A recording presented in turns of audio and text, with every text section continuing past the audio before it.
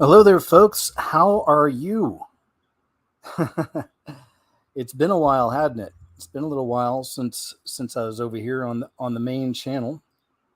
Let me see here. What's going on? Oh, I need to mute my show on my end. I was getting some feedback there, but hey, man, it's good to see you guys. It has been a while since I've been on the main channel. Been wanting to do one of these shows for a long time now. It's Call In with KJ. I'll explain all the details here in just a moment. But I stay real busy. Of course, I had to abandon this main channel a long time ago. It's because of all the censorship and how crazy it's gotten over here. Uh, so I'm in a lot of other places. I'll leave links below. But the best place to go, honestly, if you want to keep up with what I'm doing between shows and videos, go to my website, whoiskjosborne.com. There's a link on there you can click. It looks like an email link. It's called Follow It. And every time I upload something over there, it'll show up. You'll get a notification. So that might be the easiest way. I've been doing the KJ's What Happened show. I was doing it on YouTube, and then I had to leave YouTube because they gave me a couple strikes on one show, and I couldn't upload anything there for a few weeks. But I'm down to one strike there now, so I may test the waters and still try to go back and forth between Rumble and YouTube to do the show. I could do YouTube as long as I can until they get me, and then I've got Rumble. So that's kind of the plan there as well. Also wanted to thank you guys. A huge thank you. Once again, I've already thanked a few times, but I just can't thank you enough for helping me out and answering my prayer when they took my Patreon down. So thank you very, very much, guys. You're incredible. So just thanks. Thanks.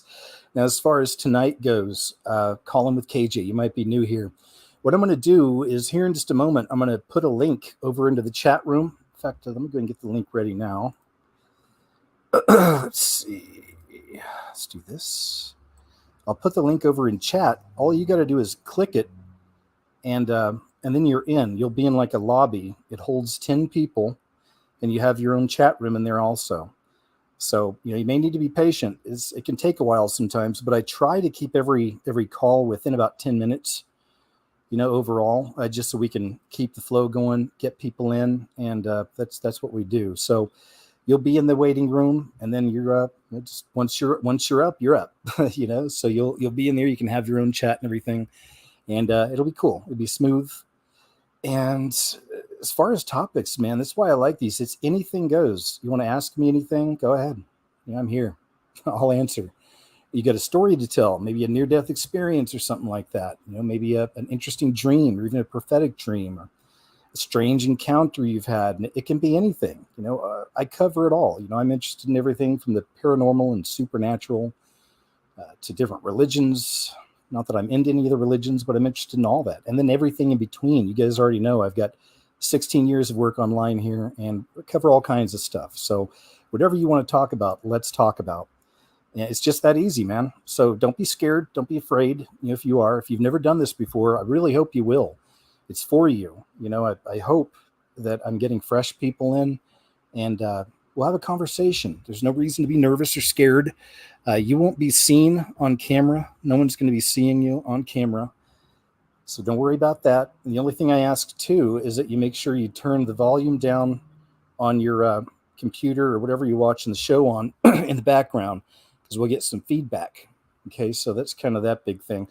Also, I'll throw this out, man. I didn't mention it on the last show because it's not my style, but I had somebody on the last show that was he was there just to be a dick.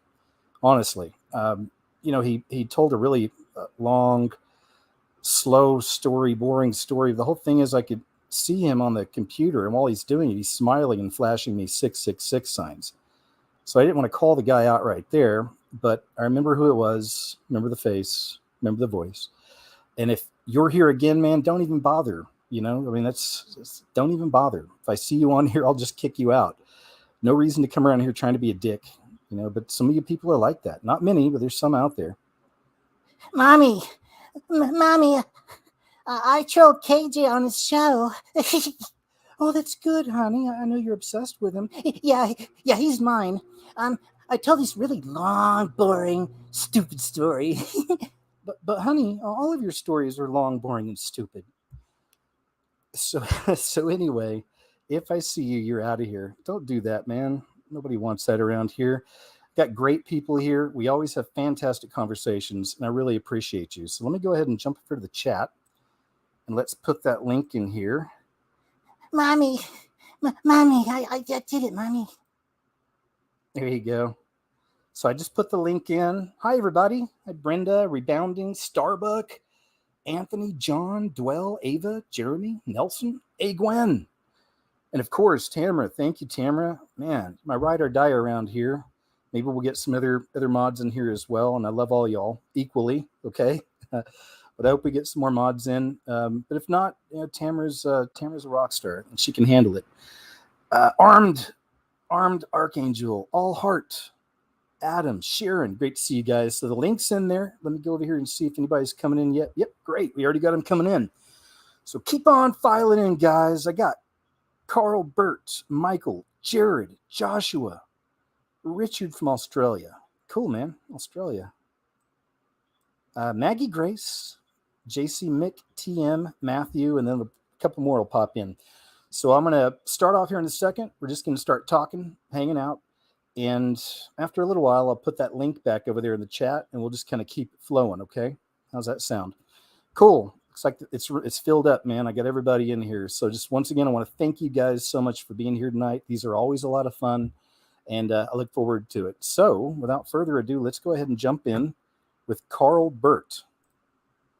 Let me check with Carl. Can you hear me? Hey, I can hear you. Hey, great. How you doing, man? I'm doing pretty good. Yourself?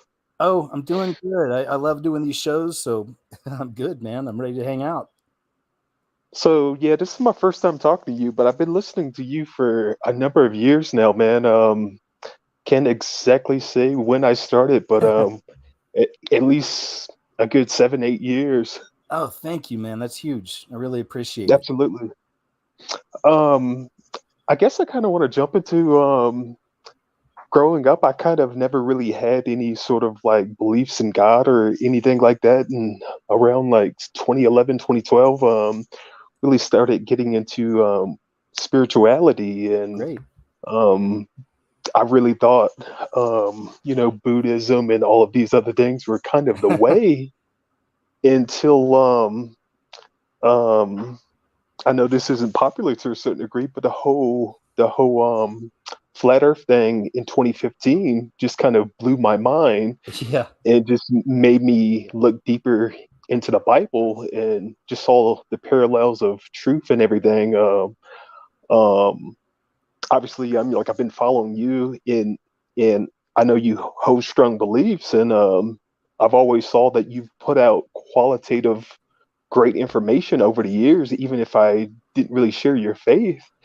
And then around, I guess it was like November of this year, I watched a documentary basically proving that, Buddhism and all of these things that I was heavily into are basically the exact same thing that ties into Kabbalah, quantum physics, quantum mechanics, Gnosticism. It's all the exact same thing repackaged, and it just blew my mind how deceive people truly are. Being able to deceive people with these so-called like wholesome, beautiful things. And if you really dive into it, you really see that all of them are the exact same thing repackaged just to pull people away from the truth. And yeah, like I'm just amazed by that. That's a great I've point. I've been known about the New World Order for the last like 20 plus years. It just blows my mind how far the rabbit hole truly goes or whatever. But right. I've really been into faith now for the last like 6 months or so, Great. just really strong and just really trying to, do the right thing. I'm so proud of you, man. And what blows my mind thinking about all the other religions and all is I think about, that's what the tribulation's for. It's going to be for the Jews, the Hindus, the Islams, all of it, because Jesus is it. He's our way to the Father, to the creator of everything. So this last 7 years, everything's being ripped apart. We already see how they're dismantling our world. Right? Everything's being dismantled. But yeah, that last 7 years, it's going to be one of two choices. You choose your mark and you go with the beast, or you choose Jesus Christ. And all these other religions are going to fall apart. Of course, it's all going to meld into Absolutely. one. Yeah, they're going to meld it into one. But yeah, it's fascinating, man. Even though, I've been doing this for a long time, of course, but I'm still excited by it. I still get surprised sometimes. It's just incredible. Everything's coming out. It really is the apocalypse, and everything's being revealed. But aside from that, so what is it that finally, triggered you to go ahead and accept Christ and take it seriously? I mean, just truly knowing that all of these things come from Kabbalah, and just knowing, just basically just seeing the inversion of everything, how every single thing that um is holy, they pretty much have hijacked or inverted the rainbow. The promise of never flooding the world again, then they took that and basically just ran with that and turned that into a mockery. The Yeah, cross, it's upside down, it's inverted. The holidays, having everybody having everybody celebrate Christmas, like atheists like celebrate Christmas, like everyone does. yeah. And just all of these holidays, like they just take every single thing and truly just invert it. And it just made me realize, like, oh wow, Like it just everything's a goes lie. exactly. And there truly is only one truth, and there's one creator. And yeah, and we truly are in the end times. Like I have felt that for quite some time now, and all of these things are just kind of the puzzle piece of Yes. everything coming together. I was going to throw this out too. You mentioned Buddhism, and then you found the connection with Kabbalah and all that. So you probably found that the Kabbalists are really big into reincarnation. Absolutely. Right. Yeah, that's a big one. That's one I found a long time ago. But yeah, they're really into that, and that really is. It's also the backbone of Freemasonry. All that's connected. Like I'll upload on BitChute, of course, and every other comment, it's the Jews. It's nonstop. It's like, you guys, stop it. I mean, it's really bad over there, but I still really appreciate BitChute because it's where I'm getting the best information. The best clips and stuff. But even with Yeah, that, same I mean, here. yeah, it is kind of. It's not just the Jews anyway, but I mean, as far as the Kabbalah goes, it's a part of Freemasonry as well. So, it's all the groups, and I try to narrow people's vision on that instead of like just picking. It's the Jews, it's the Vatican, it's all of them, man. It's a It's all of it. pyramid. Yeah, it's a pyramid made of a lot of different bricks. Absolutely. But go ahead, man. Anything else you had? Um, yeah, that's pretty much it. Like, if anyone out there is listening, like, I would highly recommend for, um, I mean, like anyone who's like really into this, all of these new age things, to truly go look into the connection with, all of these, all of these groups, and like you'll see, that's something that I really enjoyed about all of these things, because they all felt like it's pointing in the right direction. But once you realize it's all the same thing repackaged on purpose, trying to lead you, exactly the same way that, overall Satan kind of was like trying to tempt Adam and Eve, like you will become God. Yeah, Like that's a big thing within the new age. Like we're all gods, and we're truly not gods. Like there is only one God. Like you'll truly see like the connection. It really goes back to Satan. The people like Alice Bailey and, like Poblatsky, oh like they yeah, push a lot of the exact same things as far as the new age movement, meditation, like you are yourself, like you can, basically do whatever you want to do, and like you'll see it's all pointing towards the same satanic agenda.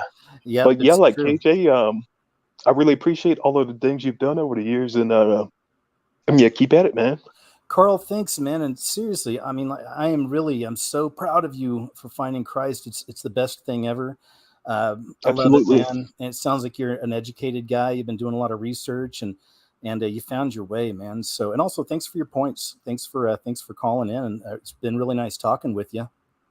You as well. Thank you. All right, man. Take care, Carl. Thanks so much. All right, guys. Up next, Michael. Michael, how are you doing? I'm good. Can you hear me? Yes, sir. It's really nice to talk to you. I've listened to you for a really long time. Thank you for that. I stumbled upon you one night. I was looking for a horror movie, and I saw your video that you did about the nightmare. And Oh I've been watching gosh. you ever since. Thank you. You know, they just put The Nightmare on Shudder, the app, and I just watched it again a couple weeks ago. That's such a great documentary. But man, thank you for that, and I appreciate it, man. What's going on? What's going Oh, on? I appreciate you a lot too. First thing I'd like to do, KJ, is thank Tamara. I think it's Tamara or Tamara. I think it's That's how you say her name when you're moderator. Yeah, it's Tamara. I didn't know it first either. I asked her online, so it's Tamara. But man, go ahead. That's very kind. She's amazing woman. I before this whole fear bug thing even came out, Yeah. I had it way before they ever said it was out. I live in Dallas and work at a restaurant by an airport, and I literally thought I was going to die, and that was going to be the last person I talked to. Wow. And I wasn't the only one at the emergency room that way. And I just happened to be on, you happened to be on a live chat, or I was watching one of your videos. Anyway, I ended up talking to her, and I've never met her. She means the world to me. Like, she'll never know how much she means to me. Oh, Michael, that's so sweet, man. Thank you. I'm sure she loves hearing that because, you know, Tamara, being my moderator, being a friend online and everything, she gets hassled and harassed too. So, you know, I'm sure she really likes to hear that. That's nice. Thank you, Michael. Look, she's an amazing, amazing woman, along with you. And you've brought me a lot closer to God. I was raised religious, and this will probably, I think a lot like you and a lot of your viewers. Cool. But the one thing that does bother me is, since I have been little, and I know this is going to sound bad, especially probably to you, but I was born gay. I'm almost convinced I was. It doesn't sound bad to me at all, man. Go ahead. I don't know. It's just always bothered me. And like, I know it says it's wrong in the Bible to be. And I don't know. I don't agree with all the agenda that's going on. I don't do parades. I don't go to the bars. And I don't believe in having a relationship. So you pretty much live your life being single. Like, and it's something I've prayed about my whole life. And I don't know why God has told me to call you. Like, good. I'm glad he did. Well, let me tell you something real quick. And I don't talk about it a lot, but I'll just put it out there. You and I are living a similar life. I'm basically a monk. You know, I'm not sexual. I don't look for hookups. I don't date. And if something ever came along, if I ever met a girl, I wouldn't want to have sex with her until we were married. So, and I don't, you know, that's a lot of time right there. Right. So I don't even bother. Like I said, I just focus on my work, my relationship with the Lord. You know, I battled pornography addiction many years ago. You know, it was for several years, and I've been out of that now for a few years, but it was all through him. And maybe that was taking place of the relationships she could have had or whatever, you know, but either way, things work out the way they're supposed to. I'm with you on that, man. It's tough, you know, if to be homosexual, to have homosexuality on you. I know it's got to be tough, man, you know, because I don't know what that'd be like, but I know it's tough, especially when you love Jesus on top of it all. That's the part. Yeah, that's the part right? that gets you. Well, hey, just remember, you know, it's between you and him. I'm sure he talks to you. You know, he talks to all of us in a way we can understand, and just take it with him. And you know, just he'll guide you and he'll show you. And God bless you, man, because like I said, it's a tough monkey to have on your back. That one is, you know, to grapple with homosexuality, and also how it's promoted everywhere. Of course, you see that in the world now, the way they're going. But a big part of that's for population control, you know. But go ahead. It's just it's gut churning, like to see everything, and then everybody will assume that you're agreeing with everything that's going on. People assume that you're supporting all this lifestyles and all this agenda being pushed on at schools, and it's not even so much I care what other people think so much, but I know I can't. I know I'm not the only person out here I'm sure feeling you're like not. this. I'm you sure know, you're not. I bet you that's why he wanted you to be on here, because us talking is going to help somebody out there, or maybe several people, man. I know you're in it, and there's other people feeling it too. You know, go ahead. Yeah, and I don't know. I have the same feelings you do. I mean, with just the world being a disarray right now, and everything just seems to be upside down, you know? It is, and that's And so why, this is a good time, of course, just to, draw closer to the Lord and try to shine our light in this world the best we can and keep fighting, Go ahead. I love hearing that. Well, Yeah. you are uplifting all the time, sir, and I wish you had a 24-hour channel. Michael, thanks, man. And It means really, a lot. I wish I could do more.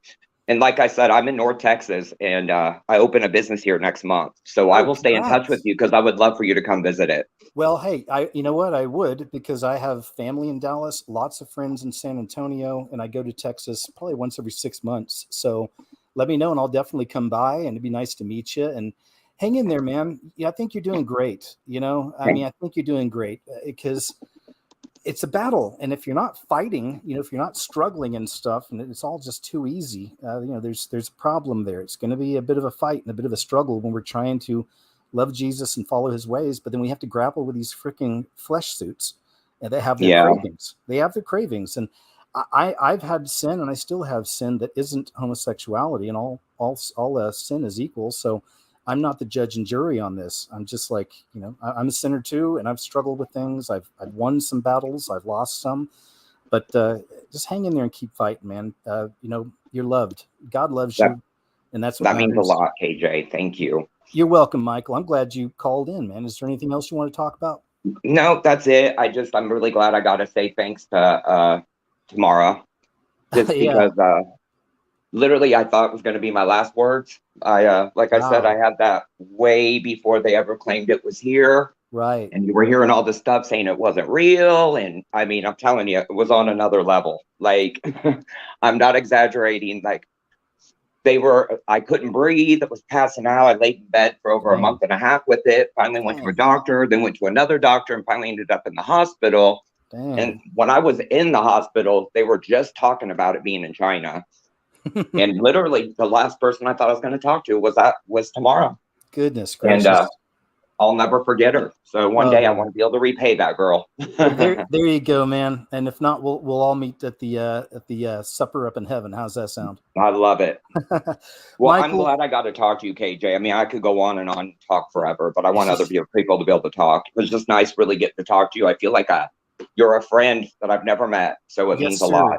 Hey, thank you very much, man. And I know that us talking has helped other people out there struggling. And just God bless you, man. Take care, and I'll talk to you another time, okay? All right. You have a great day, and keep up the good work, sir. All right, man. See you later. Thank you. Bye-bye. This is wonderful. I love that. It's tough sometimes for me to tackle that subject. I did a video called "This is Teaching Your Kids," and it's a lot of trans and LGBT and all this, and that's the worst side of it, right? When they're going after the children. And it's tough to do those, because I know there's a lot of people out there like Michael that aren't into all this. They're not grooming your children. They're not monsters, but they have this. It's a compulsion. It's a need. It's a want. It's a craving. You said these flesh suits are hungry, and they like to eat a lot, right? But I'm sure it'll help. It'll help other people. All right, man. Let's jump over here to Jared. Oh, I need to switch the background. Jared, how you doing, man? Hey, KJ. Can you hear me? Yes, sir. How you doing? Great. I'm doing great, man. I've been listening to you since, I think, 2013. Oh, my gosh. Thanks. That's way back. Yeah, and I finally got the time to actually do the live chat, because every time I'd try, I'd come in like 30 minutes late. But finally, I'm here. Good. I'm glad you made it, man. Yeah.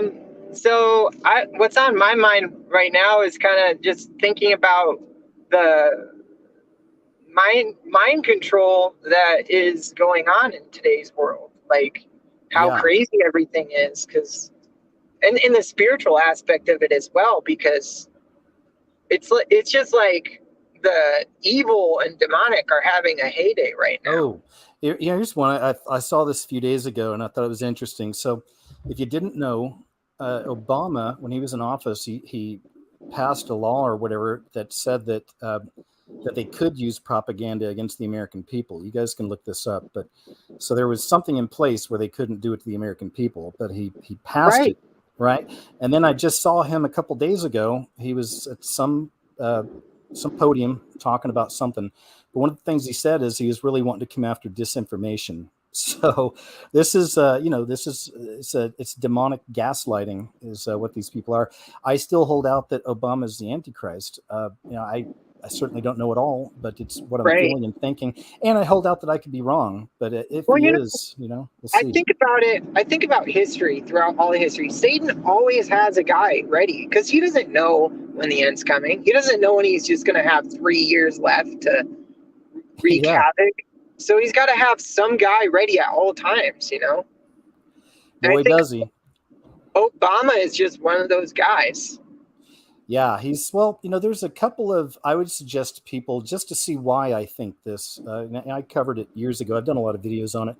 Jonathan collected a couple of videos that knocked it right out of the park, all with the Bible, and they're fantastic. I just can't remember. I think one of them is called The Son of Perdition. If you guys, can ever see those will help. But yeah, man, you're right. The Bible says there'll be many antichrists, right? It'll be all right.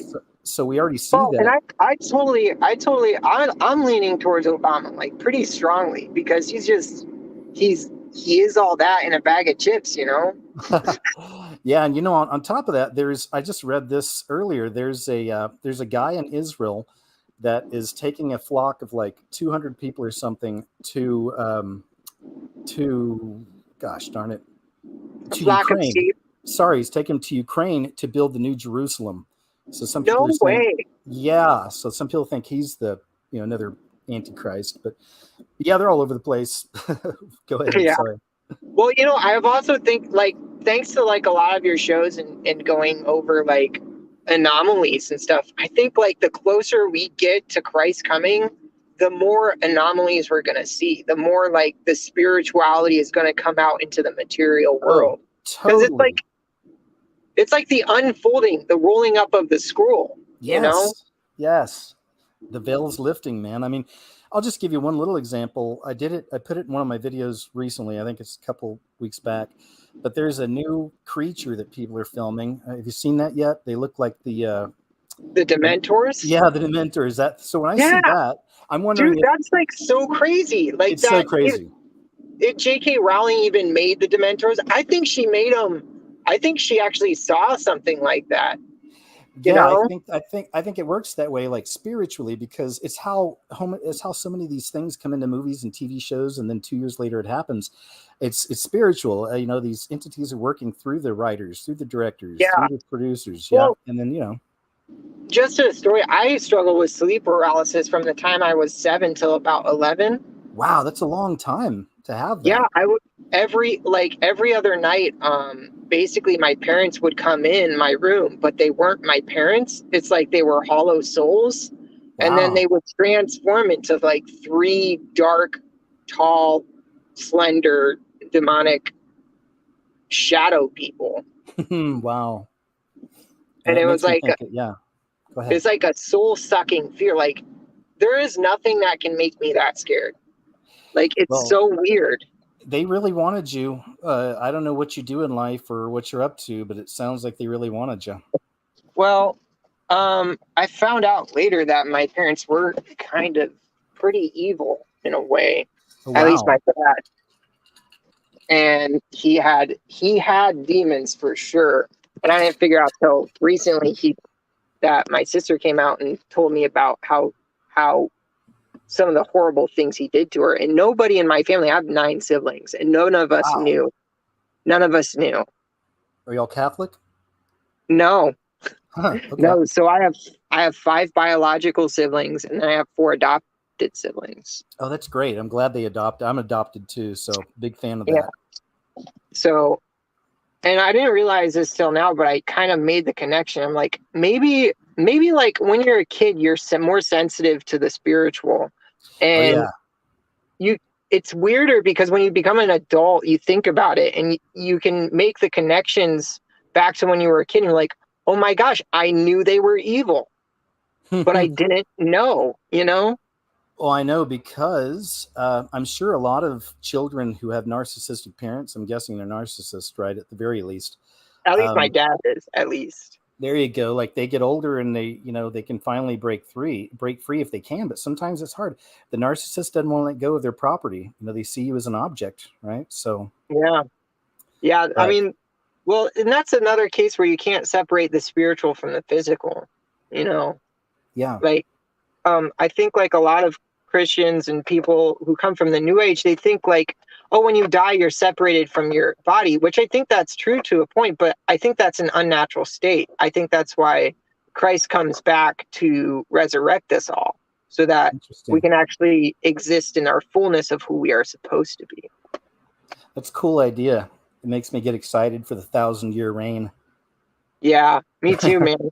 I mean, Yeah. with all this stuff going on, like I kind of live in a small town in Ohio, so like when Oh COVID wow. hit, it didn't affect me too much. Like, Yeah. they were trying to get us all mandatory jabbed at my work. I do auto glass, so you could probably figure out who I work for. Oh yeah. But I do auto glass, and it was just this past year, they're like, we're going to mandate testing or you're going to have to get the COVID vaccine. I'm like, Wow. no. Oh, I'm sorry. I said the word. Oh, that's okay. Oh, and thanks for bringing that up. I didn't even tell you guys at the beginning. During the show, guys, if you can, try to be careful using the V word. Use anything else, potion, whatever. But you're cool. Yeah. Go ahead, Jared. They wanted to give us the magic potion. And I was like, you are going to fire me. I'm not going to get tested. I'm not getting this. You're going to just fire me and I'll do my own. And I told it in front of everyone pretty much. Good for you. And like, I guess like a bunch of my coworkers came up to me and were like, yeah, we're not doing it either. And Good. like, they're going to be in a world of hurt if this goes through. And luckily it didn't get passed through. So. And look at that. All it took is one man having a little courage and boom, right? Good for you for Yeah. standing up. It's just like, it's like the video I just watched. Like I watch all your videos pretty much because I drive for a living. So I'm just constantly driving and listening to it. And, I actually came across your channel because I was trying to learn how to use psychic abilities. Wow. Interesting. Yeah. So it kind of that I went down that rabbit hole and that led me to the New Age / conspiracy kind of like, awakened crowd, and then that led me to you. Good. I'm glad you found me because you probably had to go through like Zeitgeist and a lot of this other stuff, and a lot of the people are Christ deniers, and it's a big one. I actually purposely looked for like New Age people that also believed in some kind of Christianity, so it's kind of like a mix and match sort of. Oh yeah, man. Some of the best like warriors for Christ I've seen throughout the years online are people who came out of New Age. So it's a good, and I looked into that years ago too. Before I was awake to all this, I was late teens and I was reading books from like Shirley MacLaine about, out of body experiences. I mean, I went through that phase reading all that stuff and, didn't ever really practice it, but go ahead. Oh, I practiced it. And one time what I would do is I'd go in the shower and then I would hold my breath for about 2 minutes until my vision went red. Wow. Okay. And then I would be outside my body. But every time I did that, I had this overwhelming sense that something wanted in. Yeah, that's the scary part about leaving your body, right? It's like you're out of the flesh suit and, now there's tons of spirits just floating around looking for a home, Yeah, and I didn't, not good. Like I watched the movie Insidious. I'm like, oh my gosh, this is a real thing. Oh gosh, you're right. I saw that. Sometimes I wonder maybe the writers had the experience themselves. You never know. But yeah. But how did it end for you? My mind. Oh, I'm sorry. Go ahead. So I became so obsessed with controlling my mind and controlling my surroundings with my mind that one time I did astral projection to read my science book in order to get an A on the test. Really? Okay. I want to hear about that. I did it right before I fell asleep. So I read through the science book in the kind of like lucid dreaming state, right? Okay. And I aced the test, the next day. I got like a 100%. So this is interesting. Just real quick, sorry, you cut out a little bit there, but so, I mean, you've done it. You've actually done out of body and it actually works and right? Yep. Yeah, I aced the science test, and then the next night was terrible. It was like good. I was waiting on the bad part. Go ahead. The next night, I literally felt an overwhelming urge to murder my entire family and then kill myself. Oh my gosh, there it is. Right there it is. And I literally just sat down with a kitchen knife in my kitchen, just kind of curled up in a ball, and was crying out to Christ. And, he's the only one that took it away. Wow, Jared. I'm so glad you told us that. That's intense. But that was it, right? You were done with it after that.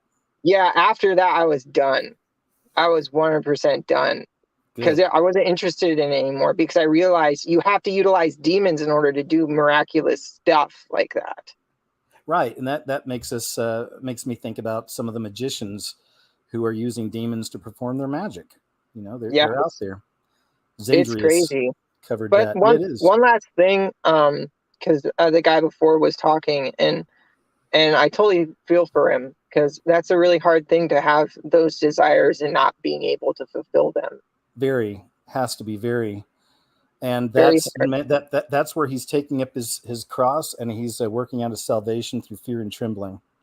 Yeah. I've fortunately not struggled with that, but I definitely struggled with pornography and everything that goes with that. And it's the same thing, Oh, it is. It's terrible. I hated that. I felt whenever I was into it. Oh, so awful. Yeah. And I see on my friends when they indulge themselves, it's not like they become who they're supposed to be. It's more like they become numb. Oh, sure. Yeah. That's why they have 18-year-olds out there, kids in their teens, stealing Viagra pills and Cialis, and doing it because they've rubbed themselves raw, really, for so many years, having porn in their hands at 10 years old, that their things are barely even working anymore. I mean, that's a mess. That is a mess. Yeah, it's crazy. It's a terrible thing to be involved in. It is. Like I said, I dealt with it for years, and don't look back, And then if you go without it for a long time, if you go without looking at porn and you go without having sex, it's like it took a while, but you get to the point where you don't even need it anymore. You don't want it. I don't care about it. I'm not out chasing skirts and all that. It's like it's none of that. And then I've prayed. I said, Lord, if you've got an amazing woman that could come into my life, and we could be great partners, and I've been doing that for years. Like, please bring her on. And hadn't happened. I'm not mad at him, but I feel like maybe I'm just supposed to do what I do and just stay focused on what I do. And that's okay. It'll work. Well, I always tell people, like, being single is great and being married's great, but being married when you're supposed to be single is terrible. Yeah, indeed. So thank you so much, KJ, for just staying at it, man, because there's so many times where I thought, oh man, they've got KJ, he's not going to be able to do this anymore. Man, me too. There's a lot of times I'm like, oh my gosh, this one, but I'll keep at it, man. And I wish I could run everything on YouTube like the old days, but now I've got all these sites. But it's whatever, man. I'll put the work in because I care and I believe in myself. Not trying to sound whatever, but I've always believed in myself, my relationship with the Lord, and I've got something to show people. But thank you, Jared. We're all made in God's image, so there's that aspect of us. So we should believe in that aspect of us. Yeah, and we try to achieve, try to be the best version of ourselves we can be for Him, right? Exactly. Well, thank you so much, KJ. Jared, you're so welcome. It's been a pleasure talking to you, man. You take care, and no more out-of-body experiences. Oh, no. Not for I haven't done it in like 15 years. Good man. All right, man. You take care, and we'll talk to you another time, okay? All right. Thanks, Bye. Jared. Bye. All right, guys, moving on down. Great calls so far. It always is. You guys are great, man. I just love talking to you. Joshua, into the stream. Oh, shit. A little fireplace on there for us. Hey, Jared or Joshua, can you hear me? Yeah, I can hear you. Hey, can you hear me? Sure. How you doing? I'm good. How are you? I just wanted to say I've been following you since I'd say maybe 2016. Thank you, sir. Around the time when Trump became president. Yeah. I was working retail at the time and just felt kind of empty. And then I stumbled. Well, I came to Christ around 2017, but when I was a child, I discovered his name was Immortal Technique, and that's when I first learned about Masons and all that sort. And that was in high school. Yeah. When I was in high school, he had lyrics where they would talk about Masons and such like that. So I from an early age I started studying. So I've been studying all this since high school. It's great. But, it's hard. It's hard to not be interested in it, right? Once you get into it, it's really fascinating. It's great because I've always, before that, I felt kind of empty.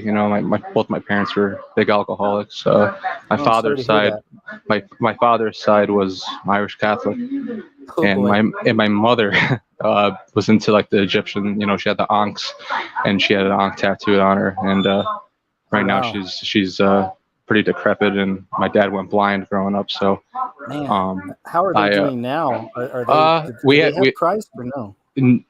I'm not sure. My dad might. I don't know. They just got their house condemned. Wow. So now they live. Joshua. Well, now they live at their childhood home. So they at least they have a home. Thank God. Good. So there's that. But good. I want to talk about mockers today for some reason. My Bible is up to Peter. About mockers?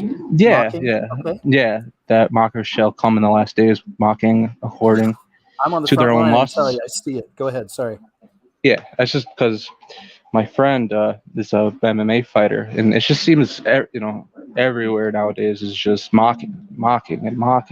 Yeah. And even in like the fighting industry, he had this guy Danny Sabatel. He's fighting my friend Journo Lugo, and he said I would fight Jesus Christ, and it just kind of pissed me off because it's like there's just attacks on everywhere nowadays. It's getting really bad.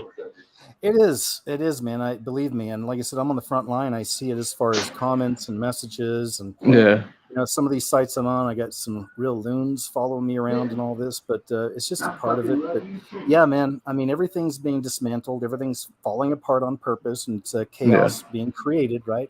And people are snapping, and that's why I always say it's about that dividing. It's like you got to have Jesus to have peace in these times, man. It's nothing compares, to having this faith, because there's just certain things that aren't, without him, I don't know where I'd be right now. Yeah. And mockers, go ahead though. That mockers shall come in the last days with mocking, walking according to their own lusts, and saying, where is the promise of his coming? For since the fathers fell asleep, all continues as from the beginning of creation.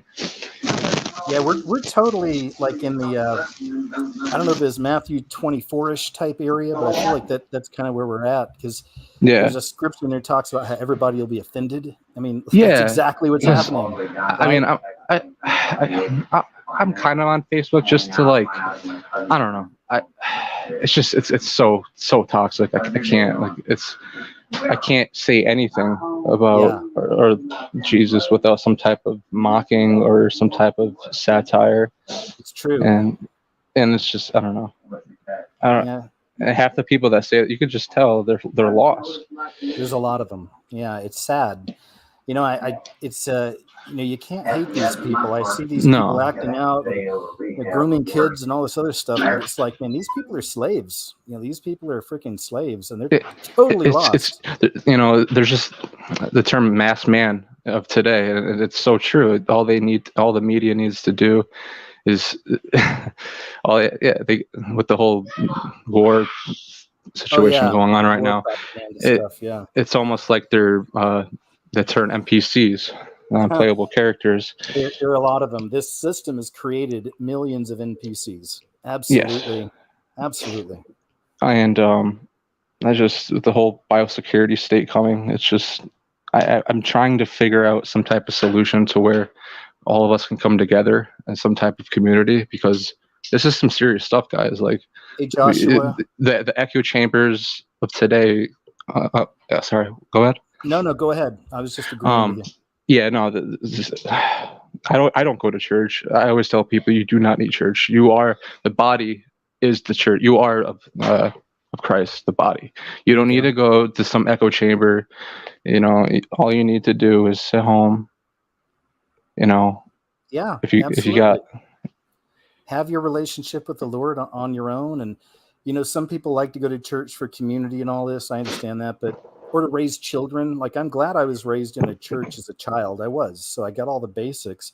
But by the time I was like 10 or 11, I just, I was bored like everybody else and didn't want to be there. And then I got older and I started really learning things. And that's when I realized that I became so much closer to Christ. I built a real relationship with him outside of religion, outside of the church. So, yeah.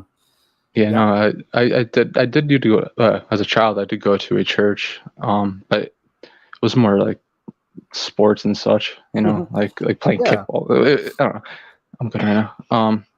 But between everything that's going on, between listening to you and Days of Noah and Brother Theo, and you know, he was just. I remember Days of Noah was just talking about you the other day, how he wants to get together. Yeah, and I was like, oh, that'd be so cool. Nice to hear. I need to contact him. I like that. It's been a while. Yeah, no, I live in Connecticut right now. With I listen to Casey sometimes. Oh, cool. Yeah. But yeah, it's pretty bad here. But sooner or later, I'll get a show together again and talk to the guys, and we got to do it. It's just I'm so busy outside of the main channel, juggling everything else. But you know, there's no excuse. I got to do it. I love those guys, so it'd be great. Oh, dude, they're so Days. He really breaks it down like no one else. Like, it's just so cool. He's awesome. Casey's amazing. Oh yeah, and Brother Theo too. Definitely. Oh yeah, he'll blow your mind. Oh man. The whole spelling thing broke my mind. He's on a whole other level, man. Oh yeah, and it's truth. You know, I love it. But yeah, living close to New York, I actually been thinking about how it's marked for destruction. Yeah. I kept thinking about the Kali. And when they put Kali on the Empire State. That's right. Yeah, but they also said something on the news about Russia using nukes, and that brought me to when Obama was talking about using a tactical nuke in the ocean. That's right. I live pretty close to that, so did you hear the name of that new missile that Russia's testing? No, I didn't. It's Satan. Oh wow! Yeah, their new missile they're testing. They tested it 4 years ago, but they're testing it again now. It's Satan 2. Oh my! Yeah, so it wouldn't surprise me. Right? Yeah, it's like right. It would not surprise me. It's almost like obviously it's in everything and everywhere, but yeah. Well, he's revealing himself and his spirit in this world now, because it's about to be kind of his, you know, kind of in quotes, you know, for a few years. I mean, the Lord's overseeing it all. But this has to happen, man. This story has to end, and it's coming. I'm okay with it, man, because we're all going to be talking in heaven, and it's going to be so much cooler. Oh yeah, he's already a defeated foe. You know, it's just. I mean, I don't know. It's just. I know. It's crazy. I mean, it's hard. Crazy. It is hard. It's crazy. I'm right there with you, man. But at the same time, these times are so incredible. At the same time, though, I don't know how to explain it. Like, it's. I'm glad to be here. I don't know about you, but I'm glad. I think it's amazing. I think I was born here, and everyone that's alive right now, I think we're all born here to be warriors for Christ. I think I look at things like not hateful, but we are in a war. I don't know. It's hard to explain to people. True. It's true. Anything else in your mind, Joshua? Yeah, my girlfriend. She is unfortunately Jewish because she was in the healthcare system. Yeah, no, everyone. I'm the only person here that isn't Jewish. So good for you. Yeah, I went to a lunch with friends last weekend, and there was probably 8 of us. And you know, I try to keep off of some of those topics in real life with some of the people, just because I know it can get divisive. And if I start getting into it, I know how I am, and I don't yell and scream. I'm the same way in real life. It's just I'll start laying it down, and we got into kind of the vaccine talk a bit, and I got out of it pretty quick. But I told them, I said, I'll never do it, and I said, never, if you did it, I hope that if you did it, I hope you'll never take another one, because they're not helping you. And pray about it, repent. Oh yeah, it's definitely a prototype piece, in my opinion. Sorry, Joshua, I'm losing your audio a little bit. It's crinkling. Oh, sorry. Okay, there I you said go. that. I said it's a prototype mark in my opinion. Yeah. It's even the You're right, children. The attack on the children, and yeah. One Yep. second. Okay. And I don't know, but as I was talking about like communities and such, I'm not sure if anyone would be interested, but They would be, and I but think at this, the Lord's going to lead people. He'll get groups together. The Holy Spirit's going to really be speaking to people, the remnant, I believe, and will be guiding them to all the right places and everything else. See, my thing is, I'm not really. I've already got a plan, place to go and everything. But my hope and goal, of course, is there's a rescue. I'm praying for the Harpazo, and if not, then I'll make it. We'll make it through 7 years. I'll find a community and we'll build, and we'll do. We got to be Walking Dead, man. We'll be like Rick and the gang on Walking Dead, pretty much. Except there will be zombies, but they're not going to be that kind of zombie. It's going to be people with the juice in them and 5G. Yeah. Oh yeah, and especially even today, there's certain trigger words, you can, like quote unquote conspiracy theorist, and they're shattering terms. Yeah. And it's just, I don't know, man. I just wish there was more love, but it is what it is. Hang in there, man. You be the love. I'll be the love. That's what we can do. We don't see it around. Let's be the love for others, and be extra kind to everybody out there, and we'll be okay, man. Keep shining the light, and make it. Yeah, I have to tell people, just don't. You should not be afraid. There's no reason to be afraid. No fear. No fear at all. But all right, Joshua. Anything else you want to pass on? If I have any time, yeah. If not, then I'll let you go. No, I think we got a few minutes. I always try to keep it around 10 minutes or so. If you got something else you want to throw out there, go ahead. Yeah. Even my girlfriend's brother, he's little, and he's already jabbed twice. And I don't know. It just makes me shame. It's uneasy. It's very eerie. Shame. It really is. But man, I'll tell you, I'm right there. Look, I'm very close to my mom and dad. They're still alive, which is amazing. They've been married like 42 years. But when I'm with them, they don't like me talking about this stuff because they're totally lost in the system and the world. My mom will start talking about, oh gosh, I sure wish that so-and-so would happen. I'm like, Mom, it's the end of the world. It's going to be okay. Like these little things don't matter as much, it's like, but anyway, so I get my frustration too. Just letting you know, I'm right there with you. I love these people more than anybody else in this world, but they're completely blind to this. They're excited to get more boosters if they come. And, what can you do? You just say, all right, I'm just going to love them. I'm going to honor my mom and dad, and that's it, Oh, yeah. It's just... but anyway, I feel it. Trust me. I'm right there with you. Yeah. I don't know. I feel like everyone should be, trying to take care of themselves, work out, eat. If you can get anything great in terms of food. I come from a martial arts background, so nice. We my cousin fought Chuck Liddell back in the 90s. Yeah. He was one of my favorites back in the day. Yeah, if you look on YouTube, if you look up type of Ron Kozakowski, they fought back then. Yeah, he got knocked out, unfortunately. But I don't know. But yeah, it's just I don't know. I try and tell people, you gotta, I don't know. I just tell people they should be, working out and some type of self-defense nowadays, especially women. Oh yeah. Every girl, every woman I know, I want to make sure they at least have some pepper spray or something on them. Yeah, something, because there's, but that goes back to, you gotta pray, be ready, and no fear, but you gotta be prepared. Yeah, obviously, spiritual attacks, just gotta call to Jesus. And was there anything else you wanted to talk about? Oh no, I just thank you for I've been waiting to talk to you, so this is just really cool. Man, you're welcome. I hope it went okay. I'm not trying to just force you off or anything, but I just no, it's okay. But it's a pleasure talking to you too, Joshua. And I hear a little bit of your frustration, as you're talking. And trust me, I don't show it as much, but I'm right there with you, man. Trust me, I feel it. We're all going through it together. we're watching the world flip upside down. We're watching the scroll, as our last friend was saying, be rolled up. So it's going to get nuts. But we'll be here. I'll be talking about it, and we'll just make it through, bud. We'll be okay. Glory's on the other side. Yep. Do you want to do a quick prayer just to exit? I would love to. Do you want to? Go ahead. Yeah.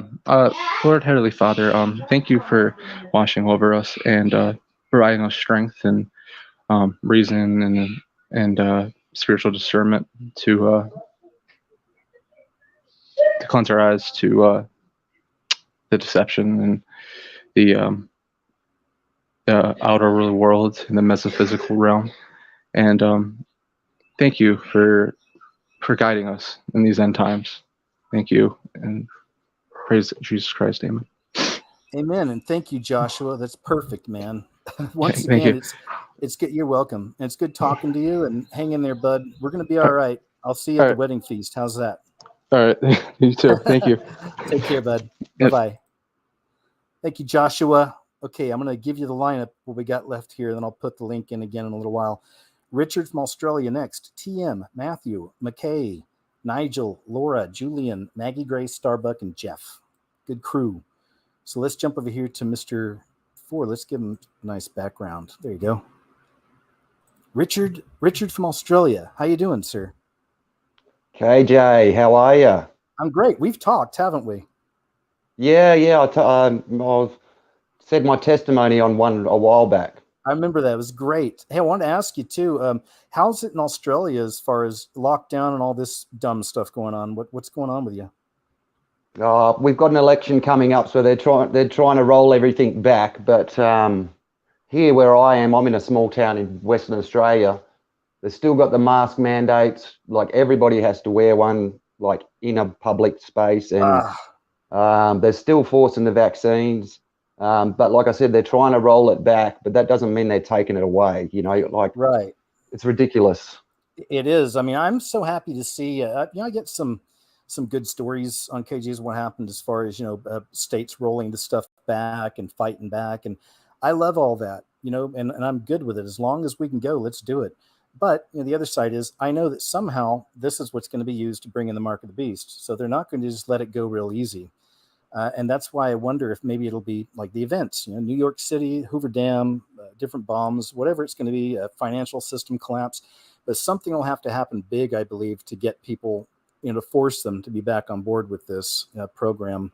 I just don't know how exactly it's going to play out or when. I got my theories and ideas, but yeah, it's always good to hear. Like where I live in the most liberal town in Oklahoma of all things. I live in and I'm not a liberal, but I like it here just because I like things that go along with that. I like the culture, like coffee shops, art houses, cool movie theaters. I like stuff like that. I just don't like all the politics of it. But yeah, even being here, the most liberal place in Oklahoma, it's like we're just completely back to normal. No masks, no lockdowns. But I still see, I live by a university and I drive through there to get to the other side of town. I'm still seeing the young, healthy men and women out there running around with a freaking mask on. So it's going to happen, man. Dude, I can see that here too every day. Like I just, you see people riding their bike with a freaking mask on and I'm like, dude, right. People in their car, like on their own, wearing a mask. I'm just, what is going on? Slaves. It's ridiculous. They're slaves. Yeah. They're literally slaves. Yeah, absolutely. So what's happening? So have we got a lag like last time, or are we pretty much on par? Have we got a what? Like a lag in you hearing lag? Me and you? No, we're fantastic. It's good. All right, that's good. Okay. Well, God bless you, brother. I watched your latest movie. Thank you. Your latest little thing on Rumble this morning. I mean, it's so blatant. It's out there everywhere, isn't it? So yeah, that was an excellent little show. Thank you. Wondering what you know about the World Health Organization pandemic treaty. I don't know anything about it. I'd love to hear.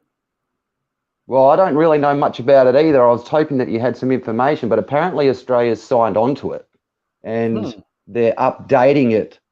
I mean, this is through Maria Z. I don't know if anyone's watched Maria Z, but she's an Australian that's trying to get some information out. She has dark and she had someone, hair, right? These black Yeah, hair, she had someone real on the pretty. other day that was talking about it from the World Council for Health. Then I know her because I've seen her videos, so I'll look that up and try. Maybe I'll put that in the next KJ's What Happened if I find it. Something about the treaty that Australia signed with the World Health Organization.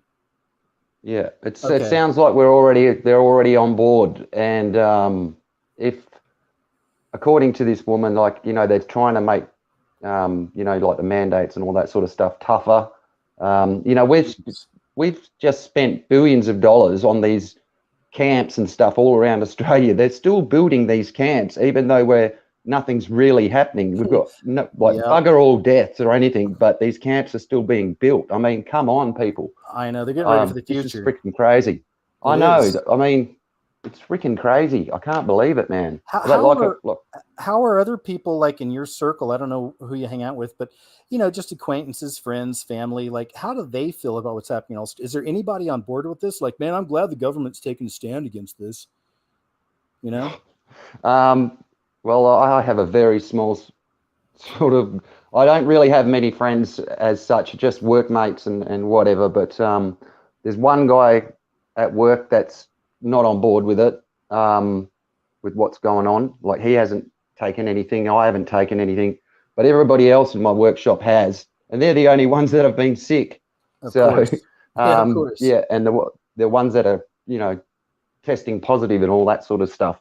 And it's just, but we do have a local group that I've hooked up with.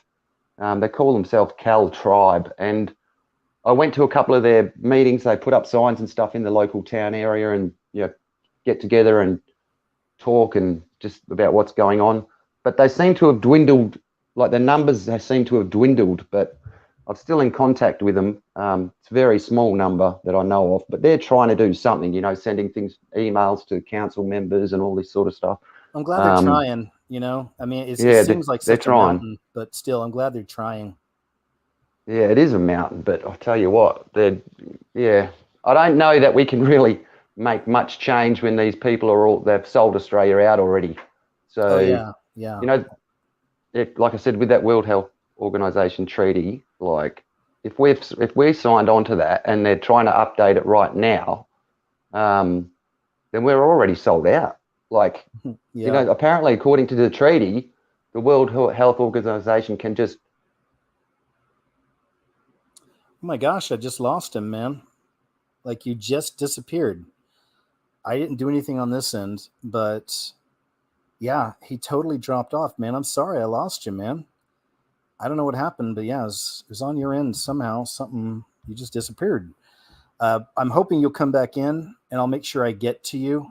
Okay, so I'll put the link back up in a little bit, and, you know, we were just getting started, so I want to hear the rest of it. Sorry we lost you, and we'll move on to TM for now, and then we'll be on the lookout for our Australian friend. TM is next. TM, can you hear me? Hello, can you hear me? Yeah, how you doing? Hey, KJ. First of all, I wanted to just get a quick prayer in. Please. I heard Joshua's testimony and felt like it was on my heart to pray for him. Okay, go for it. Dear Heavenly Father, we are praying to you now to raise up Joshua and all of his concerns for his family and his friends that have been pressured into doing things that we know they ought not do. Please bring everybody healing for all the lost in the world, but especially for those on our heart right now. Thank you. In Jesus' name we pray. Amen. Amen. It was very kind of you, man. Thank you for that. Just wanted to ask you, KJ, have you noticed folks out being kind of more inhumane recently? Has this been kind of like reports and witnesses to that?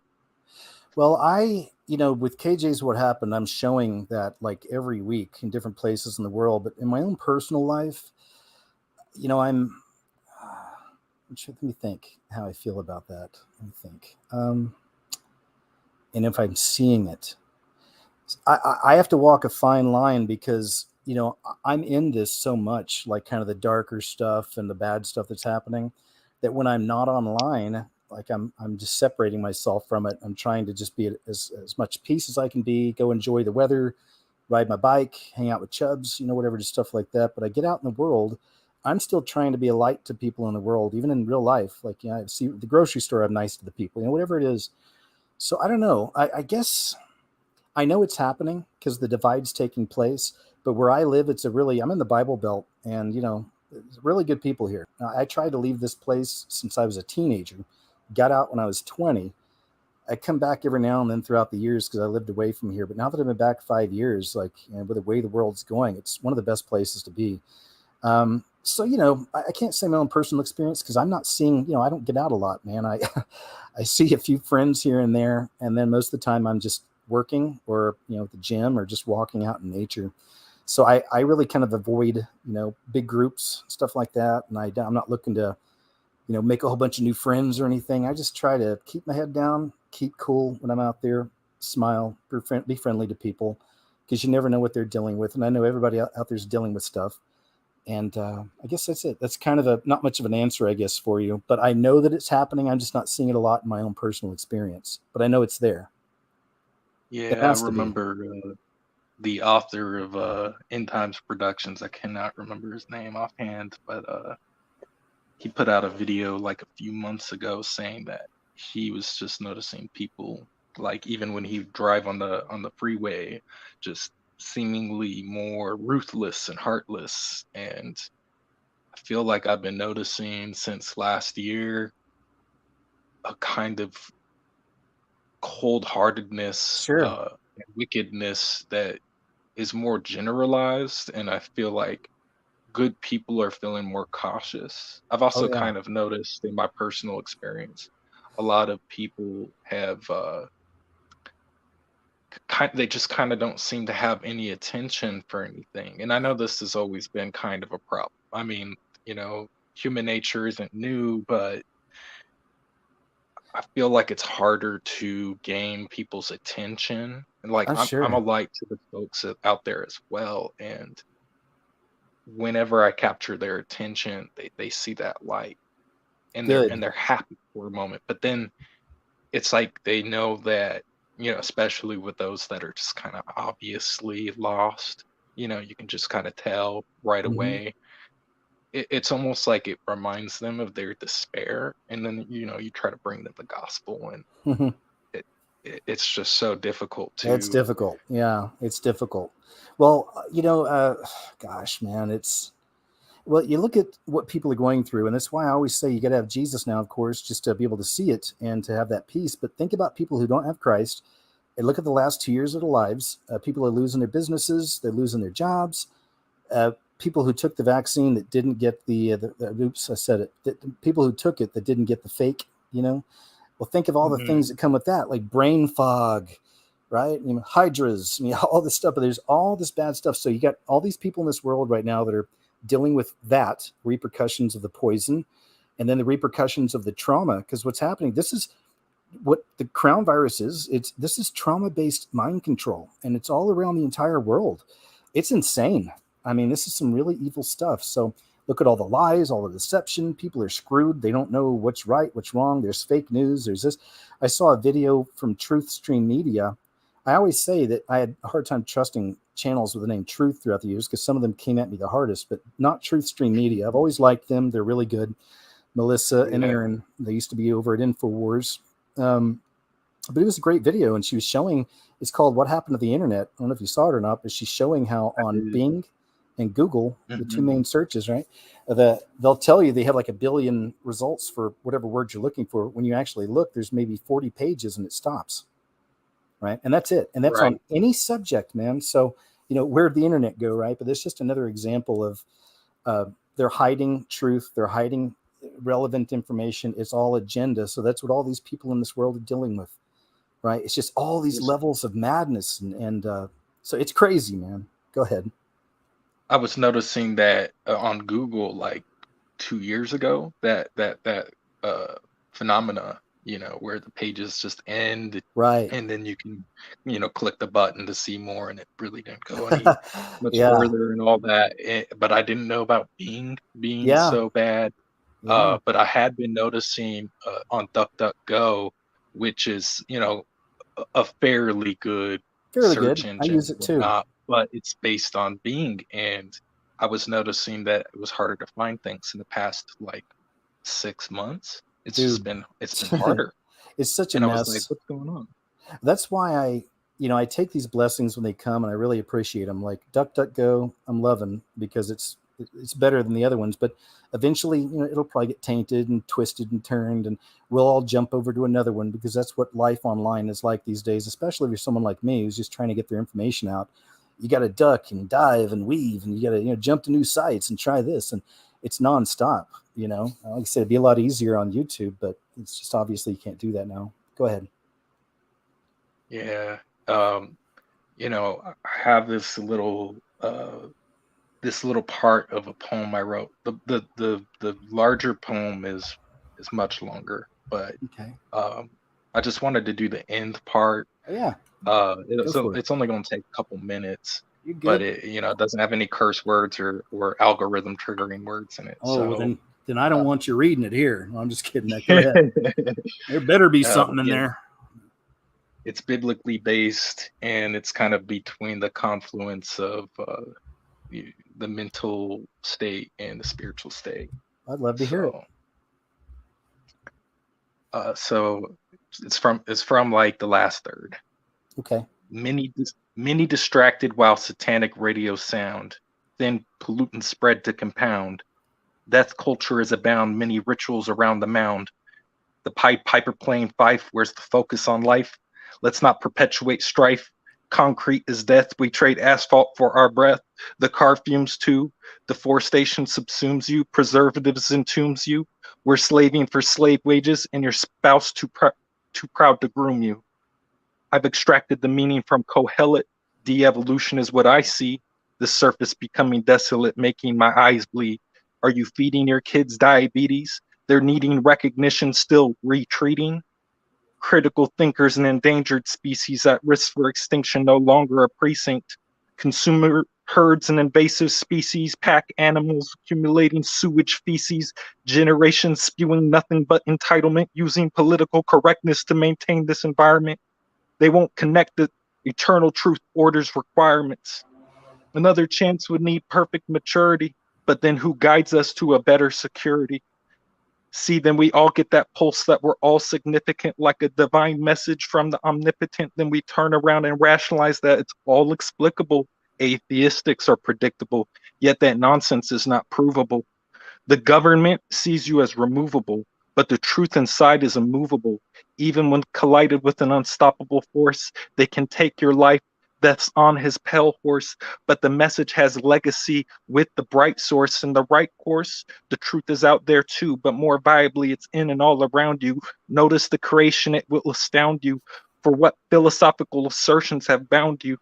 Looking for a sign, well, I can't show you, but there are age-enduring prophecies in the sign of Jonah. So don't deny our essences for the hell of it. Know that grace covers wedded eunuchs and celibates. All can't appreciate the sacred, we won't acknowledge the divine, heavenly bodies based in divinatory times. So will yours be written in your heart or stated in palm? Third eyes are lying, causing you qualms, demons whispering they'd have you believe their thoughts are your own. Listen closely, please. Figure the sources, supernatural forces, consists not of somatic girth, we await our rebirth. Not easy to come to terms with, but it's the truth. A few things to burn with. Will you burn for the truth? You can acknowledge your failure and live out your part, or have a God-shaped hole longing in your heart. Nothing in the world will ever fill it, or just consume and assume the pain, you'll feel it. Admit we're not made of star stuff. Have you been confused ever since? The claim's been taught as truth, but is pretense. God said we're earth dust with his proclaimed in the flesh. He spoke himself the word and gave us breath. And perhaps you've chosen to believe in ideas about above as a false reprieve. Too proud to think you can't be deceived. Have you scrutinized all the notions weaved? Wondered how what we've learned was achieved? This intelligence is wisdom to the relevance that marries grace with animism, the connection, purpose, and elegance between the Holy Spirit and the elements. So if in the next breath you may utter a prayer, give respects to our Maker, deliver us from the prince of the air, because you can know our Savior today. I'm not pushing hell doctrine as many say. Every moment in life you can act and pray. You can't take back what's evil once it's played. And I mean this endearingly and beg you now, fearing the final judgment is at hand. And I want you tanned with the good news. Speak it as where you stand, as the mark is your alternative. It's transhuman, that's affirmative. Fallen nature, system reformative, but not resist him, the exhortative. He oversees spiritual law and brings delivery, and it's a dearly decree against the beast of tyranny. He who promises security, not false freedom, sin, liberty. So don't promote so furiously the cosmic conspiracy. Oh my gosh, is that it? You got me smiling ear to ear.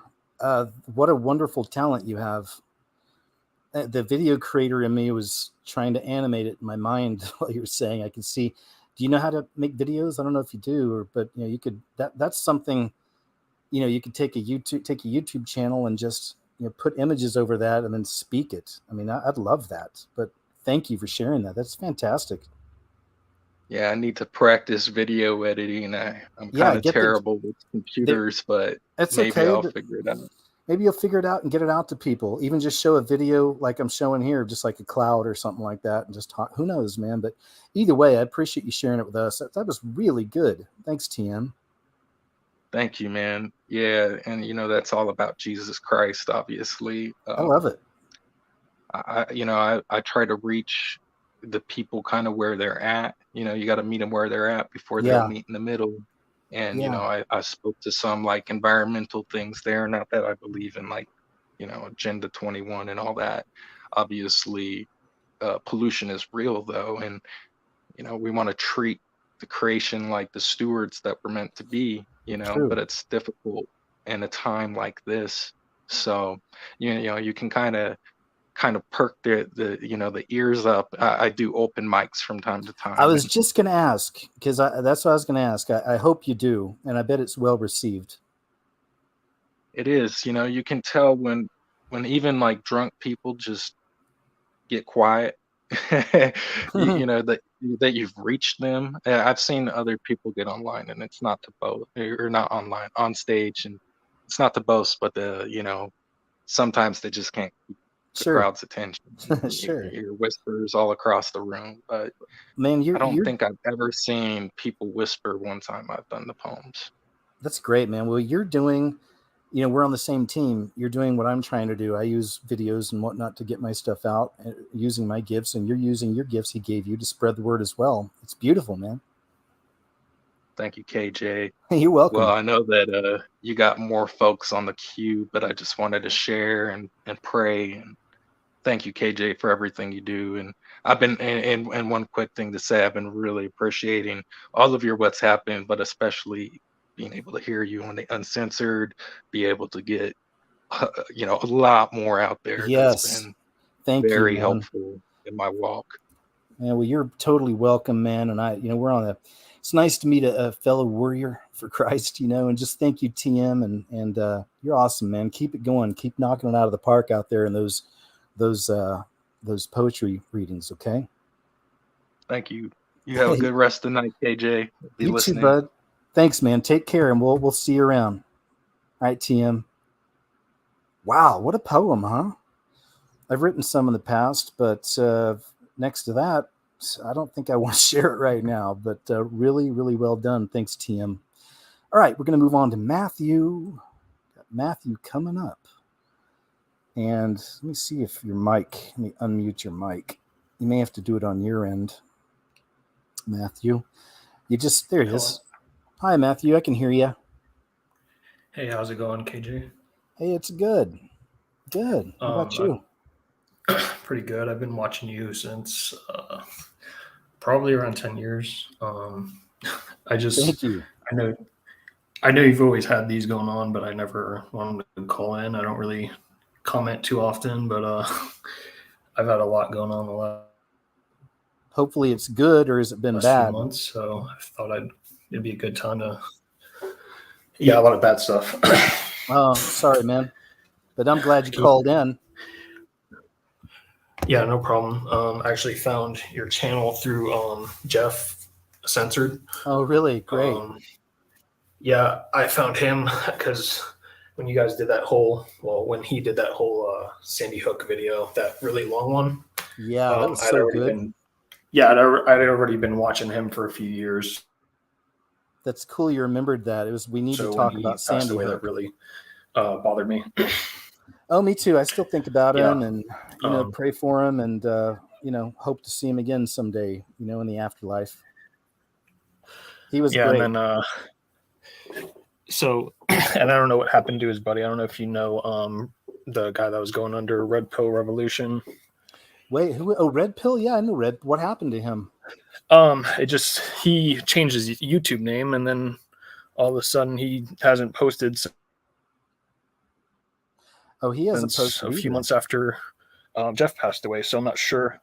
Dude, yeah, I know he posted a video once of he was like in the hospital or something, and I think he deleted it. Oh, man, you know what? I'll have to look into it because we've lost not just like on our level here online, but we lost a lot of really well-known so-called truthers. You know that over the last couple of years, it's been nuts. Rob Skiba, Jordan Maxwell comes to mind, and there's several others. But yeah, I'll look into it, man. But it's a shame. Plus, it's in these days, it's just hard to stay online, and in these days, it's hard to stay online and to continue putting truth out there just because you get so many forces against you. So a lot of people just quit. I've seen that throughout the years. I've seen a lot of people. A lot of them I liked. There was a channel called Puritan Pictures. They used to do videos covering some of the kind of stuff I cover, similar, right? And they had tons of videos, and this is a few years ago, and they wound up putting up one last little video and said they're going to remove everything so they can spend their time focusing on their walk with the Lord. And I'm like, well, that's cool and everything, but he gave you these gifts to use, and you've been using them, and you've been effective, but now you're just going to quit. Again, I see it all the time, man. But go ahead. Yeah, and really the only channel now I'm watching that has to do with like kind of conspiracy stuff is your channel, because I was watching the Black Child when he was around, and then actually the way I kind of got into the conspiracy stuff was one of my friends showed me the Vigilant Citizen website, and from there yeah, that's perfect. I love that website. From there I still go on that site, but from there I tried to look them up on YouTube, and I ran across Vigilant Christian, which I know you're not too much of a fan of. I know, and I think he did that on purpose. I think he named his channel that to kind of get those people, because he would go to that site, and I don't like talking bad about the people, but man, he was just Mario was an Illuminati conspiracy bottom feeder. It's like I saw it all the time. He would go find things that were revealed 8 years ago and make it like it was a new video. I mean, but he's just one of many, man. There were so many, and he was the most popular. He was bigger than I am. Years ago, he was tons of views and tons of this, but just a mess. And he's another one of those. I'm not saying they put him in. Maybe spiritually he came into this truth movement online, but that's what they do. They come in, they muddy the waters, they make things dirty, they make us all look stupid. Again, no offense, Mario, but he did that, Go ahead. Yeah, and from him, I ran across Jeff's channel and actually stopped watching Vigilant Christian like probably in 2016 or something like that. But because all he was doing that I found useful was just kind of posting the music video. Yeah. Videos that were like what symbolism was in the video, and at a certain point that kind of just got old to me. So it does. That kind of content just, I think when you're into this stuff for a while, it kind of gets old after a while. Just seeing like, oh, there's a Baphomet in that video. So it's true. That's why even like with me, I'm the same, but you got to keep it fresh for the people, and that's the way I look at it when I make things. I throw a lot in, and I don't want to be, because there's a lot of channels that just do that. They'll go find an Illuminati symbol during the Super Bowl, and then it's a 15-minute video of talking about the Illuminati symbol in the Super Bowl. It's like, well, that's fine, but dude, give us the rest. Let's really go deep and dig. But a lot of people don't. Go ahead. Yeah, and so I know I got to kind of censor my words here because of YouTube. Sure. So the main reason I was calling was because so what happened with me that started everything, because I got into college in like the beginning of 2020. So what was that like? Well, and I was actually going in the medical field. I graduated. Sorry, Matthew, I'm a that physical cut out. therapist assistant. I just have to take the boards. Okay, But, physical therapy, great. well, I was go ahead. Yeah. So yeah, I was going for that, and a few months after we started school, that's when obviously COVID started becoming a big thing, and Right. I wasn't really thinking it was going to be a big thing because I was thinking it was going to be like kind of like Ebola or something like that. Yeah. But they changed our whole class schedule and everything, and a lot of it was online. But I'm in a small town in Florida, and it's Okay. very Republican. Good. So I'm sure you know DeSantis, right?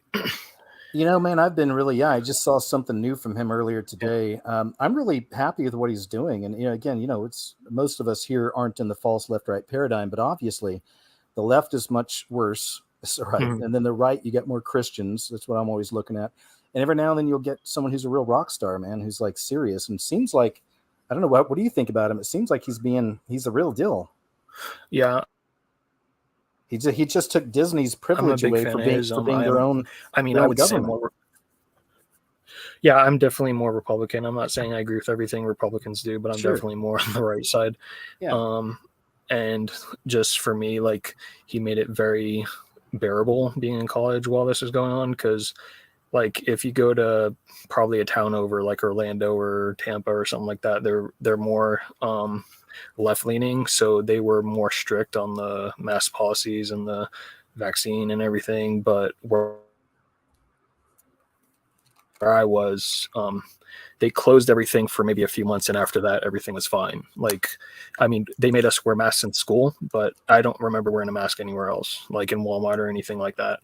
So I saw him. Even though I saw him walking up to a podium for a conference, and there was kids behind him, teenagers, and a couple of them had their masks on. He said, "Take those masks off, guys. You don't even need them." I was like, "Good, man. That's what we need." Yeah. God bless him. And again, it's not, I'm suddenly DeSantis, is because you never know. I'm always waiting for the other shoe to drop. Whenever I see someone that's doing good and I like, I'm like, oh boy. What's coming next? Hopefully they're really good and they're going to keep it going. But our government was taken over, and they're doing everything they can to remove anybody who's fighting against it. They're going after Marjorie Taylor Greene right now. She's up at the White House, and they're giving her all these questions about this and that and trying to make her out to be a kook. But she's one of these people on the right who's standing up, who fights, who lets her voice be heard, and they can't stand her. But that's what's happening. This is Marxism. Our country was taken over, and they're dismantling everything. Yeah. And that's what's up. Yeah. And sorry if I interrupt a few times. It's like blinking out, so I'll think you're talking, and then I'll start. You're cool. It's okay. We have a little delay here, so it happens, but it's okay. Go ahead. Okay. But yeah, so I mean, school wasn't the worst experience. I mean, a lot of it was online, so I feel like I probably didn't get like the same education I would have otherwise. But I know like a lot of the people in the medical field here, like when I had to do my clinical rotations, a lot of the PTAs I was with, they had different opinions. Like for one clinical setting, they were really cautious about getting the vaccine, the V. Sorry, it's okay. It happens. And then another one, they were kind of like, all the people there that worked there were blaming the young people for not getting it, and kind of saying, oh, they're the reason this is spreading and all that. But yeah. Unfortunately, my mom was a nurse, and I never got the potion. Good for you. And neither did my mom, but the hospital she was working at, they made her work the COVID unit, and she got sick, and I wasn't thinking it was a big deal. She was sick for about a week, and then I went in her room one day, and then she was like really pale, and she had a loss of oxygen, and she was 63. She didn't really, the only thing she had was high blood pressure. So when I was trying to, because I was trying to call her doctor for her, but while I was doing that, she couldn't remember anything. I was asking her what her birthday was. She was telling me my birthday, stuff like that. So I ended up calling the ambulance, and she got sent off to the hospital. And from there, everything kind of went downhill. I still haven't gotten the potion or anything like that, but it kind of was surprising to me how badly it affected her. And she didn't end up passing away while in the hospital. She lasted about a month in there. Oh, she did. But, I'm so sorry, Matthew. Yeah. How you holding up? So I don't know if it just affects people differently. I don't know if it had a lot to do with the treatment she was getting in the hospital, because they don't let you see your loved one while they're in the hospital. So I don't know what is going on with her. But yeah, so she ended up passing away.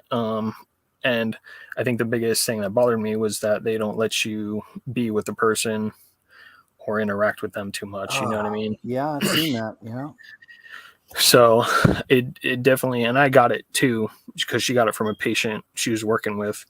And the main thing that roughed us both up was getting the pneumonia with it. So, I mean, I was so exhausted that I couldn't even like do the dishes without running out of breath. Wow. But I mean, yeah, I mean, saying that though, I still haven't gotten any injections or anything like that. So I still don't trust it personally. But it definitely was like, made me kind of realize like, hey, it might be a little bit more dangerous than I thought it was. Yeah, that's why where there's people out there that say it doesn't even exist, but they released a bioweapon. I mean, they intensified the flu. That's why the flu dropped off the last couple of years, because that's what it was. Yeah, I mean, version. And I know whenever she would get the flu, she usually would get bronchitis along with it. So maybe that was what allowed that to get to that point for her. But even for me, it was pretty bad. I mean, even after I was tested negative for it, I was still getting, it still took me a month to be able to like exercise or anything like that. Mm-hmm. But that's why everybody's was racing to take ivermectin and hydrochlorine. I can't remember the name, but that's why everybody was running for those. You're taking them for a reason, to avoid this kind of a thing or to treat it. So yeah, I'm glad you made it through. Very, very sorry again for your mom, man. But pray for you on that. But yeah, and I actually, she watched her channel as well, and she watched Jeff too. Like I introduced her to all. Yeah, I introduced her to all that stuff, so she was like aware of a lot of the stuff. I mean, she wouldn't go out of her way, but I'd be like, hey, you should probably watch this and see what you think about it, and she would usually end up agreeing with it. Thanks for showing her. Yeah, appreciate that. What else you got, Matt? Oh yeah, no problem. Not too much else. I don't want to talk too long. I just like I said, I definitely don't agree with the mandates or anything like that. I just I kind of realized like, hey, it is a little bit more dangerous than I thought. With that being said, I'm still not wearing the. Yeah, I'm glad you brought that up. But I'm glad you brought that up. Like I said, there's people who act like, there's nothing happening. And it's all just 5G. No, I mean that's a component with this, but there's multiple levels to this. So yeah, man, thanks for sharing it. Yeah, no problem. And like I said, I mean, I definitely still don't agree with them trying to mandate it or anything like that. And I still wouldn't get any the injection they're trying to force on me either. I never got, and a lot of the people around here are Republican too. So most of the people I know never got an injection, and they also don't agree with a lot of the stuff, like who got elected. Yeah, of course. And that kind of thing. Well, fists up for the true bloods. That's what I say. Yes, sir. But besides that, I just really am a big fan of the channel, and I'm glad to have finally spoken to you, because I've been watching you over like a decade. So, man, dude, thank you so much for that. It means a lot, and I appreciate talking to you too. And just hang in there, man. No problem. Go ahead. Yeah, and like I said, I don't want to get anyone thinking I'm for getting. Gotcha. Just my personal experience. I mean, before I got sick, which took about a year and a half of sorry, I keep forgetting. Okay. A year and a half of that running around, I had the same attitude of thinking, oh, it's just a flu. I'm not going to worry about getting it per personally, and I know a lot of people that got it and it didn't really affect them too much either, but I think it's just a case by case kind of thing, maybe. Yeah, I think so. Seems to be. But all right, thank you very much for letting me talk on here, and hopefully I'll get to talk to you in the future. Matthew, man, you're so welcome. I'll pray for you because I know it's rough losing a parent. And just thank you for sharing, man. I appreciate you, okay? All right, thank you. All right, Have a good Matthew. Take care. Thank you. All right, guys. Now, still got McKay's next, and then we got Kevin W. at the end, and lots of people in the middle. So thanks, guys, for hanging out once again. I'm doing good over here. I'm fresh. I always like doing this and talking to you guys.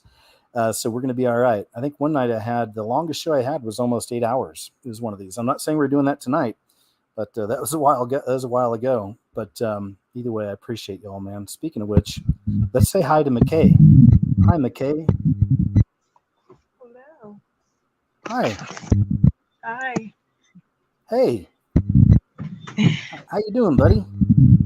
I'm good. Good. I think I can hear you okay. There's some kind of a background humming that comes in every now and then. Oh. You're hearing it still? There we go. We're good. I think we're okay. It's still a little bit there, but it's okay. We can hear you. Okay, good. Oh, it's What's so going nice on? to finally talk to you. Hey, you too. Thanks for calling in. Yes, thank you. What's on your Well, I mind don't tonight? have much. Come again? Oh, I just said, what's on your mind tonight? See, there's Well- that little bit of feedback. There's a little something coming through. I don't know if let you me can. find. Yeah, just in case. Because I want to be able to hear you okay and have the people hear you okay.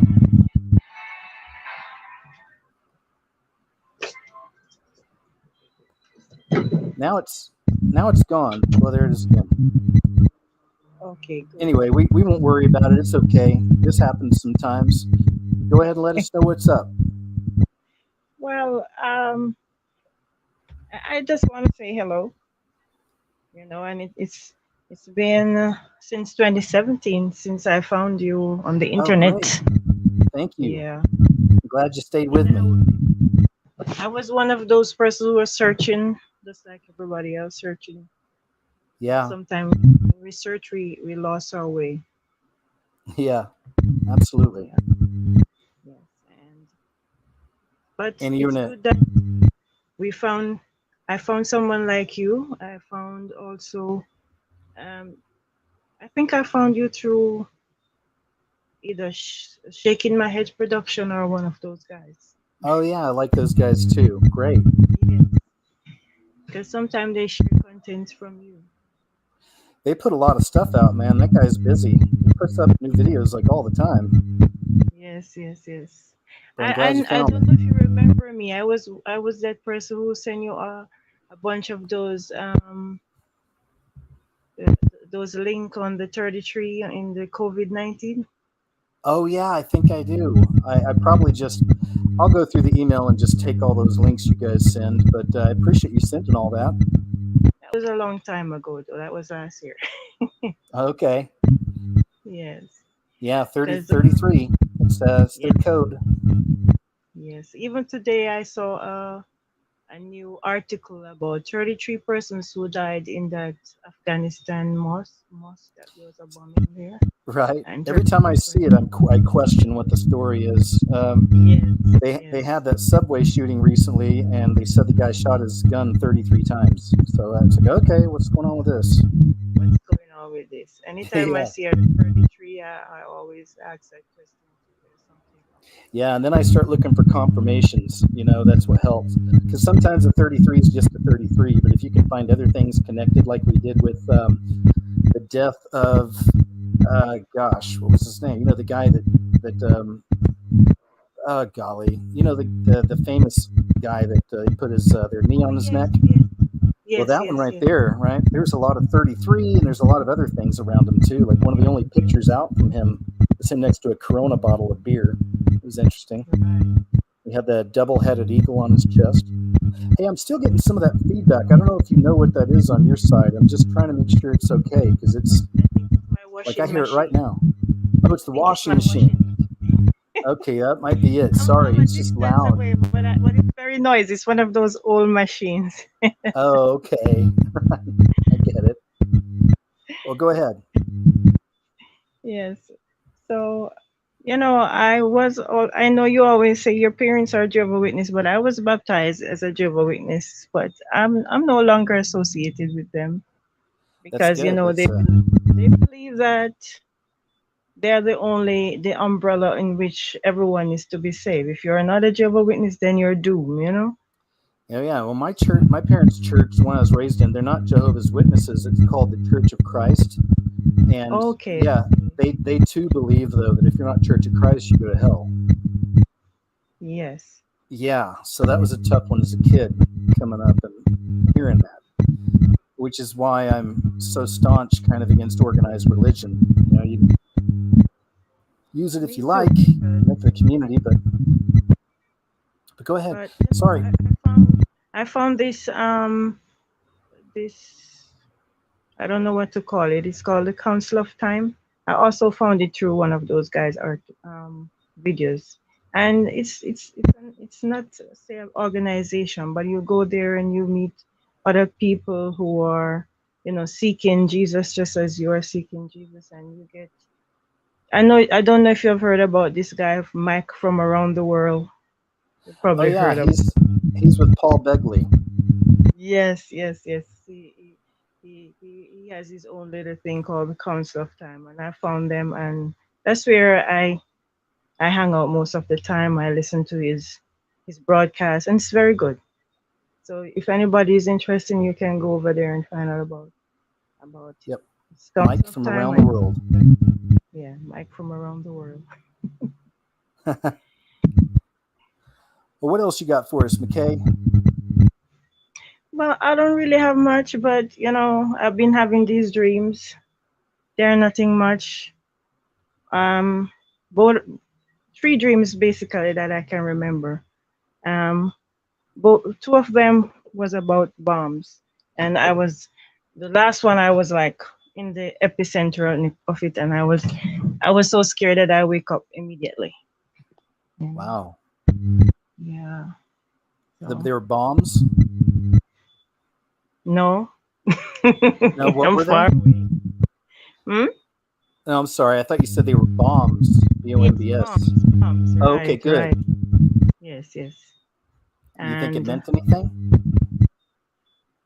I think so. I think it was, when I look back at the dream, I think it was because when the bomb fell, I was in my house and I had nowhere to go. I had nowhere to run. And it's just reminding me of when Christ returns. There is nowhere to run. Yeah. You won't be able to run anywhere, hide anywhere. It's true. Yeah. So I think it's reminding me of that and saying that, this is the time that you gotta be ready for just about anything. It's a good point. It's true. Because there's nowhere we're gonna run to. No. The only savior we have is through Jesus Christ, and so that's what we gotta do now. We gotta get ourselves ready, because when it happens, there's nothing else we can do. Agreed, my friend. Agreed. Yeah. Thanks for sharing that. Yes. Appreciate it. Yeah, we'll be all right. Yeah. Go ahead. Sorry. And the next dream was about water. There was a lot of flooding and there was a lot of bodies in the water, and we were trying to get people out of the water. Yeah, I think that's coming. It's coming. It's coming. So I know something is coming. And I yeah. It has to. Because we're having some crazy rains these days. Rains are crazy where I am. Oh yeah, all the weather's nuts. They're blaming it on climate change, but they have weather weapons, so there's that. Yeah, we don't know what to believe in these times. No. But we gotta also remember that the Bible warns us of these things will take place. That's true, my friend. Yes, remember that we were one. That I appreciate you sharing the dreams with us. Yeah. And thanks, basically that's it. and thanks for following the channel for so long. I appreciate it. Yes, thank you too for continuing the good work. And I love your videos. I'm also a lover of horrors. And, I stopped watching movies a while back, but I still watch some of those that you talk about. So I go and see them to see what you're talking, what you Yeah, explain in your videos. Yeah. good. Just be careful. Obviously, because it's one of the main intentions of horror films is just to feed fear into people. That's why I say I don't really watch them anymore, but I do go and look on some of those that you talk about in your video. I'm not really scared of them. I'm just a lover of horror. Yeah, I'm same. Very few horrors will scare me. Well, good. Well, I appreciate you calling in and talking to us, Michaela. Is there anything else you wanted to share, McKay? No, basically that's it. All right. So much. Well, hey, it's good talking to you, and thank you so much for sharing. Okay. Okay, thanks. All right. Bye. Have a good night. Bye bye. Sorry, but we kept getting that feedback on McKay. I know it was the washing machine. It wasn't one of the worst, but still, it was nice talking to McKay. Thank you so much. Appreciate it. Sharing your dreams with us. And Nigel is up next. Yo, Hey, Nigel. how you doing? I'm good. How about you? Cool, man. God, it's been ages, man. It's like, God, I've been talking. How long? 2020. Oh yeah. Okay. Basically, I was watching this, this code thing come around, and I was searching, answers and stuff like that, and I was like, right, what is it? So I was watching, I was searching on the internet and stuff, and I think about 3 months, 4 months, and I was looking into it, and I was thinking, I didn't come any closer to it, and I said, Lord, give me someone who tells the truth. And next day he pops up, KJ. And awesome. I thought, ooh, the Lord spoke. And basically, like KJ, I think it's like I started watching you, and then it started on snowballing. So I watched you and Enter the Stars. He's bang on. He is bang on, man. Yeah, Casey's great. Yeah, and I watched Brother Theo. Oh yeah. And like basically, I'd never looked back since. I turned my TV off when it was 2020 because all the time we were going, stay indoors, and I'm thinking, stay indoors? No. Something up with this, you know what I mean? So basically I walked out in my flat and I walked outside, I think it was about 1 o'clock in the morning. And there was like, basically, you could hear a pin drop. Do you mean? It's like, what's going on? Really? And when I research and stuff,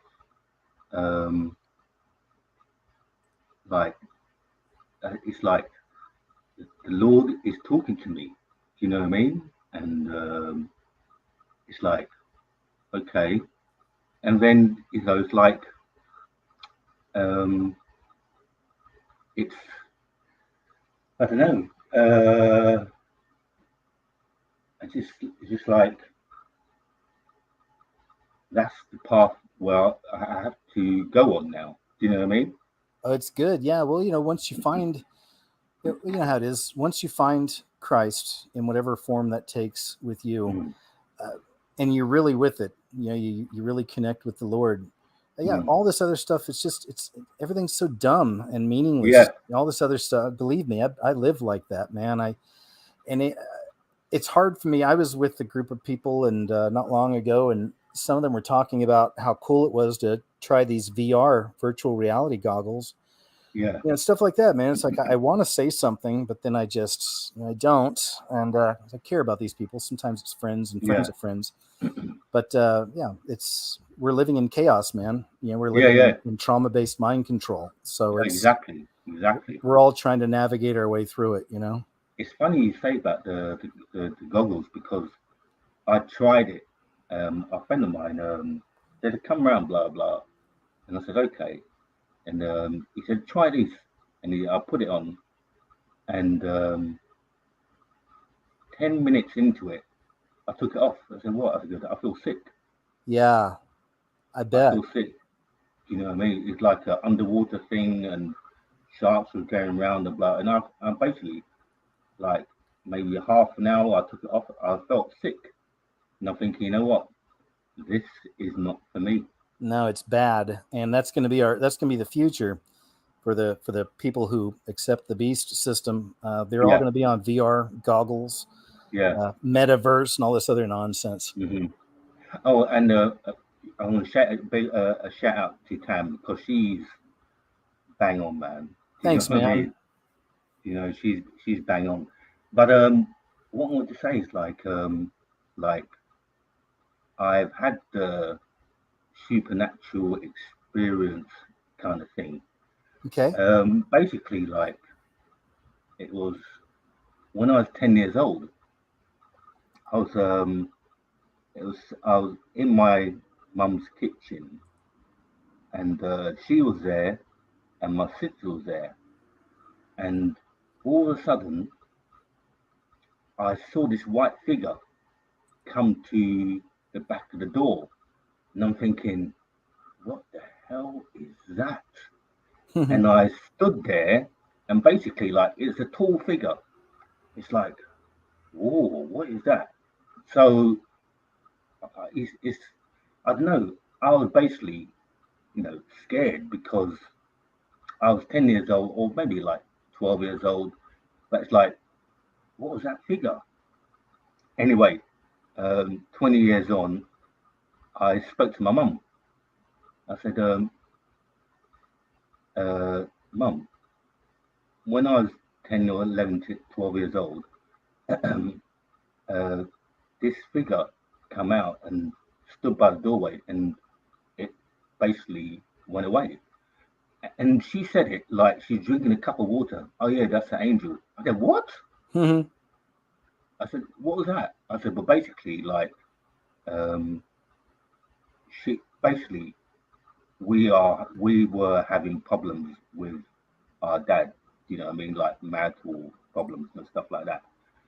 And the Lord said, "I will send down an angel to watch over you."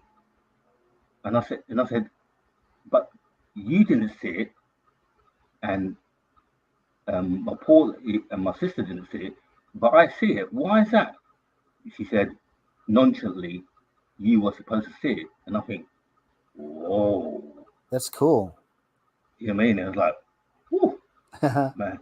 And the other time was basically about 6 months ago. I was lying down in my bed and sleeping, and I saw like a black figure come out of the bushes, and I immediately woke up. And anyway, I said to Mum, "What was that?" I said, the situation that happened, and I said, she said, "Yeah, that's witchcraft." I said, "Really?" I said, "Yeah." So basically, I said, "Why did I make? So who wake me up?" I said, "The Lord wakes you up." I thought, whoa. Mm-hmm. You know what I mean? So, the Lord's real, man. Oh yeah, and once you have those kind of experiences, because I've had them, not those, but other things, and I still get a lot all the time. I don't even talk about it all the time just because I feel weird. God showed me. I just can't do that. Lord taught me. I can't do it, but he does. He does talk to me, man, and not like I don't hear his voice, but mainly through the numbers 111. He's been doing it for like 10 years now. But I Yeah. mean, man, I get that all the time, and I've had other strange things. But once you have that, right? I mean, there's no turning back. Like once he Yeah. reveals himself to you in a way, it's like, wow, man, I chose the right team. You know, I did good. Yeah, Right? exactly. And basically, like, and what I want to say to you, KJ, that I'm going to be baptized basically about 4 weeks. Oh, congratulations. 4 weeks, or I think for 8 weeks, because Man, that's great. I'm living in London now, but I'm going to Lancashire to live, and also work with the kids who is disabled. So Oh, great. like ADHD, autism, and stuff like that. Man, So I want to quickly say this. yeah, Because I was just telling someone this a while back, but if I didn't have my work here to do and do all this, I was a medic in the military. I would lean on that and figure out a way to go help disabled people, handicapped people. Yeah, that's my heart's on that too. So good for you, man. I love it. You're on a good path. Yeah, because I don't know. The Lord works in mysterious ways. Because last year I'd done a course online, because I basically, like, I had a stroke, and basically about 4 years ago. So like my right side was paralyzed. You know what I mean? But Wow. but like today, you wouldn't know that I had a stroke. You know what I mean? That's good. Yeah, you know, I had a heart attack about 5 years ago myself. Yeah. And but the thing is, like, it's debilitating. You know what I mean? You know, getting up and you're walking on your left side, you can't move your arm and your leg and stuff like that. You know what I mean? Sounds terrible. Yeah, but you know, like, the Lord's got me. You know bet. what I mean? You bet. Because it, you know, it's like, how can I put it? He's got me. He You know what does. I mean? I love it. And you know what? It's like, how can I repay him? By being baptized, because he's the only way out of this basically mess. You got it, Nigel. You're on the path. It's so great. You know, and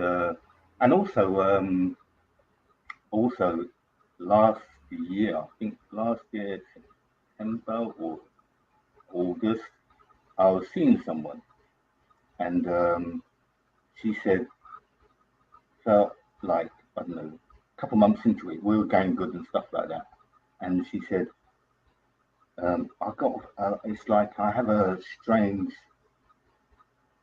like, I have like, okay, she said, I have like, let's say, a tweezer, and I can't find it. But the other day, it turned up. Okay, fair enough, cool. And then she said the other day, the window inside her room was closed. Yeah, it was closed.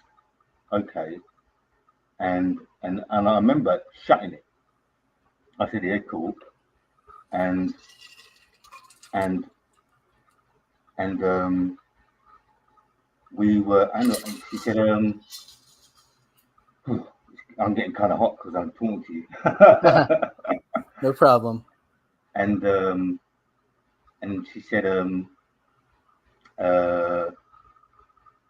we were, she said the window was closed, and all of a sudden, she basically saw the window open.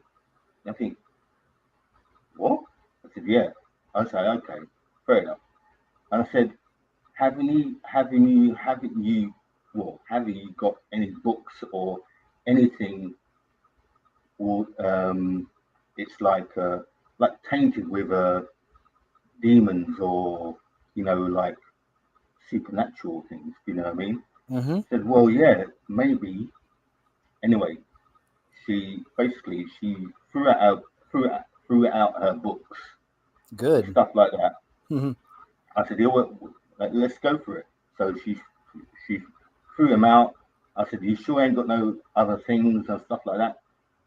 And she said, yeah, maybe something else. I said, let's go. Let's take it out and just chuck it outside. You think that worked? I said, believe me, it worked, because the thing is, like, demons, or the demon all come into your house. But if you chuck the books away and stuff like that, you'll get rid of them. But if you leave anything back, you'll get like 2 or 3 or 4 demons coming to your home. So I said, okay. And then basically, like a month later or 2 weeks later, she was okay. You mean, I said, well done then. You know what I mean? Because demons, it's gone, because you've got the tainted stuff outside in your bin. Yeah, did So, good. you know what I mean? Yeah, I do. They attach themselves to things. Yeah, exactly. And also, I showed her a book by Roger Monroe, Trip into the Supernatural. Oh, he's great. I like Roger Monroe. Listen, man. Or Moreau. Yeah, he's great. And basically, she read it like a week. She said, wow. I said, yeah, that's why, man. You know what I mean? Yeah, he gets good and deep into it. Yeah, exactly. You know what I mean? And but you know, it's like, and now I'm going up there, well, Sunday, and basically I'll go to a church, and I'll be, I think it's called Pastor Ian Moulton.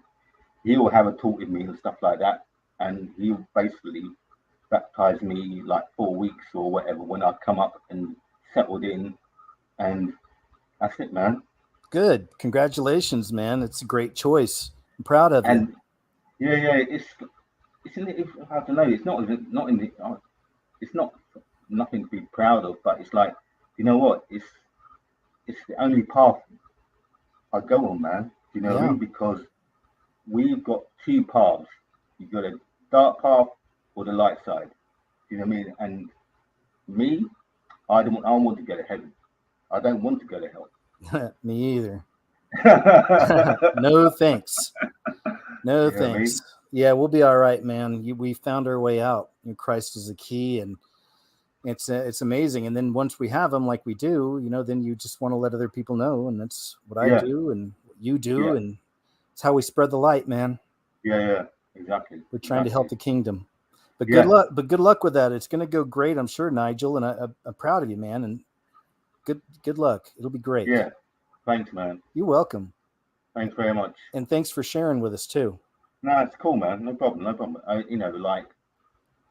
UKJ is like, like I watch your videos and stuff like that, and it's like you got it spot on, man.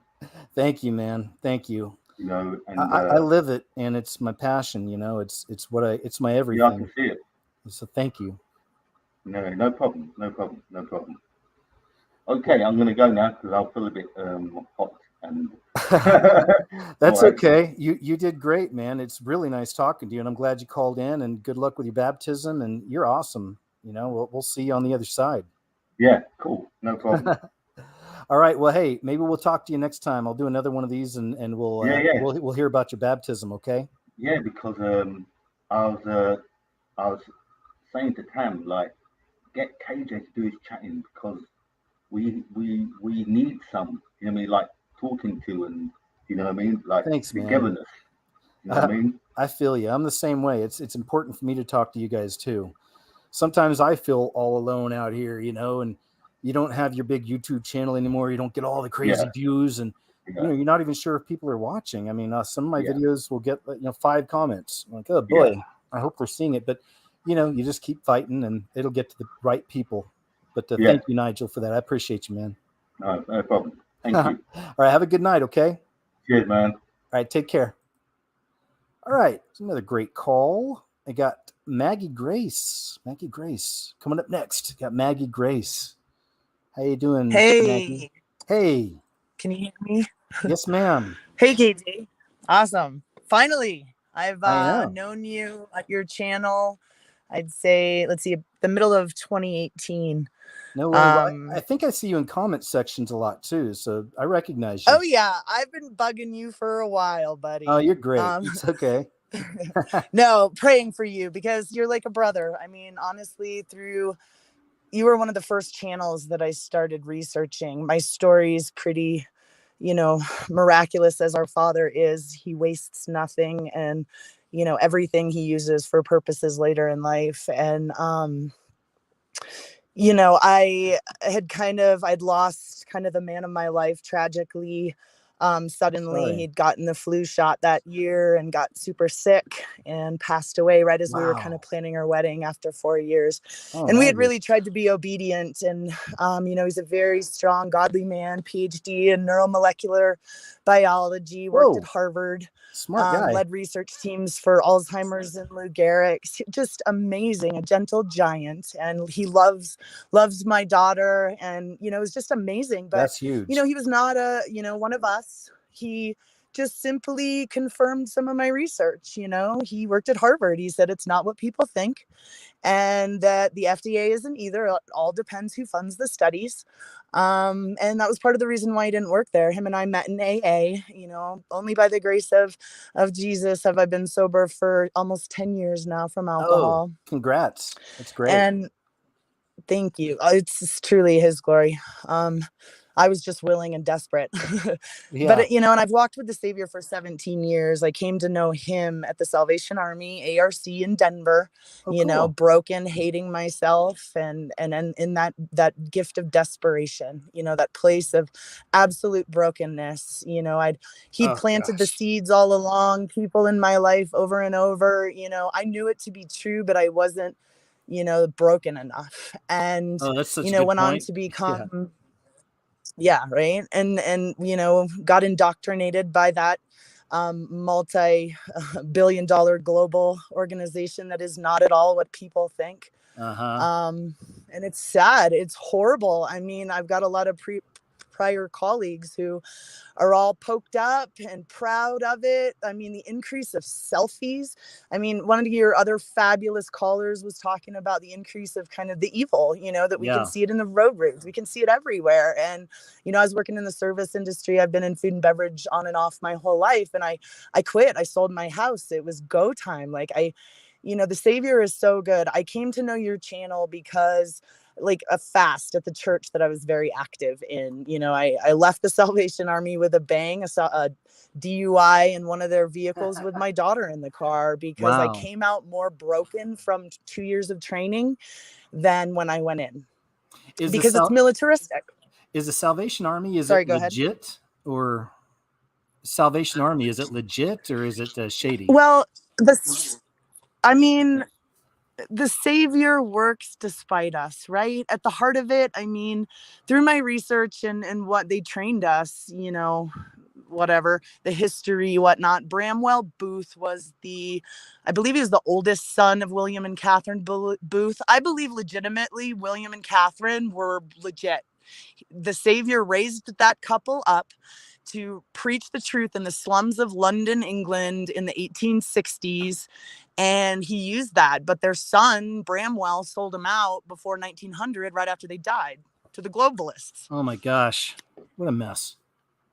So, I mean, once again, I came to know the Savior kneeling at the altar at the ARC in Denver, at one of their things down in Denver. So, the Savior is always working despite the evil agenda. And I still see it. Unfortunately, their ARC and ARP ministries are probably the most powerful. And those are the ones they're shutting the doors on the fastest because that's where the Savior is saving souls. And they've not been a part of the Savior's agenda for a long ass time. Dang. I like your point though. I always say that about organized religion or church that, the some of the pastors, the people in the business side of it might be snakes, not everyone, but might, but the Lord still sees the Yeah. heart of the sheep in the pews, so he's got you, right? Despite Oh yeah. what path you had to take. But go ahead. Oh yeah, constantly, and so I keep losing. I'm all over the place because it's just how I am. You're okay. I'm a transparent open book to a fault is kind of how I identify myself. And it's gotten me in a lot of trouble. I live in a small community. I have been called, through this journey. Like literally you were one of the very first channels I came to. And in the beginning, when I was addicted, hooked. I still am. I'm constantly in it because it's my life, to a certain degree. Aside from my daughter, but I've got to warn. I'm a watcher, a warner. I've got, a few friends left because the louder I get, the smaller my circle gets, which is okay. That is I have okay. called out my former, mega church in the community for being a Freemason and for monopolizing on tragedy and embezzling money, because that's what they did when my precious boyfriend passed away. His colleagues and everybody, they fundraised $39,000 and really nothing to show for it. But and I called him out. They called the sheriff's department on me. It's just like I could go on and on. The point of what I want to say tonight is that, because I'm once again all over the place, is to thank you and to encourage others to continue to be strong and to be bold, to not be weary. It's getting so bad so quick. There's been, I thought for sure that I'd have this refuge for the last generation ready, but it's not. But it's okay, because I know that my life has been a crash course in, where he wants me. It's never been gentle. It's never been easy. It's always been, this is where I need you to be. And what was I going to say? I don't know. It's okay. I'll just throw this in though. But yeah, we can only reach so many people, people like us who are watchmen, watchwomen, who are out here trying to warn. But the real work's going to be done in the tribulation anyway. That's their last wake up call, and it's going to be ugly and gross and terrible. But that's going to be everyone's last wake up call. So at least people like us have planted seeds for many years now. That's what's important. Yeah. Right? It's heartbreaking. My mom got 3 of the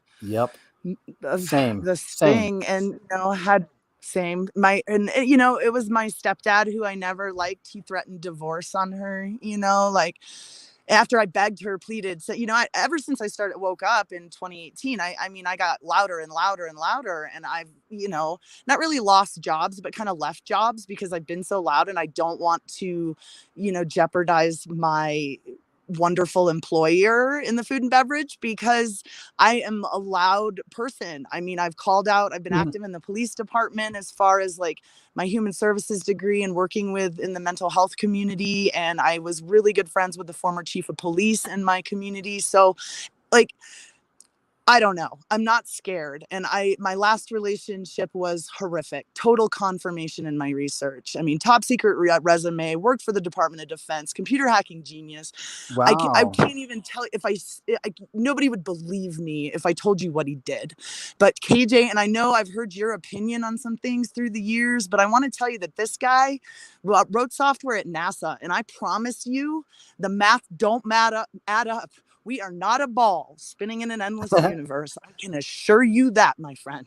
It's okay. I'm open to, I've had my feelings and all that, but it's just because it's just not an important topic to me, honestly. It's not really, and then what happened with Google in 2015, I've mentioned that about how they launched it in 2015. You can go to Google Trends and look up flat Earth, and it's a dead subject, like right. at 0% till 2015. So maybe then I always hold out. Maybe there is some truth, but then it's mixed in with this and that. But then again, it's just, I'm all over the place too in my mind. And that's why I do different kinds of things and videos. I agree with you totally. But that's why, like the flat Earth, it's just, to me, it's a rabbit hole that never ends and there's no resolution. And it's just not a thing for me, man. But again, I don't judge anybody or hold it against others. I got a good friend that really believes in it, But yeah.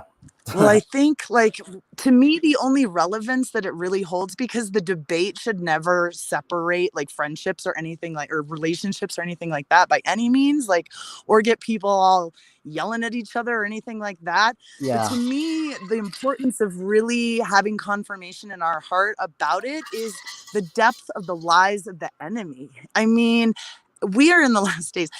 Like my crash course in the last 4 years of research and confirmation along the way, because the Savior always provides confirmation, is that everything that we have been taught, that we have been led to believe is a lie, and we are totally upside down. So basically they tell us one thing, it's opposite. It's, you know what I'm saying, to a certain degree. I mean, there's bits of truth along there, but well, that's where I can, I mean, American history. That's where it would make sense. Again, everything you said, I could see people leaping to the flat earth thing, just because, I mean, anything's possible in this world, because again, like you say, as we grow older and we watch and look for things, we learn that, like you say, everything's a lie. It really is. So I can understand that leap, but like I said, it's no offense to those who are into it.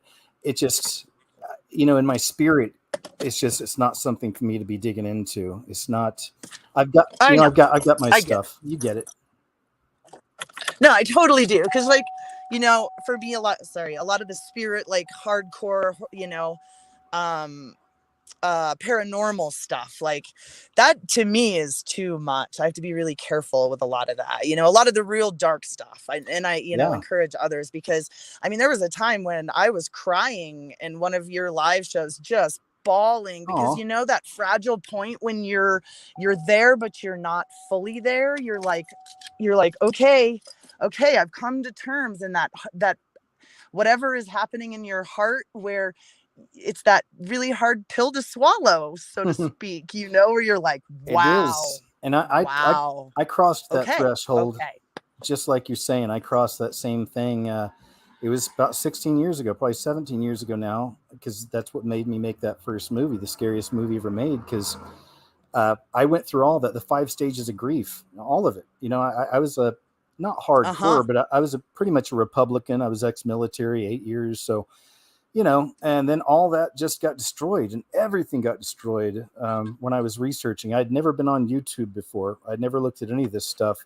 I was staying in Chinatown with my cousin. I had some time on my hands. He was a musician, so I was home alone quite a bit. And I just found YouTube and started looking around. And next thing you know, I found the Bohemian Grove stuff that Alex Jones put out, and that really rocked my world. And then I was on about a 4-day binge of just looking up, conspiracies and stuff. And then I just prayed about it. And I said, seriously, Lord, I said, I want to know everything. I want to know all of it, Lord. I want to know, like, the truth about you and the truth about this. And and I was already a Christian, but I was like, please show me everything. And he really has been now for like 16 years. He didn't just give me everything at once, but he guides me and leads me. That's why I say, like, flat earth is never anything that connects with me, but these other things will. Man, he leads me into videos in some of the weirdest ways, but it happens. It's very organic and interesting. But anyway, I'm with you, man. Yeah, you got to go through those 5 stages of grief once you wake up, and then you're clear. But then you have a whole new set of problems. Suddenly you realize you're surrounded by slaves and zombies, and then you got to contend with that. It's terrifying, and I see why so many people don't push through to the other side. I've seen so many people, because I put myself out, I put videos out. I'm not computer savvy, so it's pretty limited, but I've said very loudly, I am here for anybody who, and my ex psycho narcissistic sociopath, your narcissist video, I was bawling because I was living with one. I mean, good. I mean, not good. And I'm fighting it out through the court system right now to try to recoup. He got about 15 grand because I sold my house, and they like to target compassionate, caring, empathetic, sympathetic types like myself. So, whatever, and it's so sad, because I'll never stop praying for that family miracle, because they claim as believers, but they are, the skeletons in the closet. Like, you can't live, you got to shine the light on the darkness. My story is all about redemption, because I was the worst wretch, 13 years old, alcoholic, sleeping, looking to be liked and loved everywhere, hardcore drugs at 14, 15. Wow. And it's insane the way, the Savior, when we are ready, when he, tenderly takes us out of the pit of horrific desperation, if we're willing and just ask him, the simplicity of his power is just unbelievable, and the darkness, the suicide rates, the hopelessness that I'm seeing all around us. And I know others, I don't have too many in this niche that are, right close. Most are, phone calls away and such, not really right around here, just my little tiny handful. But to see what is going on people's faces, especially those who refuse to push through to the other side, to go through the grief, to actually do the research, it's just so painful to see. I mean, my mom had dementia before, and now she's like full blown dementia all the way. I always think about, because I watch a lot of near-death experiences, I've always liked those, but there's a few things that they all have in common. Most of them do. But one thing I hear time and time again is once they get there to heaven, that they don't want to come back. Like they're done with this place. There's no like, oh, I need to go back and see Grandpa. It's like, no, I'm good, man. I'm where I need to be. They always say it's the sense of being back home and being home. That's what I think about. So all this other stuff, my parents, they got every kind of medical issue you can imagine. They're on tons of pharmaceuticals and, the whole thing. But I just don't take time to think about it. The thing is that I think what happened with me a long time ago is I really did leave Babylon, if you will, and I really did leave this beast system. So I'm not affected by a lot of things that other people are in this world that I know. They get worried about this or scared about that or this and that. And it's, to me, none of it matters. Like we're in the end. It's going to be kind of crazy and bad. That's what's going on, and it's going to continue. And we'll have our battles where we win, and there'll be battles where we lose. But that's the way it's going to be, because it's going to be the beast time. It's his time for sure, and it's coming soon. So that's why I don't sit here freaking out about just the little things in this life. It's like, I'm focused on the goal. I can't wait to hug Jesus. I think about it all the time. I can't wait to just be like, thank you, man. Thank you for everything. You really changed my life. Just thank you. It'll be great. I'm getting chills thinking about it. But yeah, it's we'll be all right, man. It's just we're gonna go through a little bit of chaos for a while, but glory awaits. Yeah. Thank you for that reminder. My daughter's actually sitting right here and saying that you have a point, KJ, that I guess I should be listening to. But come on, you're a male. Men are waffle, women are spaghetti. Like, especially those real mushy women, like it's hard. I'm, single mom, and I'm building a refuge for the last generation. I'm terrified out of my mind. I need prayer. Like I'm rallying the troops for prayer, because all the money from this house has a purpose. It's not even mine. It's not mine. It's got to do what it's got to do. We got some going, but, and it's hard to not, but to get bogged down, and to keep focused on eternity. You're totally right. That's it. Focus on the end game. We're on our way. But there's a lot before there, I'm afraid, my friend. well, there is. But then again, that's where my prayer is. And I hope, and again, I know this is a divisive subject, but my prayer is the escape. My prayer is for the harpazo. However, I'm fully prepared for the other. If I don't, I've already got I've got a whole plan set up and all kinds of stuff. I got a place to go. It's family place to go. It's hidden. I'm hoping they're going to come too, but they don't see any problems. Like, why do you even talk about this stuff? I'm like, if you guys had let me, I would move out there now. We got a place and I'd start a garden, and my parents think I'm nuts. Why do you want to do that? And I'm like, because the food shortage is coming, guys, and they're doing it on purpose. Right? And you don't see it. And I don't understand. They're boomers. And I'm not trying to be mean, but some of the 70s, 80s people in that, man, they were fully raised through all the mind control and programming from the start of the tell lie vision. So these people are very programmed, very programmed. Yep. And they're religious. They go to church every Sunday. Yep. It's like, but they still don't see that the devil's at our doorstep, right? And that's a big issue with a lot of these. It's so churches. sad. They're the ones still wearing the masks. Sure, yeah, a lot of them are. You bet. Yeah, my parents' preacher was bragging about getting the best vaccine. And they were telling me. So it's it's word. But when I hear this, it's all the little stuff, and I just have to just let it go, and I roll my eyes and I don't say anything because I want to say something, but I don't want to get into it with my folks. They're old, they're happy, they've led a good life, you know. They won't listen to me. It's like that scripture. I'm not saying I'm a prophet, but it says a prophet's not even welcome in his own home. And that's exactly how I feel around them. Like they have no clue exactly what I'm doing or the kind of, you know, people I can reach and talk to. They have no idea. They just think it's something weird on YouTube is what they say. Really? Yeah. They think I do something weird on YouTube. They have no idea. Wow, because they have no idea at all who I am with this.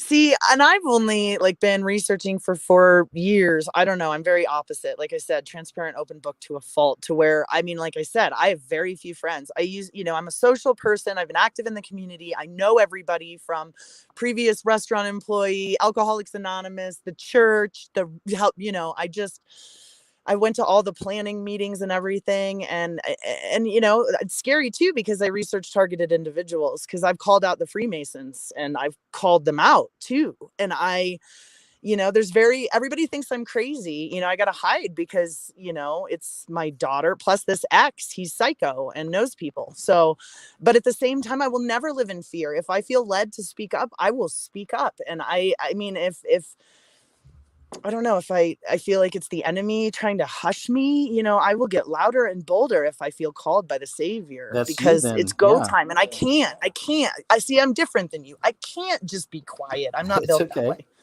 Yeah, do it. And I've got a lot of enemies, I'm sure. Well, you got to be true to yourself anyway, and yeah, you're right. That's just my nature. I've seen people in comment sections say this guy sounds like he's on Xanax, which is fine because I'm naturally no, it's chill. Wonderful. I think so. Thank you. But I'm naturally chill, and I process things, and it takes me time, and I just think all the time. I spend hours just thinking, and it's just how I like to live. But I'm rambling anyway. But I'm glad. Oh my God, did I just lose you? I just lost her. Well, that's another one. I didn't do it. I promise, guys. I'm not doing that. See you later, sucker. No, she dropped, but it was nice talking to you, my friend. Mark's next, actually. Matt R. actually is next. Let's jump to Matt. Sorry we lost you, my friend. It was very nice talking to you. And we'll jump over here to my man, Matt R. Thanks for your patience, guys, all of you waiting. How you doing, Matt? Good. How are you doing? Man, I'm great. I appreciate you chilling and hanging out there. I know it takes a little while. Oh, no, it's fine. I'm enjoying it, man. I haven't talked to you in a while. I called you probably about a year ago. We talked about Antarctica. You said you had a file and you were. Oh, yeah. Remember? Yeah, I do. In fact, I added something a while back to that. I know that I think John Kerry went out there with some people. Mm-hmm. I've been watching it, man. I'm looking forward to your video on that. It's been a year and I'm still waiting, KJ. Well, man, I haven't found enough to want to make a video yet. That's all it is that I've got so many files and ideas for videos and things, and they'll sit there forever. But one of these days, something's going to come out about Antarctica and it'll be like, oh, there it is. Like it connects these other 3 stories I found. See, that's how I think. And it'll come together, if there's something worth showing you. Yeah, totally. And I'm just messing with you anyways. I know, it's all right. How you been doing? Really good. A lot better since the last time we talked. I just want to collect my thoughts real quick. Go ahead. There's no rush. We're good. So everybody that called in earlier, they were kind of hitting me pretty hard with some of their stories. Yeah. The guy, I don't remember their names that well, but the guy that was talking about his out-of-body experiences, Yeah. And the things he was going through, it really sounds like he was under a spiritual attack to me. And I'm glad he's walking with Jesus now, I like that he brought up that when he was out of the body, he felt something wanted to get in. It's like, man, that's a good observation. It really is. I think it's really important everybody realizes how real this spiritual battle is. The woman who was just talking, she was going into flat earth and stuff. And, I'm kind of like you, the jury's out on the flat earth. But what I'm really digging into these days and have been for a while is hollow earth. What do you think about that? I'm definitely more on board for hollow earth because I've seen so many videos over the years of UFOs going into volcanoes, disappearing inside volcanoes. I'm pretty sure they're going down there. And you got Phil Schneider is one of the best. Have you ever heard of Phil Schneider? Yeah, I love that. I love his testimony. If y'all haven't heard of Phil Schneider, Schneider, I believe, Phil Schneider, look up his story, what happened in the underground bases. And to this day, nobody's been able to debunk it. You know, he's not a fraud. It seems like this may be a legit whistleblower about the Hollow Earth. Yeah, he's it's really compelling. I agree with you. Everybody should look into Phil Schneider. He said also, just a little tidbit to add some credence to all that. He said he would never kill himself, and they found him strangled to death with a surgical hose, and that's a really oddball way. Yep. You know. Yeah, and I still see that to this day. In fact, with like holistic doctors and people like that, you'll see them putting videos out talking against the potion or whatnot, and they'll say in the video, just so you know, I would never kill myself. I still see them doing that because they have to. Because these people, if you're on that level of awareness, you understand that they're real enemies and they will come kill you. Yes, you know, and I think it's really important. I think that's just a really important thing. Period. Yeah. To go back to the Hollow Earth thing, though, so I know you know about Asgartha or Agartha and the Dalai Lama's connection to that because you've looked into Hollow Earth. You know that the Dalai Lama is supposed to be an intermediary for the people that live within the Hollow Earth, supposedly, according to folklore. That's why the Dalai Lama is important in the first place. Is he is like one of the only people allowed to interact with whoever comes in and out. Interesting. I forgot the whole story on that, but I knew there was a connection. Yeah, so I want to go a little further into that because this has been ticking around in my head, and I'm dying. You know, you got to get an email where we can send in stuff to you, KJ. You got to set that up. I actually have one, but even that, I feel so guilty because I'm bad about keeping up on my emails. Again, it's because I'm really spread all over the place.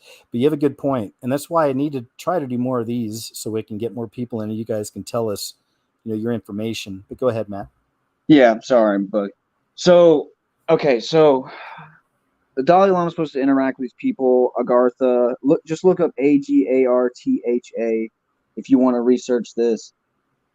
There's this guy, he was a French novelist, and he was talking to some dude who claimed to be from the great Agarthan school, and he could speak all these languages, Sanskrit and stuff, and this guy's mind was being blown. He printed a book, and, you know, folks, I don't really have all the info on the stuff right now offhand to give you, but it's all from memory. He printed this book, and it got burnt. They pulled it off the shelves. If you have a copy, it's worth millions of dollars. But it's all as detailed about his interactions with this guy and this guy teaching him. One of the things the guy said was that the Agarthans, not only do they worship somebody called the Prince of the World, which believers know exactly who that is. Yeah. They also have a split tongue. And the split tongue supposedly lets them speak two languages at once and all this, that, and the other. That's interesting. Isn't it? Very. I mean, that's like, wow. You know what I mean? So back to the split tongue, we talk about the things we may see with shapeshifters sometimes. Yeah. You've done that in some of your uncensored shows and stuff. Oh, you know, it's a shapeshifter. Well, this man appeared to be a man, but if he were a serpent, right, he could shapeshift. Serpents also have forked tongues. It's just something to think about. I'm not saying David very Icke. Cool. Yeah, very cool. Not saying Icke was completely right and all, but it's interesting. That's a fun rabbit hole. So, you know, I just wanted to throw that out there to you.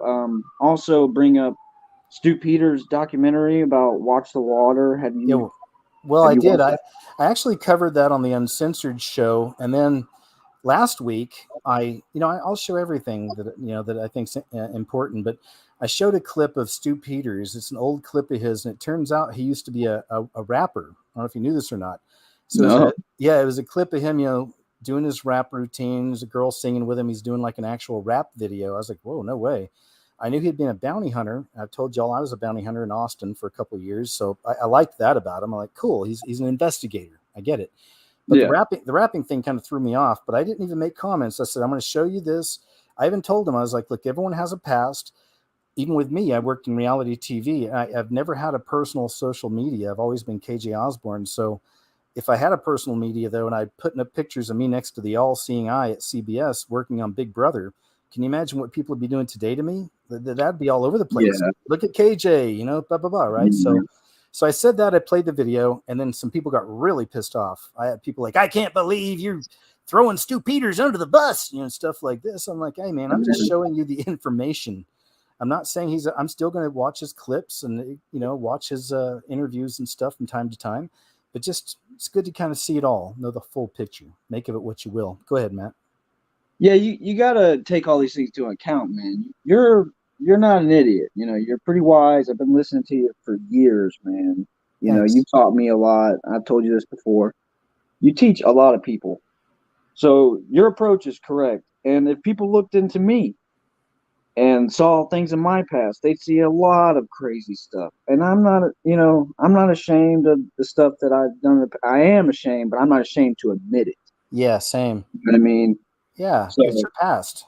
Yeah, and I don't think that we should let that bog us down. We should let Jesus take us forward. You know what I'm saying? It's all about Jesus in the end. That's great. It's a good way to look at it right there. Absolutely.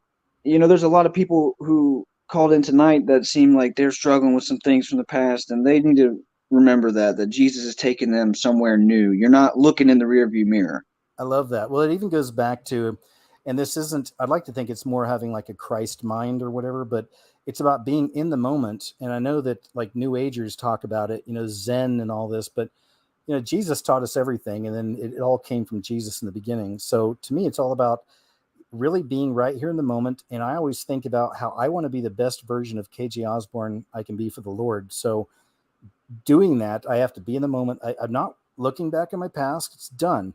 I'm not freaking out about the future. I'm just going to be right here, right now. And that's what I'm that way, but it took me years to kind of just start thinking like that and being that way, but anyway, yeah, that's the way to do it, man. You got to be here now and be 100% you and just live.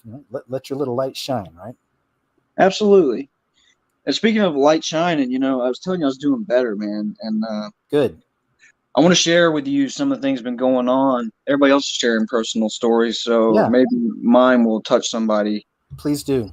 I had issues drinking. I had issues getting stoned and things like that. And I've turned away from that. I don't touch alcohol anymore. I don't smoke anymore. I don't do that kind of stuff. I've got an opportunity now. There was a man at my father's church he was in the hospital. He was a good man. His name was Lamar.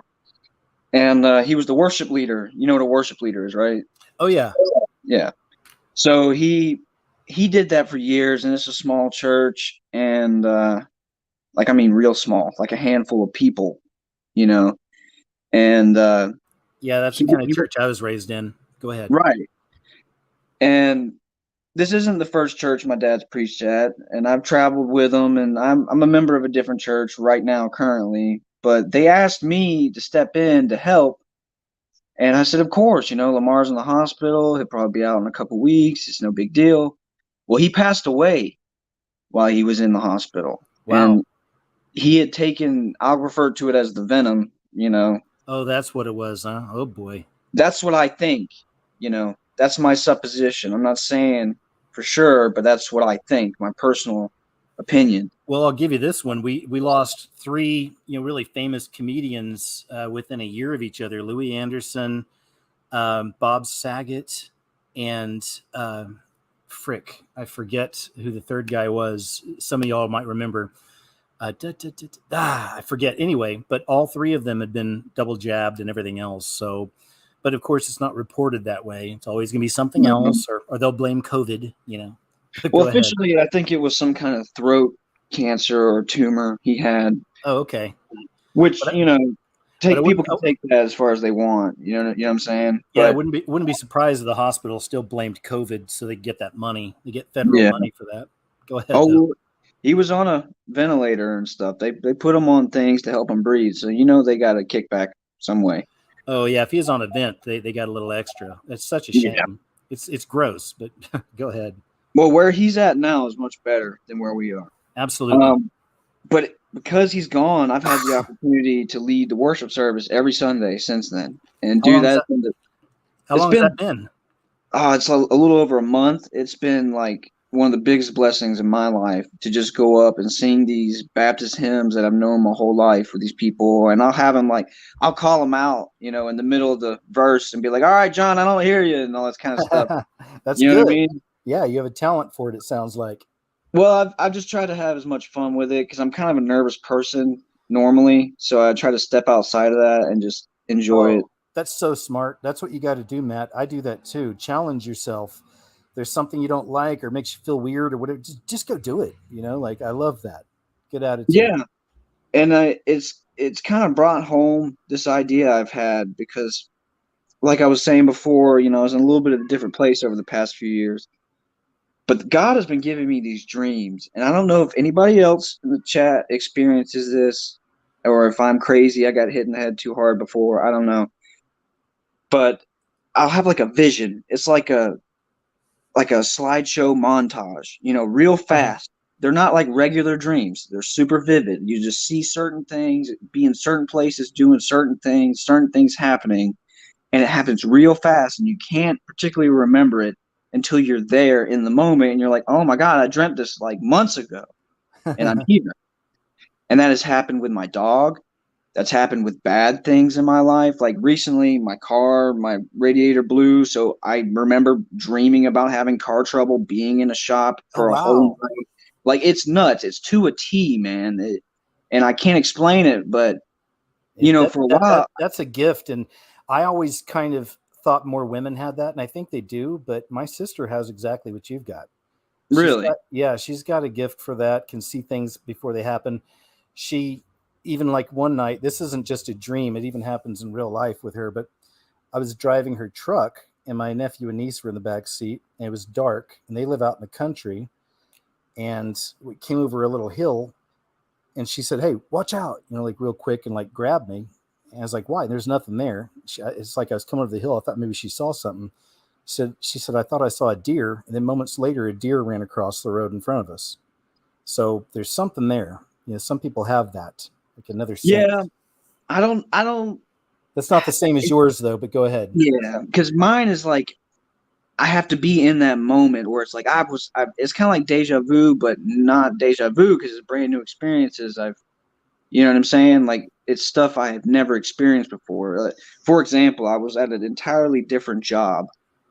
This is probably back 3 or 4 years ago, and I dreamt about my current job. I dreamt about getting hurt at work. I dreamt about working with some real jerks that I've been struggling working with. You know, these people I've never met. A buddy of mine getting a girlfriend, and you know, there's a stepchild now for him and his own family. And you know, it's just these things lining up that it just seemed like an off the wall dream. Like that's crazy. You know what I mean? And it all ended up happening. So that kind of brings me to one I did have that wasn't so good, and it's kind of in regards to like the Venom thing. And you know, don't take this to heart, people. You know, this is kind of for me. I've also had bad nightmares throughout my life. This could have just been one of them. But I had it's like a small little snippet of time where the people who had gotten these things, they were almost like brainwashed and extremely aggressive. Not like 28 Days Later or The Walking Dead or anything like that, but just like foot soldiers for the cause. You know what I mean? I do, because a lot of people have had dreams kind of like that about the potion, by the way, and that people have a hive mind in these dreams. And there's one I put in a video a while back. They saw people running on all fours like they were animals after others. Oh, geez. Yeah. So go ahead. Well, it really struck me because it was my mother, and she was kind of like pushing me to like, I can't really remember the context, and I hope I never live it out, but she was like pushing me to like submit to whatever this was. And it just really hurt me because my mother's never been against me. She's always been on my side. Same thing with my dad. We butted heads, but he's always had my back. Yeah, same. And, you know, they both got it. We talked about this last time. We were talking about how our parents both did these things, and it's my whole family, man. And not to mention their health has started to take a turn, most of them, you know, not for better either. Yeah, and I'm seeing that too. it's just a strange confirmations. And, I definitely was one of God's black sheep and wayward children, but as more things are happening, my faith is more and more increasing. And I just, you're going to be, those are the best warriors for the Lord. Look at some of the apostles and their lives before they found Christ. So yeah, man, that's the way to do it. He finds some of the roughest, toughest people on the edge, that never would have thought about him. And then they turn into like his greatest warriors. I hope so, brother. I hope that's the case, and I just wanted to share that. Thank you. I don't really know where to go anymore with that, but I hope other people are going through things and they're going, oh, well, I'm not as crazy, as I thought. No, man, you're good. You helped somebody. That's what's so great about these, is just hearing your stories. And I know they're reaching other people and helping them. So thank you for sharing it. Do we have any more time? I don't want to take your time up. What do you got? I'll go a couple more minutes. Can we just say a prayer together for everybody? Absolutely. Why don't you go ahead? All right. Heavenly Father, thank you for your grace and mercy. Lord, I pray for everybody that is listening and watching tonight, that you will touch their lives, and those that have called in and who are struggling, Lord, that you will bring them comfort and peace, and that your saving grace will work in their life like you worked in mine. Lord, I pray that you keep us all safe and protect us and guide us within your plan for the purpose of our lives, Lord, that we will further the kingdom and that we will fulfill your will for all of our lives and bring others to your saving grace. In Jesus' name I pray. Amen. Amen. Thank you, Matt. Great prayer, man. I appreciate that. And I appreciate you. Hey, you're welcome, man. And keep killing it over there in the song service, being a light. And it's a pleasure, man. You're a warrior, buddy. You're good. We're good. Well, I'm looking forward to talking to you next time. Hey, I promise I'll do one sooner than, I think it's been like several months. I'll do one sooner this time, but I look forward to it too. And I want to hear how everything turns out for you. So God bless and thank you for the prayer. Yeah, God bless you, KJ. All right. And don't forget your email, man. Put the email out so we can send you stuff. I will. Here's the scariest movie ever at Gmail. Send me something. All right, you got it. All right, take care.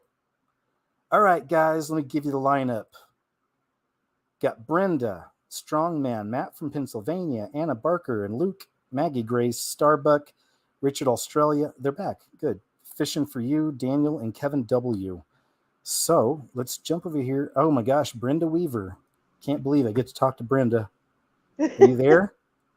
Yes, I'm here. Man, hey, thank you for being so great online and being you're praying for people and being encouraging and just being so awesome. Thanks. I see it. Well, we need to be encouraging right now. That's important. It is. And Brenda, do you mind if I can get a little bit higher volume on your side, just in case? It's coming in just a little low, and I want to make sure that people hear you okay. Is that better? Yeah, that's better. Okay, I'd turn up the phone. There you have it. All right. So I want to thank you. You really, with all your research and stuff, and you helped me to tell people about the things that are going on. Thank you.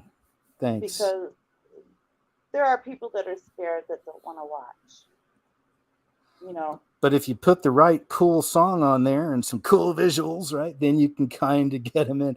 That's always, I think about that a lot. That's why I try to make these entertaining as well, as, get people excited, bring them in. People who normally wouldn't think of this, be like, yeah, it's a cool song. Well, it's a weird picture. And next thing you know, they're finding out what's up. Oh yeah, that definitely might bring some people in. The music's awesome. I love it. Thanks. I've never really gotten into all that, but I'm really sounding it. I'm an art I'm an art school kid, so I'm into all the weird music and underground stuff and crazy movies. Yeah, I was too, but mine was a little bit darker.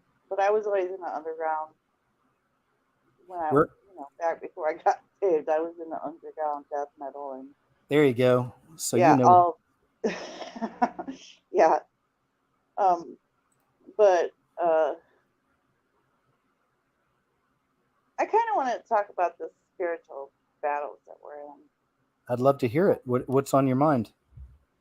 Well, before I was saved, part of this is part of that. It's actually all part of that. Yeah. But I was into the occult and drugs heavily. And I know we talked about this before, but I never really got into it. Yeah. The spiritual battle that we go through is real. I mean, there is real spiritual darkness out there, through Satan. He just wants to take us out. Yeah. So, even if we're,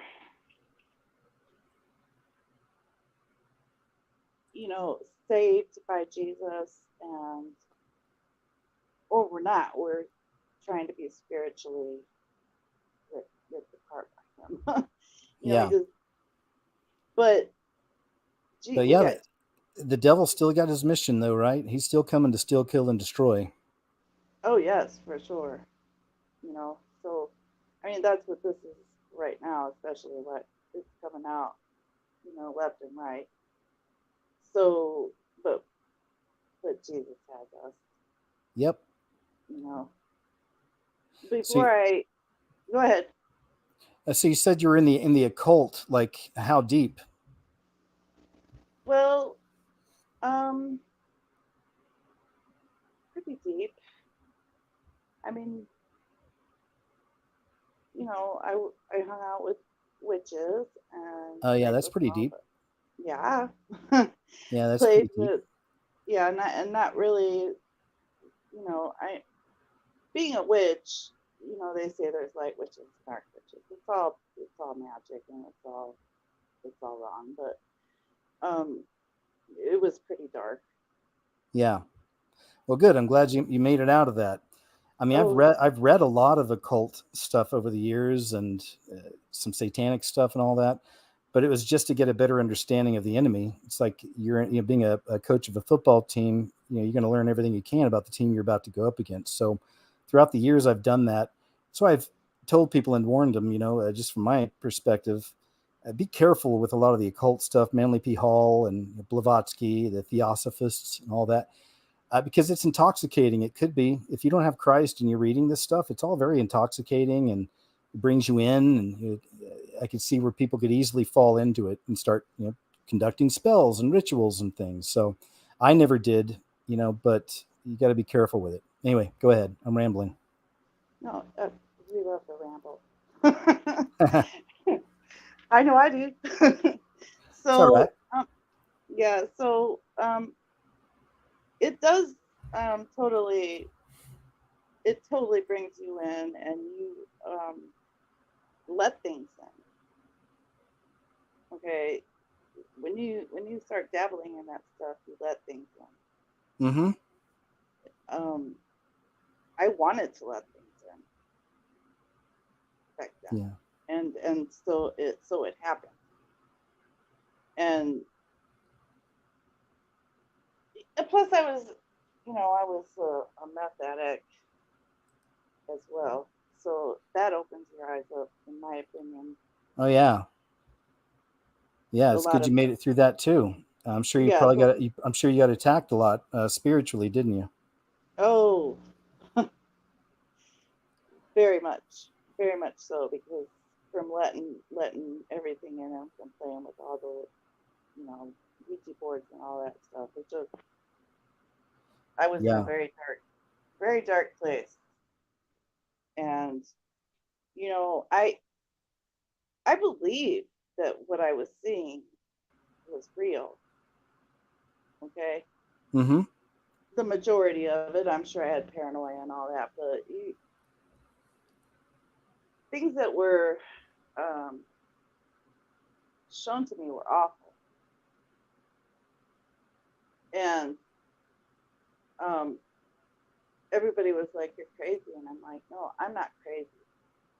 I'm high, and I'm seeing things, But I took a picture one time because everybody was telling me all that, and I took a picture of a shadow person. I mean, right next to me. Yeah. Yeah, I wish I still had that picture, but I'm glad I don't, kind of. But Yeah. you know, Yeah, you got to be anyway, careful because they can attach themselves, right? So definitely. keeping a picture around of a shadow person might keep that shadow person hanging out with you. Yeah, yeah. Well, they can stay away now.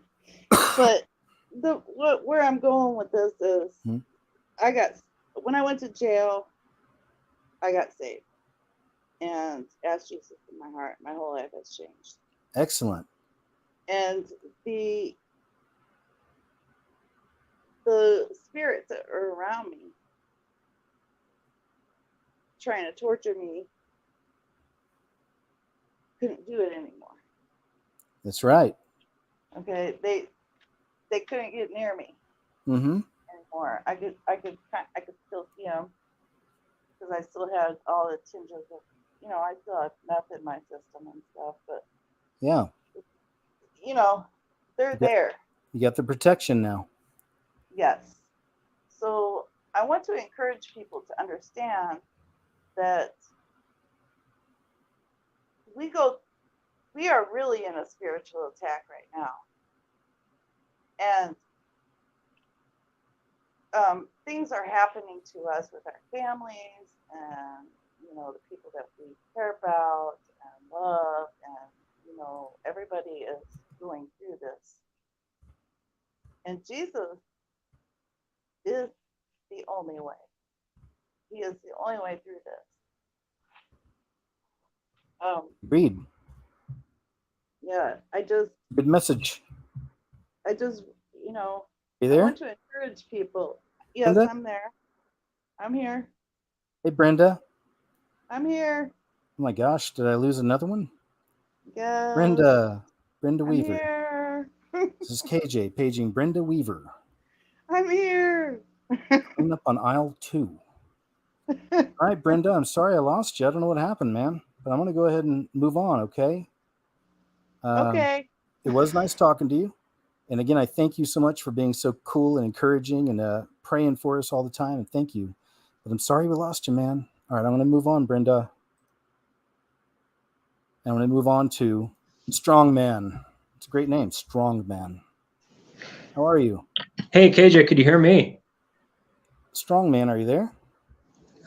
You're having a problem with your show. Yeah, I don't know what happened. What happened? Could you hear me? Oh, yeah, I can hear you now. Okay, yeah, I guess the lady, she was speaking. I guess you couldn't hear her, though. Oh, yeah, no, I couldn't. For whatever reason on my end, it was completely dead.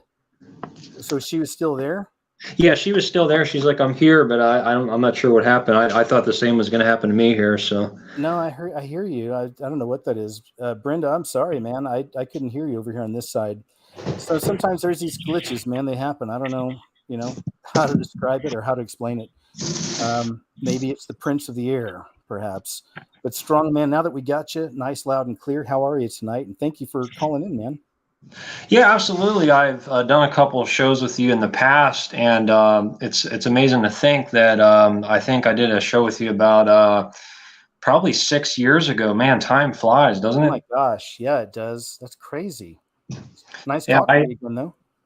Yeah, I first, I would say I first heard of you, man, probably since 2014. I was out in California at that time, and I know you lived out there too, and there's all kinds of interesting things out there. Oh yeah, And, you can find anything you want out there for sure. Yeah, and I've been a Christian myself for about 20 years. I was strong, I would say the first, I'd say a good year. It's always that first year you're just on fire for the Lord, and then certain things happen, and then you just get caught up in the world, or just get distracted, and I kind of just fell away for many years, not too horribly, but just wasn't really focused on the Bible and living as a good Christian would. And but I would say for about 3 years I've been strong. The Lord brought me back. I had to suffer through some different things, and then COVID hit. So it's just a bunch of things happened in my life all at the same time. And Yeah, I just wanted to say, man, thank you for everything. You've been very consistent, and it's rare for someone to just be on here, for years and years, just spreading truth. So thank you for that. Man, thanks a lot. I appreciate it. Thank you. Yeah, absolutely. A lot of things to talk about now. I don't want to say the word, but I'll just use the word jabs. Speaking of that, I think that COVID really brought to light that whole industry, and it wasn't just the COVID jabs that have been all messed up. I mean, what they've been doing for several decades now is just horrible, and I think this is gonna wake people up to this, the whole jab industry. We get jabbed from the time we're right from birth. From birth, you bet. I believe I believe a lot of my problems actually came from that. I had learning disabilities as a child. I remember having asthma, and I always wondered, why did I have these problems? And now it makes sense, because I think the jabs have always been an agenda, not just COVID. I mean, they always have. Yeah. And let me add something quickly, strong man, is that my last uncensored show, I think I showed this. I do an uncensored show, if y'all didn't know, on Rumble every Monday at 2 p.m. And so check out my Rumble channel sometime. But on that show, I showed a clip of a doctor that was talking about what we're talking about. He was showing adults compared to childhood vaccines. So he had this whole study group, and it was people who had the vaccines as children, and then there's the ones that didn't.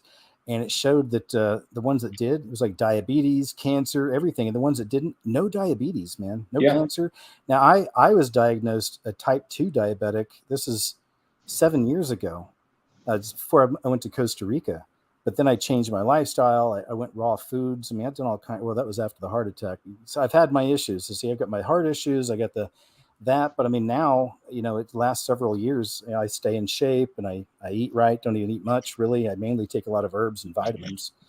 And, you work around it. But point is, that kind of blew me away too. So you're right. This has been an agenda from the beginning. Go ahead. Yeah, I think COVID was just like...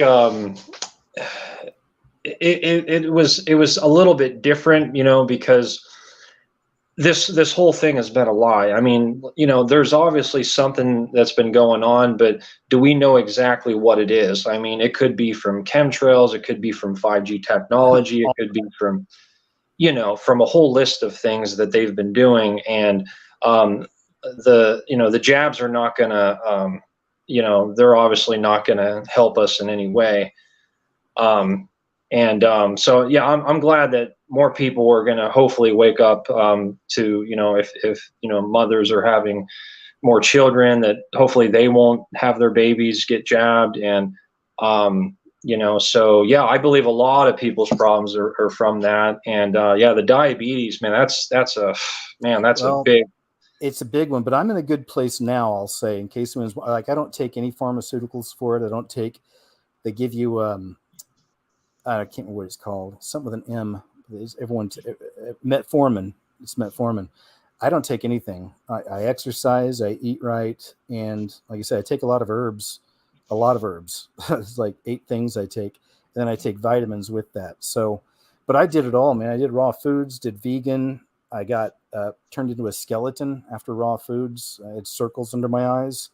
So I've been through it all, but I changed my diet and changed that. This isn't about me, just letting you know. But go ahead. Well, I learned a lot about diabetes. I actually just lost my cat about 5 months ago to diabetes, and she was a perfectly healthy cat, and things change really quick. So I learned the diabetes industry. I can't remember exactly the numbers, but I don't know if this is just for humans or if they're combining with animals, but the diabetes industry is a multi-billion-dollar industry. So they definitely want people being diabetic. Oh, sure. the insulin is, it might help, it might keep it under control, but it's never going to heal the pancreas. It's never going to, Nope. Yeah, my uncle died about 4 months. No, it's a little longer. He was down in Texas. Same thing. He was on dialysis for just like probably a good year before he died, and that's just miserable. But yeah, you're right. They give it to us, and then they give you the quote cure. Yeah, my cat suffered a lot, so I saw how bad it could be. There's many different things that they need people to be sick, and I think the hospitals, like you said, maybe a long time ago, there were some good doctors and whatnot that they want to help you, but nowadays it's pretty clear that most of the doctors and the hospitals are they're in it for the money. They're in it to make the pharmaceutical companies more rich. So in a way, COVID was a good thing as far as bringing to the light what has been in the darkness for decades. I remember watching documentaries about holistic doctors back in like the 20s or 30s, how they were silencing them and saying, hey, no, you have to sell our drugs. I mean, this has been going on for a long, long time. Long time, you bet. Erin Andrews from Health Nut News got some great articles over there. Check out the site, guys. But she's covered for many years all the holistic doctors who are being suicided, who are coming up missing, who are dying in strange accidents. So yeah, they're totally coming after him. Go ahead. Absolutely. So yeah, I mean, even from listening to some of the callers, it sounds like a lot of people are waking up. Even ones that maybe not atheists, but just people that are kind of on the fence with being Christian. I think a lot of people are understanding that they're not telling us the truth. I mean, sure, people are dying of something, but is it more in 2020 than previous years? Apparently not. From what they have finally admitted, that the numbers are not any more in 2020 or 2021 than it was in 2018 or 2016 or whatever. So yeah, I mean, a lot of people are understanding, yeah, something's not adding up. So that's good that you're a little older than me, so you remember back in like the early 2000s or maybe even the early 2010s, like 2009, you didn't really talk to many people that are really like part of the truth community. And there wasn't much of one. Yeah, it was more like there's 9/11 truth, but that was about it. Yeah, exactly. So I think more people now are just really looking for something. And I think, during the time of Jacob's trouble after the rapture, that 7-year time frame, I think according to the Bible, I believe there is a great multitude that does get saved at that time. So I think a lot of the atheists of today, probably during that time, if they are there during that time, I think a lot of them will actually turn to Christ, and it's going to be, it's going to be some time. It's like we were talking about earlier. Those guys and gals that were atheists, they'll be some of the best, strongest warriors for Christ ever in those days. Yeah, absolutely. It seems like the Lord always uses some unique people for His glory, and I was just talking about this with someone. How the prophets and the great men of the Bible. These were just common men, simple men. They weren't part of the elite or. And unfortunately nowadays, speaking on the church buildings, I think that's another issue is, you're part of that generation with me, how like they just told you, you got to go to church every Sunday. And, and that's been going on since my parents' generation, my grandparents' generation. It's like, to be a good Christian, you have to show up to a church building. And I've really learned a lot from a pastor on YouTube. He kind of went off there. I guess they were messing with him I don't know if you ever heard of Brian Denlinger, King James Video Ministries. Gosh, no, I haven't. Okay, I think he just changed his name to Born Again Barbarian. But I've learned a lot from him, and there's other guys as well. But yeah, this pastor, if you want to look him up, he talks all about the church buildings, and he was once a part of it. And now it's like, it's very obvious that, the church buildings are a business, and many of them, And a Yeah. lot of them have a pyramid and sun structured into the building, and that's an obvious. But go ahead. Sorry, just throwing that out there. Yeah, absolutely. Yeah, that too. Yeah, and he brought to the light that a lot of these churches are actually under 501c3, I think it's 501c. called. You bet. That's a big And issue. yeah, so they all kind of had to bow down to the government, and any body of Christ, any Bible believing church, would listen to the Lord over government, and that's why you can't really be tied up with them if you're really going to preach the gospel. And I also do believe that the King James Bible is also the real version of the Bible. Another thing is a lot of the newer versions of the Bible have actually been corrupted by the Jesuits and the Catholic Church. And I think these are the people that are really controlling all these groups. I think, the Illuminati and all these other groups are kind of just under them. They're kind of a distraction of, who's really pulling the strings, the Bible talks about in Revelation, there's this great city that kind of controls the kings of the earth. Mm-hmm. And I'm really convinced now that city has to be Rome. I mean, because, and it makes sense, the Roman Empire into the Roman Catholic Church. And you know that every president has to go visit the Pope, right? Exactly. And they always stand in front of that massive painting of Lucifer. I've shown that in videos in the past.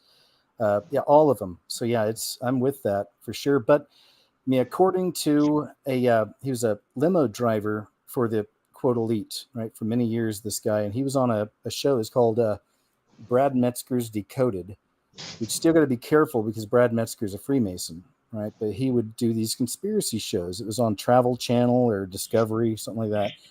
But he did this one. It was pretty interesting. And apparently it was, like I said, limo driver. And the guy was talking about, the Illuminati and all this stuff. And he said that what it is that at the very top of all this, there's a group called the Council of Nine.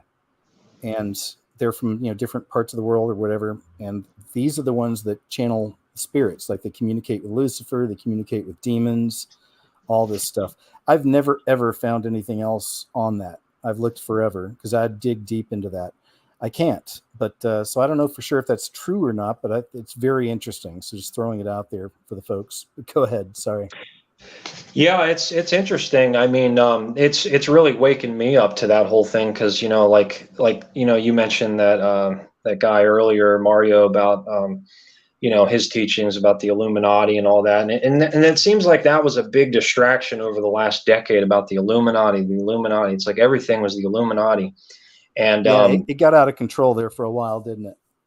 Yeah. And I really feel like, the truth community or pastors really need to be calling out who's really pulling the strings. It really is the Jesuits and the Catholic Church and the popes. I mean, these are the people that are, look at all the crusades they've had. If you go into, the South Americas, Mexico, Spain with the Philippines, and they're all Catholic. And, the native people of these nations had nothing to do with Catholicism, and they had their crusades. And, with the Muslims, from what I understand, 9/11 was another excuse for the Romans to have another crusade in the Middle East.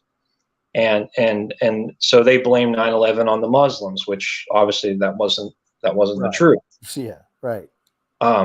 So yeah, it's so hopefully that will be taught more going forward, and I think it will be. It's just, I think like you said, I think just the Illuminati was just a huge distraction, and people took it too far, and that was where we get back. I mentioned Vigilant Christian earlier, but people like him, and there's many others, but it's like, and I started off with Illuminati talk years ago before people were talking about it. Yeah. So I got to live with that and then see it become like everywhere before YouTube started censoring everybody. And, people just getting, hundreds of thousands, and everything's Illuminati. And that's why you don't see me. I still mention them from time to time. I do what I do. It's still a factor. It's still important, but I'm not going to label everything. The Illuminati is going to, you got to it got burned out, man, which sucks, you know, but I mean, it did kind of get burned out, but still it made us have to find a new way to move on and still get the right information out. And not everyone could do that. There's still some people out there just Illuminati, like every video, you know, like one clip of something, and then it's a 20-minute talk, which is fine, I guess, if people are with that. Anyway, I'm rambling, but Strong Man, we've been going for a bit. Is there anything else you want to share before we go? That's mainly it. I just really wanted to bring to light about the Catholic Church, and I think COVID-19 really proved that there is one city or one group of people that kind of controls the kings of the earth or the governments right now, and so that was mainly it. And obviously the nation of Israel, that that's the Bible is, it's all about the Jews. I mean, the Old Testament was, and unfortunately they're they don't believe in their Messiah, but obviously when the time of Jacob's trouble is referring to the Israel, and so I just want to pray for them, and I do pray for everybody that God God loves us all, and he wants all of us to come to Christ. Unfortunately, the Bible does say that there's not going to be many people that do make it to be with him for eternity, and it's sad, but yeah, I just keep praying that more people will learn the truth, and yeah, that's about it. Sounds good. Well, thank you, Strong Man. It's always good chatting with you too. It's nice talking to you again. Yeah, absolutely. Well, God bless you, man. Hey, you too. Thanks again, and take care. We'll talk to you next time. Okay. Yeah, sure. Okay. Take care. See you later. All right, guys. Y'all in chat. Thank you. We're in the holding cell, I guess. No, the holding room. Thanks for your patience, guys. I got Matt from Pennsylvania right there. Thank you, Matt. I appreciate you, bud. How you doing? Not bad, KJ. How are you? I'm good. I appreciate you waiting. Thanks. No problem. It's really cool to talk to you. This is the first time I've gotten to talk to you. Good. I've been watching you for a few years now. You and Call for an Uprising pretty much woke me up to the truth of the world. And thank you. And it's been great listening to you guys, and just I feel like a lot of people, like I've tried to help, expose certain things to certain people and whatnot. And I think a lot of people are just more comfortable living in a world like that where their little bubble is comfortable. So they'd rather live a lie than work to know all the truth, and whatnot. And it's pretty sad. And they turn against us, like they can. Yeah. Some people get mad at you for trying to break their bubble. Yeah, but I mentioned before, it feels like we're living in a world where some of these people are in a fish tank. You're standing right next to them. It's like you see them, you can kind of communicate, but there's just no real getting through. So I'm with you. Yeah, like sometimes, my wife and I, we work in a factory, and we'll sit there and know things like 6 months or more ahead of time, and then you'll start hearing people in the break room talking about it, and it's just like, they'll never listen to you though if you said it 6 months, a year ago, and they wait till they hear it from Biden or something. Right. I saw it on the news, so it's gotta be true. Yep. So yeah, man, it's just really cool to talk to you, and it's really cool to be in this community and see all these people, and because when I'm lucky enough to have my mom and my wife, the two closest people to me, are both into this too. Oh, so that's great. Good for you. Yes. So I'm real lucky there. And, it's really cool though, because most of the time you feel so alone, and it's really neat to just be in here and talk to you and listen to other people talking, and, just like-minded people. Yeah. I love these things. And man, you really got it good.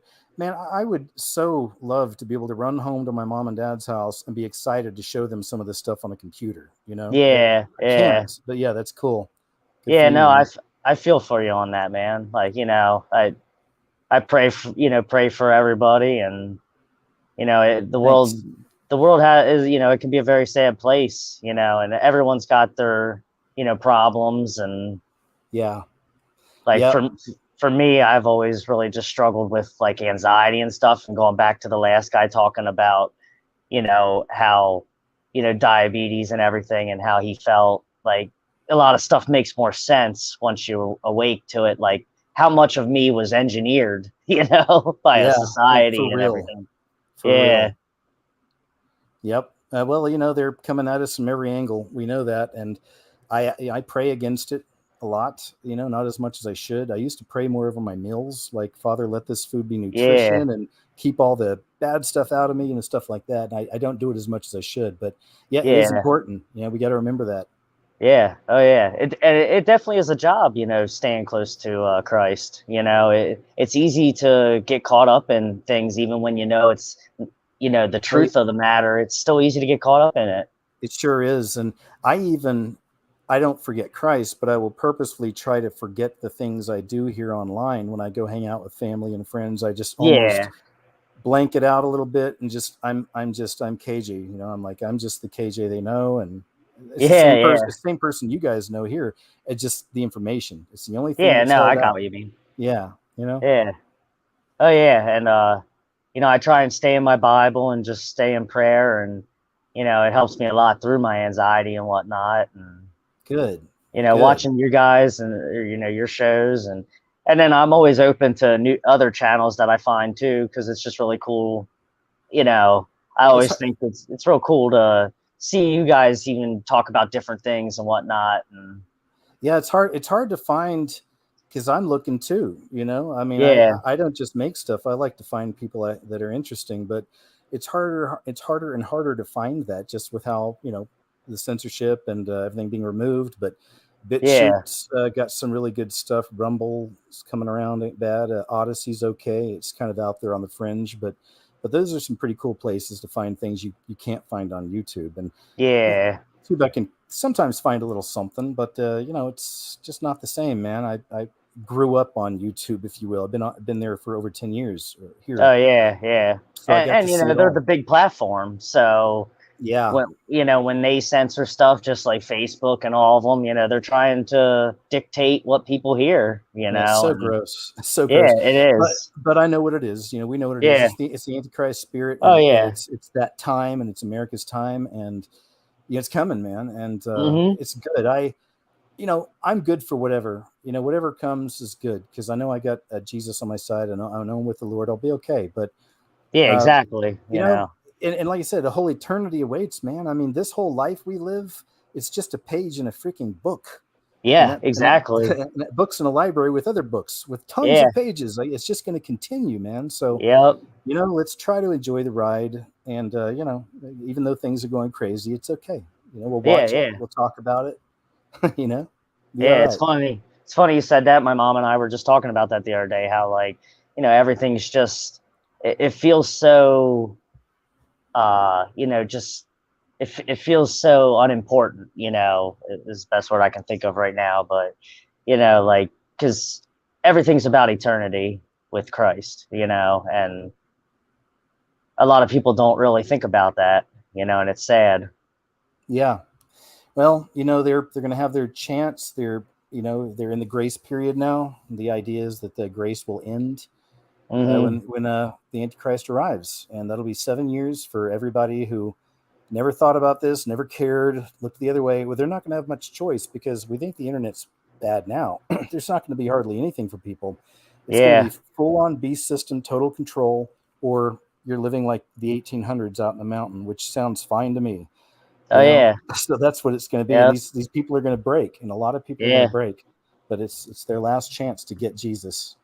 Yeah, we've heard recently little Billy Gates, or little Billy Gates. He's so naughty.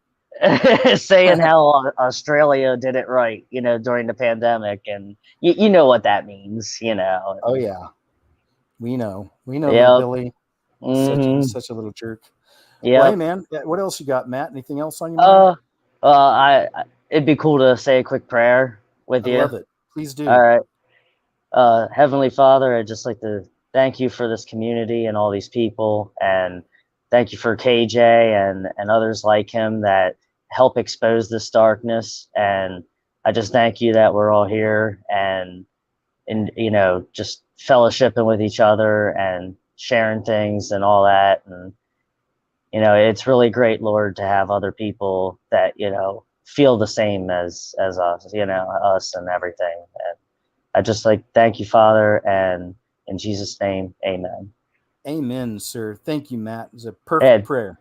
Hey, thank you, KJ. It was good talking, man. You too, man. Take care, okay? We'll see you next time. Hey, you too. Yep. Bye-bye. All right, moving on, guys. Another good one here. Let's switch up the background. Maybe we'll do... That one's pretty cool. Here's a newer one. It's not bad.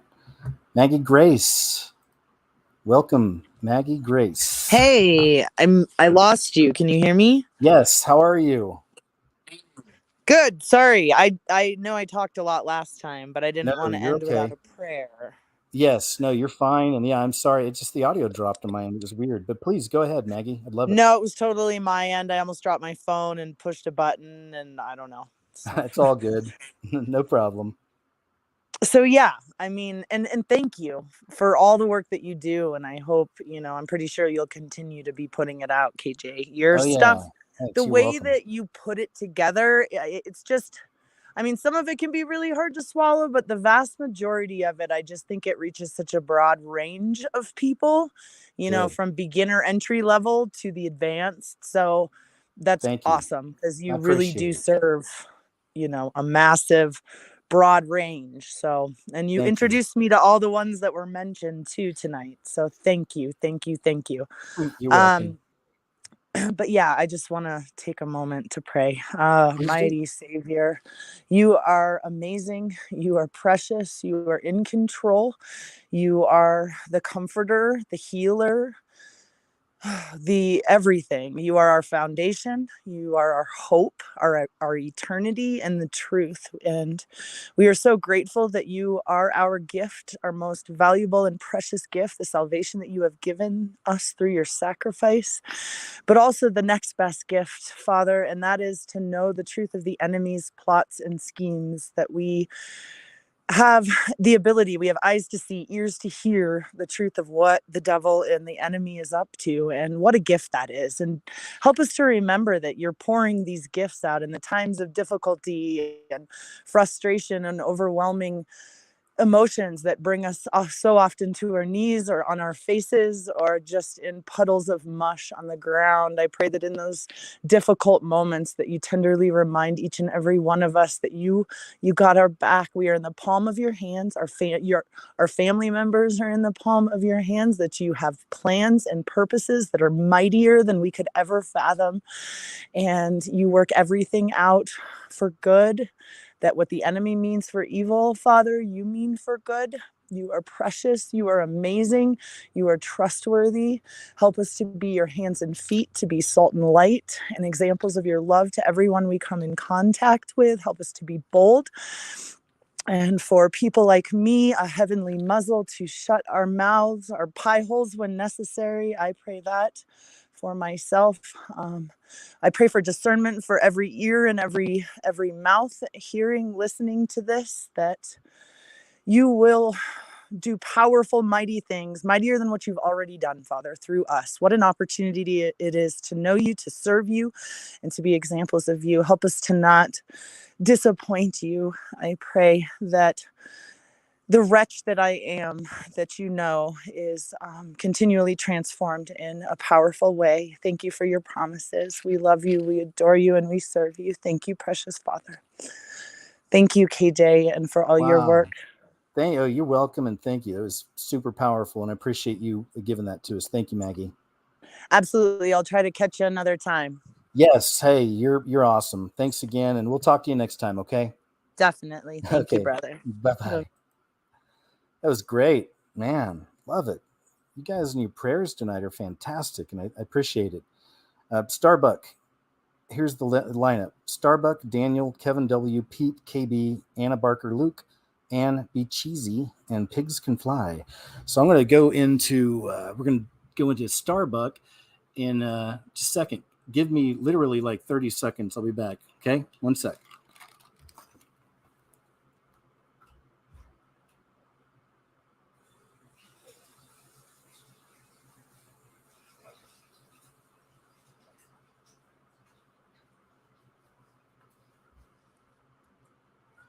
What? Come on.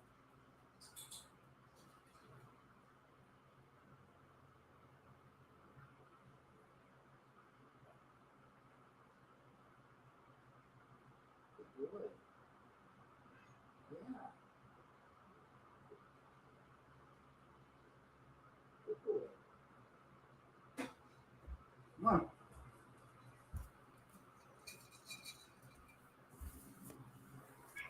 Yeah. What?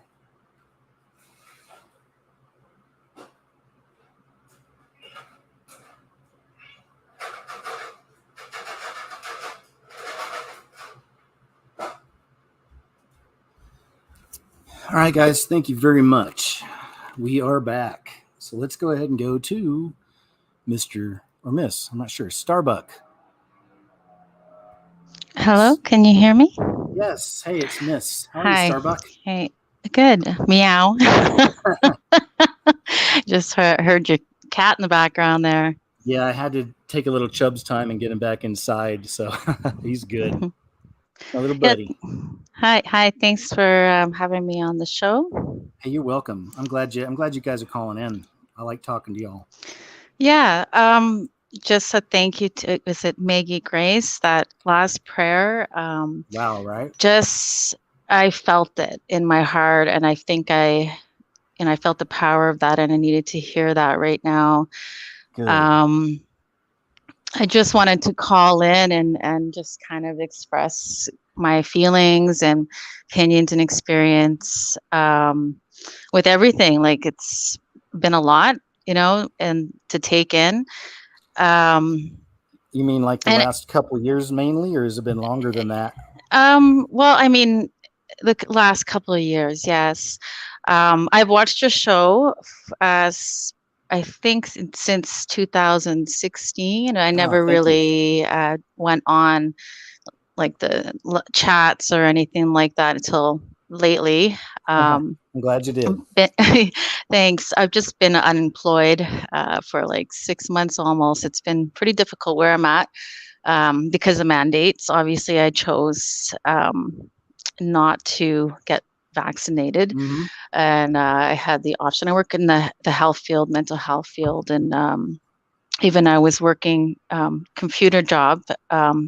Still, they wanted me to, take that swab. I don't trust anything. So I had a lot of pressure from the executive, but I really pray about things. I follow my intuition.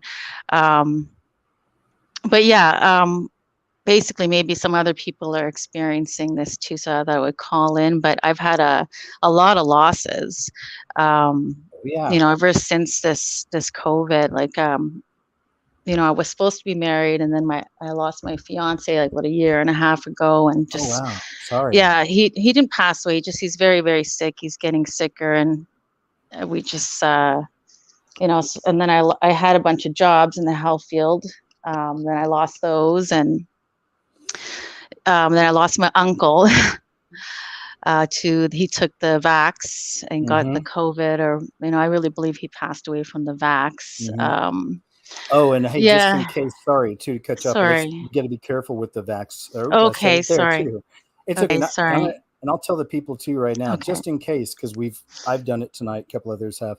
As soon as this is uploaded tonight, I'm gonna upload it to BitChute also, and then also to the scariestmovieever.tv, just so people know, just in case. But go ahead, we're good. Yeah, sorry about that. No, you're okay. I've done it too. Yeah. So I just lately been like, I mean, maybe some prayer requests would be great, because I'm not even sure if I'll have enough for rent for the next 2 weeks. I might have to move. It's just been struggles, and I've gone through things like that, and I've had faith my whole life, and God has taken me through things. But lately, I've been hearing a lot of either it's my angel or it's God, but let go, and I've been hearing it a lot, like loud, and I've been reflecting on it, and I think it has to do with our life, everything that we had before. Like I want to get my life back. I want to go back into art. I want to do the things. I was very active. I was a dancer, and I worked a lot. All of that was taken, has really taught me to live day by day and trust God. And but I feel like I let go is we're not going to have that. We can't, like, to try to grab that again. It's not going to happen. You got to keep going forward. And I think our lives are going to be a lot different. Since October, with that monk at, I can't remember his name, but he was talking about what's in the V. I just kind of feel like it's been a real reality check. Like, I've been faithful my whole life. My mother's was a theologian, and she prepared me. She always told me about this, and I never expected Like it the to end be days? this. Yeah, all my life since I was a kid, I had faith, and my mother was very religious, and so I always knew about it, but I never was prepared for one thing. Two things that were shockers for me was the discern. I never thought that they would have done what they did. My opinion is that they opened that portal and changed the time, and I never thought that. And then this whole thing with our DNA, and that has been like since October. I've just been like, knowing this my whole life, even knowing it, and I never expected that. And I think it's been hard because I feel like I've been kind of sometimes like, it's a lot of information, and then sometimes I'm crying about it. And because I feel like all these people I know, I love, and what's going to happen to them. I know I do have a few people around me who are awake, which is great that I'm not completely alone. Yeah, that helps. And, just feeling like, I'm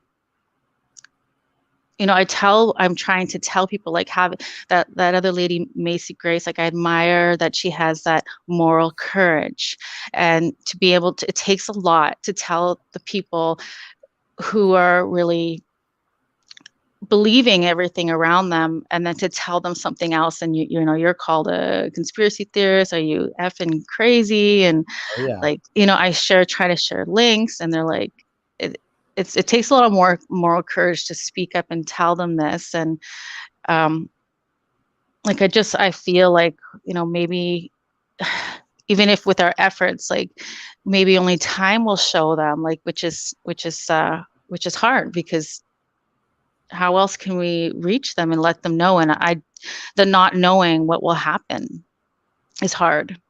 It is, and we've kind of covered that topic a few times tonight with some others as well. That it's tough because you're looking right in the eyes of people you care for and you love in some cases, and like I said, it's like being on the other side of an aquarium. They're still completely lost. And for me personally, doing what I do for so many years, I had to give up the idea that I could save them all, or whatever. I gave it up a long time ago. My attitude has always been, I'm just going to do this, Lord. I'm going to pray that you make sure it finds the right people, the ones who really need it or whatever. But even with that, I know it's a lot to take in. I guess I don't want to seem callous, but obviously I'm going to have some barriers up because I've been doing this for so long. But I just kind of accepted a long time ago, that we really are walking around some people that are dead already, and a lot of them are going to go to hell, and it's not a fun thing to think about. It's not nice. So that's my motivation to keep doing what I do and trying, but never stressing myself out thinking, oh, what if I could just reach this one, or what if I just like, you can't. You'll drive yourself crazy. You really will. You'll drive yourself crazy. So I know. Go ahead. Oh yeah, no, I mean, I agree with you. And like, I guess it's been like months, like, that I've had a lot of time to think, being unemployed, and just like thinking, all that effort. And I'm at the point of like, I believe in the power of prayer. I've seen the power of prayer and answers, and like, we can have the moral courage to say something. But I really think that now is the time we really need to repent, fast, and pray for these people, like, because it's hard to open these people's eyes, even if you show them the proof. I mean, we have to have the hope, right? Like, we have to have hope. Yeah, that's why I just wanted to call to say, just explain, how I'm feeling. And I'm sure a lot of people are feeling the same things. I know they are. Maybe are going through a lot, and just trying to have hope and to get through. Like, what next? Like, I feel like there's another thing that's happened, like another thing, like it just. But I do believe that God has me. Like I will be okay. Like that's where faith and Good. trust comes in, and I do believe that. And I do go through doubt. I mean, I'm not perfect. I go through doubt, and I think that that's part of the spiritual warfare we struggle with, and that God doesn't love us, and that that guilt and all of Oh that, and yeah. Get rid of that. and yeah, and so I Got just to gotta get rid of it. yeah. So it is a spiritual warfare, but I don't want to keep the call too long. I know you got other people, but I did want to share a dream that I had, if that's okay. Of course. Yes. Yeah. Yeah. So I just wanted to share, like, I've had, like, since I was young, I had visions, but lately they've been coming back, like a reoccurring dream about the ocean and the West Coast coming up, like a huge wall of it coming up. So I've been having that again the past maybe year. It's coming back. Wow. Yeah. And I did dream about in New York. There was this was like a very vivid dream of a bomb, a nuclear bomb. It was set at 666, like the timer went down from Oh wow. 666 down to, and I witnessed it. You know how you can kind of witness a dream, Yeah. and it went down and they exploded in the ocean. Oh my gosh, you really have that. See, a lot of other people have had that too. Yeah. So, and then recently, which I saw one of your videos, like, yeah, that was like, wow, that's what I dreamt. I dreamt that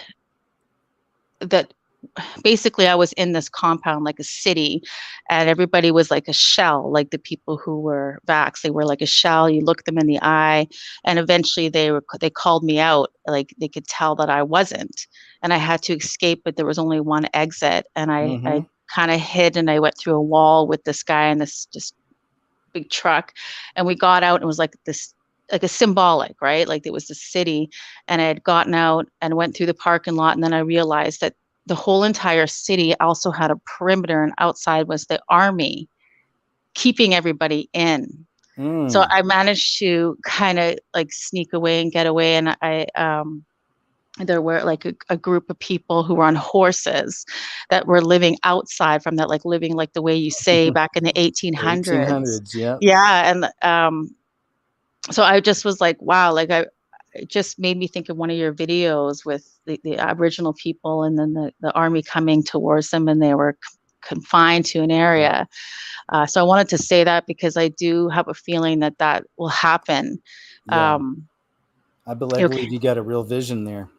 Yeah. So anyways, I don't want to keep talking too long. But no, you did great. I'd like to pray for you before you go. I know the people in the audience are praying for you too. I've seen it. But I'll just say, real quick here. Heavenly Father, our friend here tonight really needs you now and needs a miracle in her life. She's going through a hard time right now. I know she's already been asking you about it. So we just want to ask you again, Father, please lift her up. Help her out in this time right now of need. Anything she needs, Father, please be there for her. And we know you will. And thank you. I love you. And in Jesus' name I pray. Amen. All right. Hey, I hope that I hope it helps. No, it'll help. It'll just be on his timing. Have faith. It'll be on his timing, and it'll surprise you. I feel yes. it. Thank you so much. God bless you. Thank you, everyone.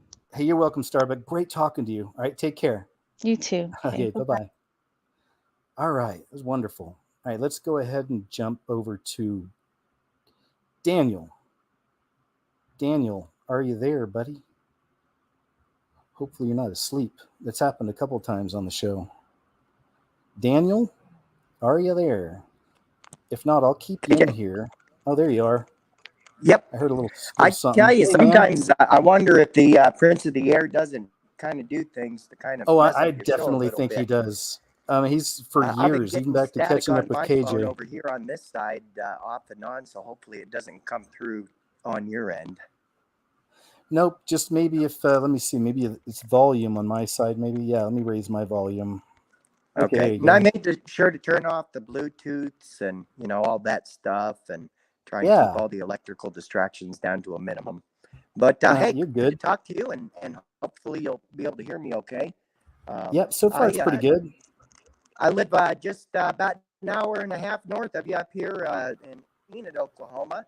Oh, nice. Good friend of mine out in Oregon told me about your channel early 2021. Oh, wow, and nice. I've been watching ever since. And, I can really just kind of relate to just about all of your callers. I think we've got a lot in common. And yes, I think so. We have a Jesus hype mind. I can see that we're all going through our own spiritual battles. The last 12 months of my life have been the worst just ever. I've had time, like there was a moment where I had 4 months where I was out in my garage bawling my eyes out for hours on end on a daily basis. It was just so bad, the things that have been going on. Oh, yeah. But I think we're all just kind of being tested, and I think we all just have to try and keep faith and carry on and everything. And, definitely. And we're all just gonna have to I don't know.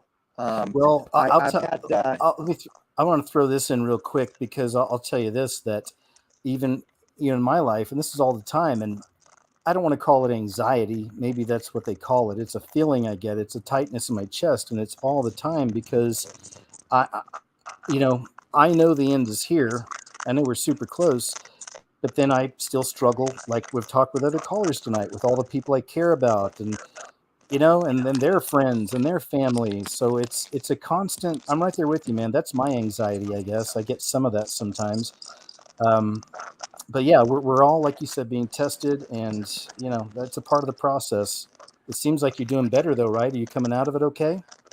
We're starting to come out of it, and I've been unemployed for 2 years now, and part of the reason is I refuse to get the swabs and and the other things, and so that's kind of hindered me a little bit, and I had a horrific deal where I had gotten this dream job up in South Dakota last year, and we moved up there, put our house up for sale, boxed everything up, spent every dime we had getting the house fixed up, ready to go, moved up there, and through no fault of my own, I lost the job within a month, and they fired me for this terrible, awful reason. And I know how that sounds, I got fired, but it really wasn't my fault, but it really wasn't. And we were just like, what are we going to do? Well, thank the Lord, all the houses, at the time were just selling within days, and ours had been on the market for 2 months. And the whole time we were up there, something just didn't feel right. Like that's where we were supposed to be, and boy, we got pounded back to Oklahoma pretty hard last year, and it was tough, but I'm sorry to hear that. Hey, and Daniel, I'm sorry to cut you off, but the audience is saying the audio is pretty cracked. It is really bad. And I don't move on to another caller then. It was just really thank you I'm so sorry, much for man. what you do, KJ. Well, no, you're welcome, and I don't mean to put you off like that. I mean, I even wanted to talk to you a little more because I got a lot of family up in Cherokee, which is up north. You know where Cherokee is? Yes. Yep. Yeah. So I have a fondness for that area. But yeah, I'm sorry, man. Yeah, the audio, I guess, is just a little rough for people who are having a hard time hearing. I'm making it out mostly, but I'm sorry, Daniel. But hey, let's try it again next time because I'll do another one here soon, and we'll try again. Okay? Yes, sir. But, have a good night, KJ. You too, and good luck with everything, man.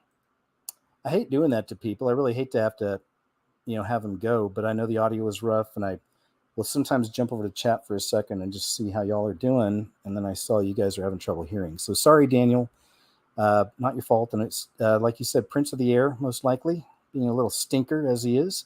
Yeah. Jumping over to Kevin W now. Hey, Kevin. Hey, man. Hey, what's up, brother? Oh, not much. Good to talk to you. Good to talk to you, man. How's it I'm going? going to take it way back. First off, I want to start off by saying I thank God for you and for the work that you do and help them wake people up to the truth, because everybody is under severe deception by the enemy, prince of the power of the air, Satan. He has many names. But you helped wake me up back in 2012. Oh my gosh, you're going way back. Now we're talking Anthony Patch, Oh Richie yeah. Boston, Call for an Uprising, Face Like the Sun, Days of Noah, Enter the Stars, Casey. Awesome videos. Yeah, we're some of the last ones left right there. You just listed off. Yeah. Vigilant Christian, if you remember him. Oh yeah. But I was wanting to tell you that I don't know if you've seen it recently or not, but have you seen the video that came out called Watch the Water? I did, and I addressed What do some you of think it. about that? Because this man is saying what's in the jab came from a Chinese crate and a king cobra. They mixed it, wrapped it in, black goo, programmable matter, encoded it with, I don't know, they said it was like crystal DNA. Yeah, I don't know, man. I'll tell you this. I mean, honest And feeling it on it. attaches itself and changes your DNA. Well, I mean, the thing is the vaccine's already changing their DNA, right? So there's right. I watched the Watch the Water thing, and I'll just be honest, is that my overall feeling right after watching it, I pray about everything, was that I felt just kind of a distraction, and I felt like I don't need to dig deep into that. I'm not going to go crazy on it. Like, I need to focus on the things I can prove and what I feel like matters the most. But the Watch the Water thing, people got mad at me because I said I'm not crazy about it, but I'm not throwing Dr. Artis under the bus or any of these other, because Dr. Artis has put out some really good information on other things as well. All right. So it's just my overall vibe on it and feeling. Maybe it's because Stu Peters made it like a dun da da da dun da da da dun, like a big production, Right. I don't know, man. But yeah, my thing is I'll dig into it a little later, like I do with everything. When stories come out, I don't immediately make a video. I sit there and wait. The only thing that made sense to me about it was Satan, the serpent, and it wouldn't shock me 1 second if that was also encoded. Perhaps. I mean, it makes sense. It's like the thing is, living in this world the way we do now, where everything's a lie. It's easy to, and like I said, when he said the serpent thing and the symbol of the devil, I get all that stuff, but I don't know, Kevin. Honestly, I need to go back and look at it again and just kind of revisit my feelings. I'll do it in a few weeks. What's on it? That's all. But it's just, like I said, I feel like there's enough happening right now that's so serious that's real and that we can prove and show people. Right. That's what I'm going to do. Everything that was in the dark back in the early days, as I was talking about 10 years ago, 5 years ago, 6 years ago, they're now coming out and telling you New World Order. It's a manufactured food crisis because Henry Kissinger said who controls the money controls the country, who controls the food controls the world.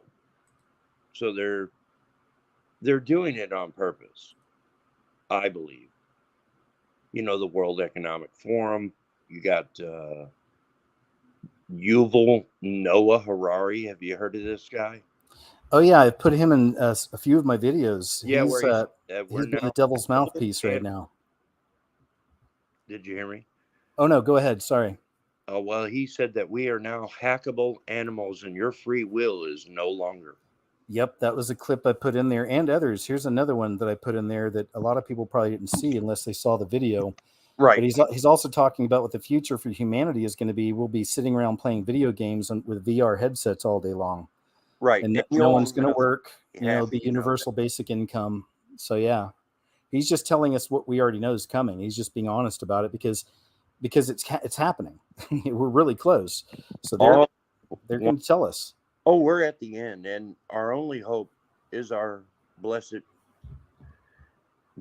We're looking and watching and waiting for the glorious appearing of our blessed hope, our Lord and Savior, Jesus Christ. I mean, he is your only hope.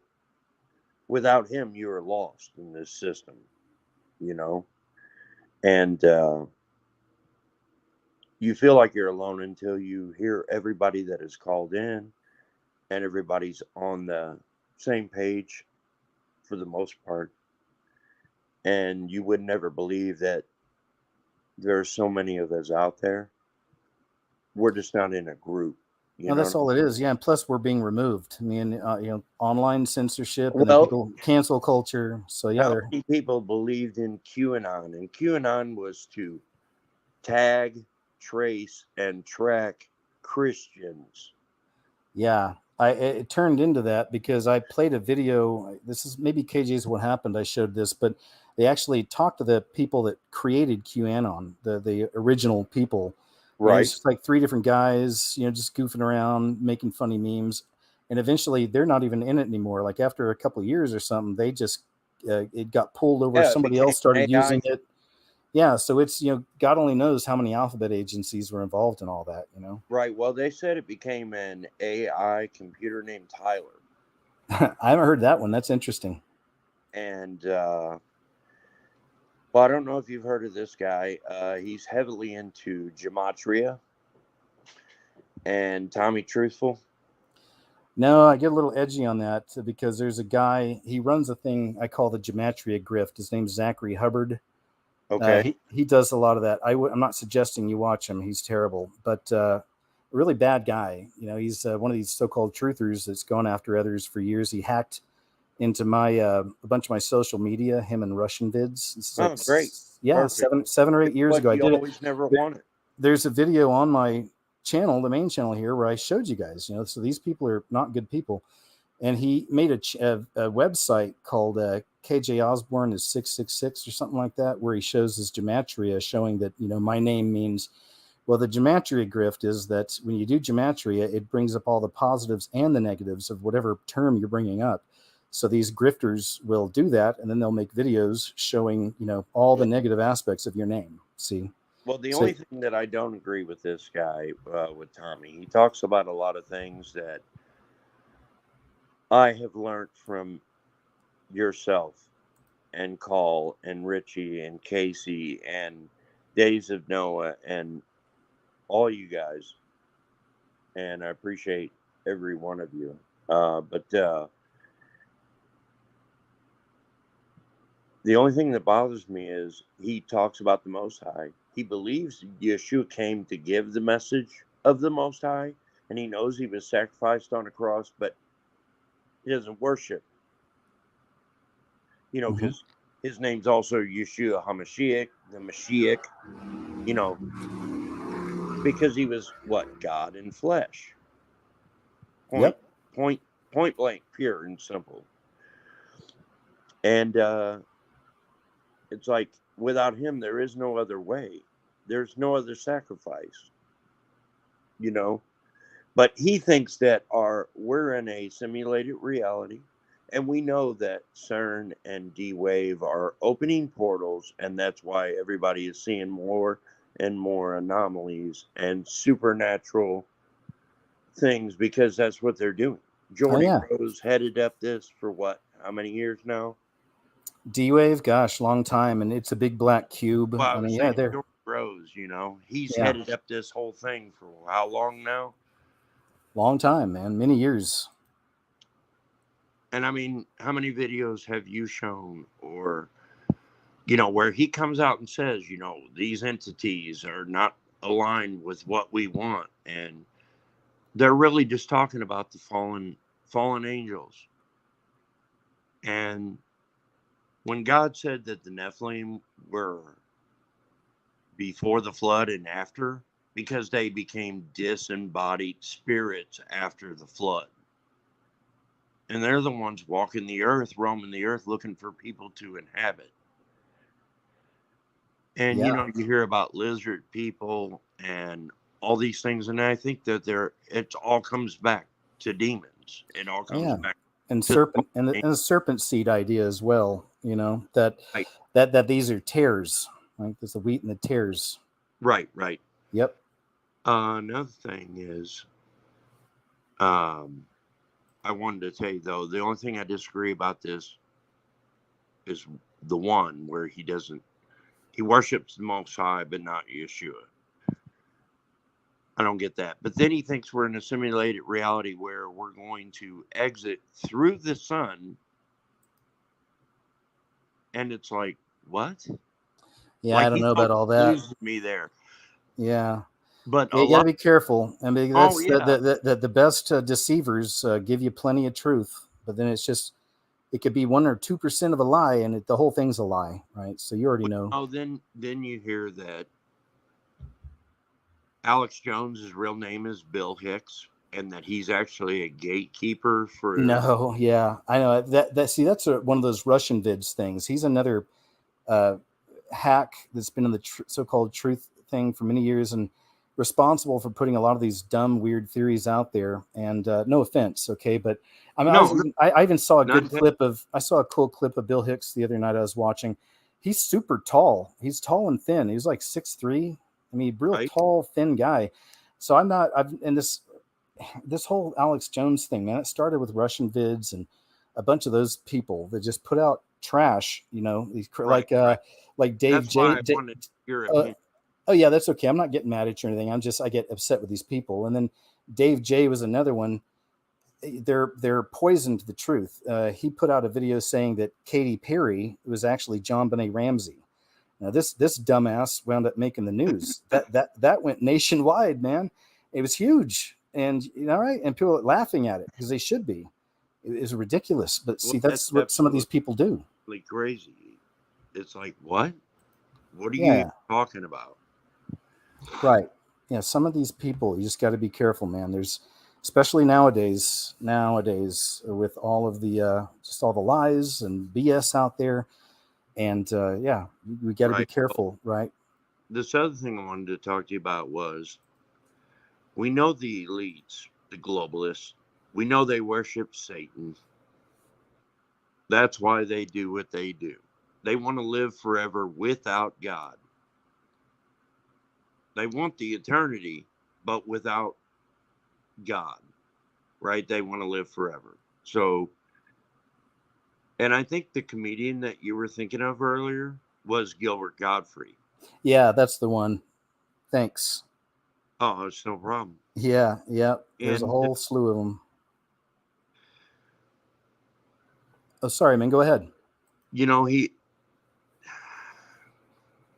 this whole COVID thing, sorry if I'm not supposed to say that, but I know it stands for Certificate of Vaccination ID. That I could see that it's interesting. And the 19, if you revert that to letters, is AI. So Certificate of Vaccination ID AI. Yeah. The AI is going to run the ID that is, Mark of the Beast. Yeah. Yeah, there's a lot of that. Absolutely. When they started in with that, they wanted to see how many people were going to bow down and just do what the government told them. The mask, the 6 feet apart, because the whole 666 thing. Yeah. It's all connected. Oh, yeah. Well, it's satanic rituals. They wear masks and stand 6 feet apart. It's becoming a lot more obvious, man. All of it. I did a video. Right? Huh? Can you hear me all right? Oh, yeah. Can you hear me? Oh, absolutely. I don't need to talk over you, brother. No, man, you're cool. But go ahead. I was also thinking about. Sorry, I'm jumping. I'm like you. I just jumped. It's okay. To another. I was thinking heavily about your iPet Goat 2 video. And if you remember, you and I had a discussion in email. It's been a long time ago. What were we talking about? And you brought it up about the iPet Goat 2 and how everybody's been programmed to believe that Christ is going to be a white man with long hair. Oh, right. Yeah. Constantine. And how, Constantine and the Council of Nicaea. And I believe they did. A lot of people think that's a picture of Constantine. The picture they give us is Jesus. Well, we know that he's absolutely was a Jew and he's not white. Okay. But I'm saying the picture that everybody's been programmed to see, just like you said, like when he's in the canoe and he's coming out of that canal, entering in, you know, as the Antichrist comes in. Yeah. To deceive the masses, whether they use HARP and all their weather modification and Project Bluebeam, you know, and everything yeah. they're going to do. And I totally believe that spaceships are going to come in. All the aliens are here. Oh yeah, that's a part of it. Because they're preparing everybody for this. Mm-hmm. You know, the whole alien deception, Oh, which yeah. we know it's demons. Totally. It'll be a great delusion will fall upon this entire world, man. They're going to lose a lot of people. A lot of people are going to fall for it, especially when they start showing. Well, Go ahead. You know, God said, if even possible, even the elect will be deceived, and that's scary right there to think about that. It so is. We have to really be prayed up, full armor of God. Yes, sir. I mean, there's been so many prayers that were awesome tonight. It's like you said that I think it's been the most prayers you've had on a show. Yeah, it's been great, man. Oh, it's been awesome. But I appreciate you taking my call. Hey, you're welcome, man. It's been nice talking to you. Been waiting for a long time to talk to you. Been listening to you for many years, but I wanted to bring that up because I don't know if you ever did another video on that. You know, on which? Oh, on iPad Goat 2? I've put pieces of things into videos for like I just did a new video today, and I showed you guys a little piece from My Pet Goat 2 in that. So yeah, I still will go back to it, you know, because there's still things that are coming out that we're going to find that were in there, you know. But yeah. But anyway, Kevin, you got anything else for us? Man, I'll tell you what, there's so much going on. I mean, you could talk about endless things. Yeah. But go ahead. How long before you think they're going to crash the money system? Because we know the crash of the dollar is coming. That's one I've he never already called for digital currency to be done by the central bank. So, and we know the chip is coming with that. I really don't, man. That's one I've had, because when I lived in LA, when I first started waking up out there and I made the movie, the last year and a half I was a manager for a security company, and we had guards at the like part of the financial district and areas like that. But I met a guy at one of those places one night when I went to check on my guard, and he was all panicking and freaking out. I said, "What?" He was telling me that the crash was coming, that it was over. I mean, he's being serious. He was saying it's done, and this is around 2008 or 2009. Right. Yeah. So like that was when we, we had a lot of inflation, and we had like another dip in the economy. But anyway, and it never came. So, there's just things I just don't worry about that stuff. You know what I mean? Because I can't put focus on it. I don't know. I think I'm good at what I do, and with stuff like that, like predicting, it's really hard for me to do, man. My attitude is the sooner the better. I'd rather them just, let's do it. Hopefully there's a harpazo, if not, then it's 1800s, but anyway, well, Kevin, I probably need to go ahead and move on a little bit, man. I hate to just shuffle you off, but we've been talking for a while. Right. I want to say a quick prayer, though. Okay, go ahead. It'd be pretty quick. Sure. Heavenly Father, we want to praise and thank you for all the signs, opening our eyes, giving us vision, dreams, and showing us the truth of who the enemy really is. Heavenly Father, I just pray that you would guide, protect, give strength, patience, endurance, and wisdom to each and every person listening tonight. And I pray, Heavenly Father, that you would protect KJ and keep your hand upon him and keep guiding him to keep showing the truth.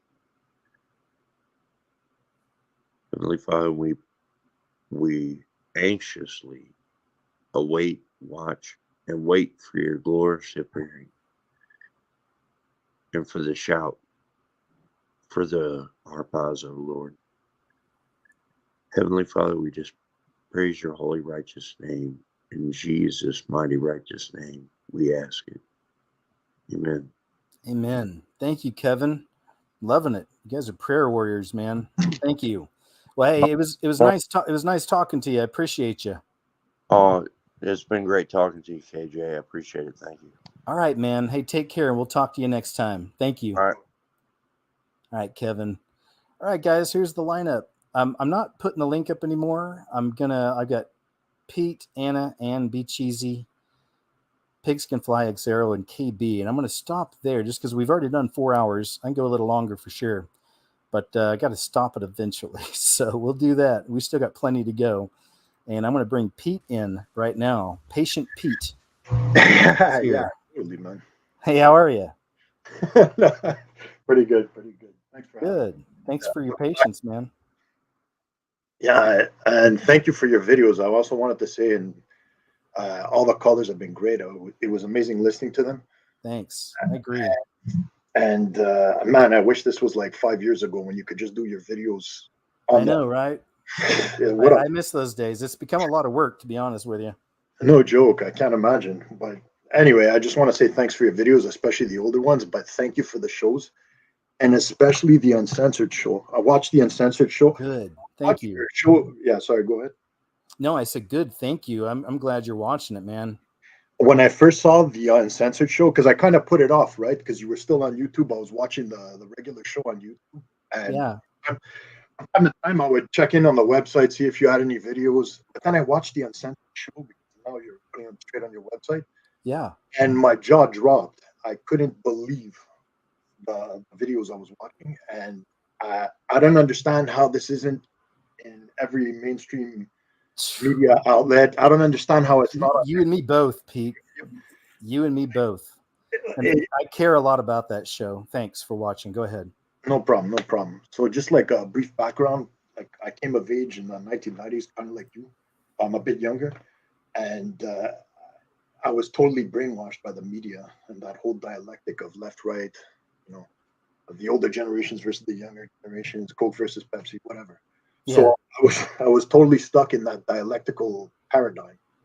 And just like I also want to say in passing, I love that decade of like the 80s and 90s. Oh, me too, man. We got to live in some of the best decades ever. It was awesome. The music was better. And I'm not just saying this as like the old curmudgeon. This is my opinion, because of my age and my age group. I literally think people like had more original ideas. Oh, yeah. Basically more honest. They could communicate better. There was less censorship. No cell phones, no computers. Yeah, remember that? Remember when you didn't? Oh gosh, yeah, I do. Like I snuck out all the time. If I had a phone back then, I probably wouldn't be sneaking out all the time. But exactly. I'm glad I did. It was fun times, Exactly. And even in the media, or even in the early days of the internet, there was so much freedom and actual stories could get through the public, right? Instead of everything just being controlled. And I don't know if you remember this, but around that 2000s period, everything just became completely artificial.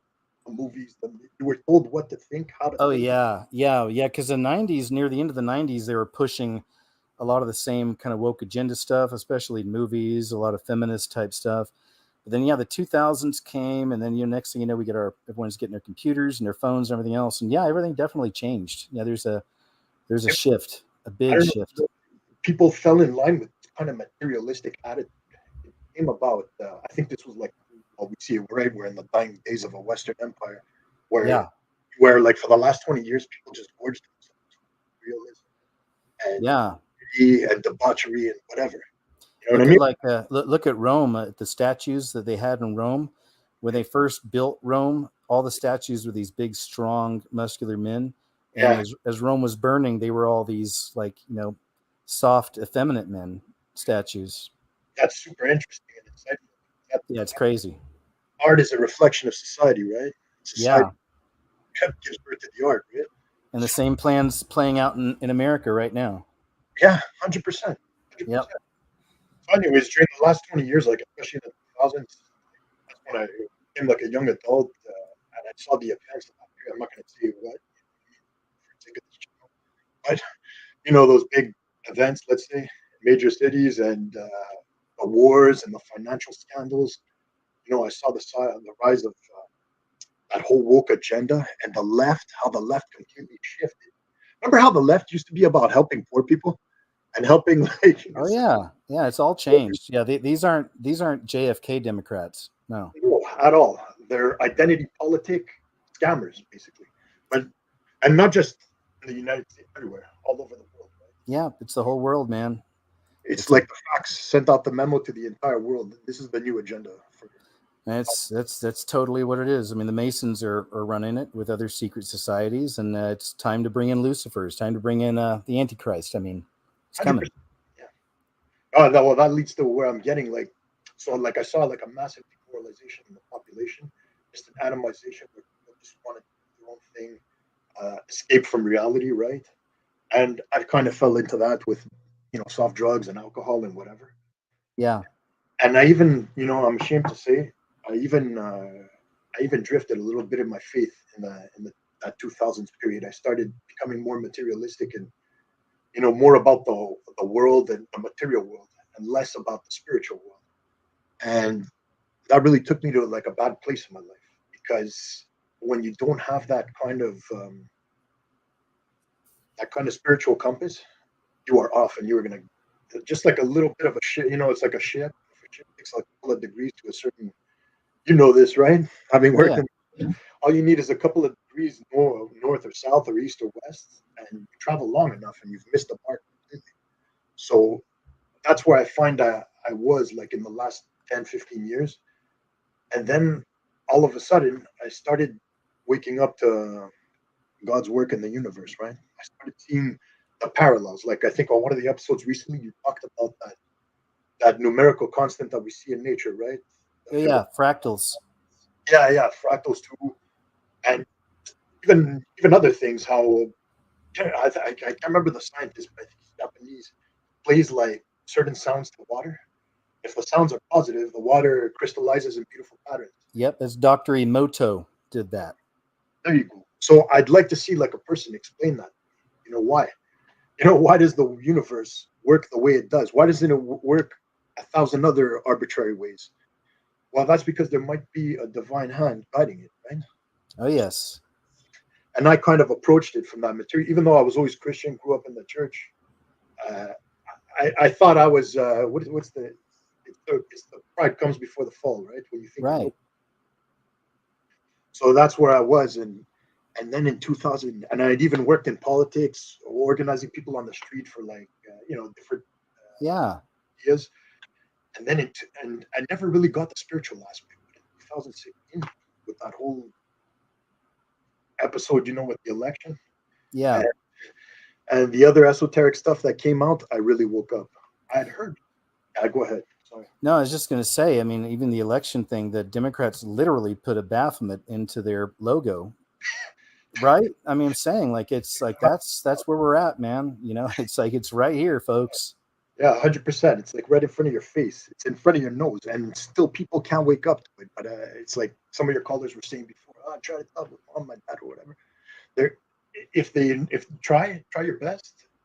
Pray for them. But if they're not going to wake up, move forward, right? That's my attitude. I pray for them, and then that's it, because I'm not gonna stress myself out. I've got enough stuff to think about over here. So I don't want to start, I'm a feeling very sensitive person too. So, I have to like really in my mind, just create a barrier and be like, okay, I'm not going to freak out about that or worry about them. I'm just going to pray, and that's all I can do. Because they have free will, we all have free will. You can choose what you want. I can beat someone over the head with information and show them things all day long, and they still won't get it, some of them, and I just stop. That's it. Like I'm not on a mission individually. In fact, in real life, I have a hard time dealing with people in real life with my information, with what I know. I don't even tell most people the stuff I know. Most people don't even know what I do, like friends of friends and things like that. I try not to, but then I got to say, whenever I have put things out, mostly people have been pretty receptive, I guess, but still, even that, it's hard for me in real life to start breaking things down for people and showing them things, because I have to deal with them right there. It's a lot easier online like this. I like this because I don't, because I don't have to be in front of them and deal with, their bad feelings or side eyes and all this other stuff, Gosh, oh my gosh. But I look at it as spiritual. Like I look at people like I was once like you, right? I didn't understand these things. So if somebody gives me a truth bomb, of course I'm gonna lose my proverbial, you know what I mean? And just said, no, you can't attack my worldview, right? But I just pray that people wake up to it. And around that period of time is when I found your videos and I started waking up and I started saying, especially the older ones, about like some of the more controversial subjects. I was like, oh my God, I don't understand anything about what's driving. Like I understand now that spirituality, spirit world. Yeah, that's it.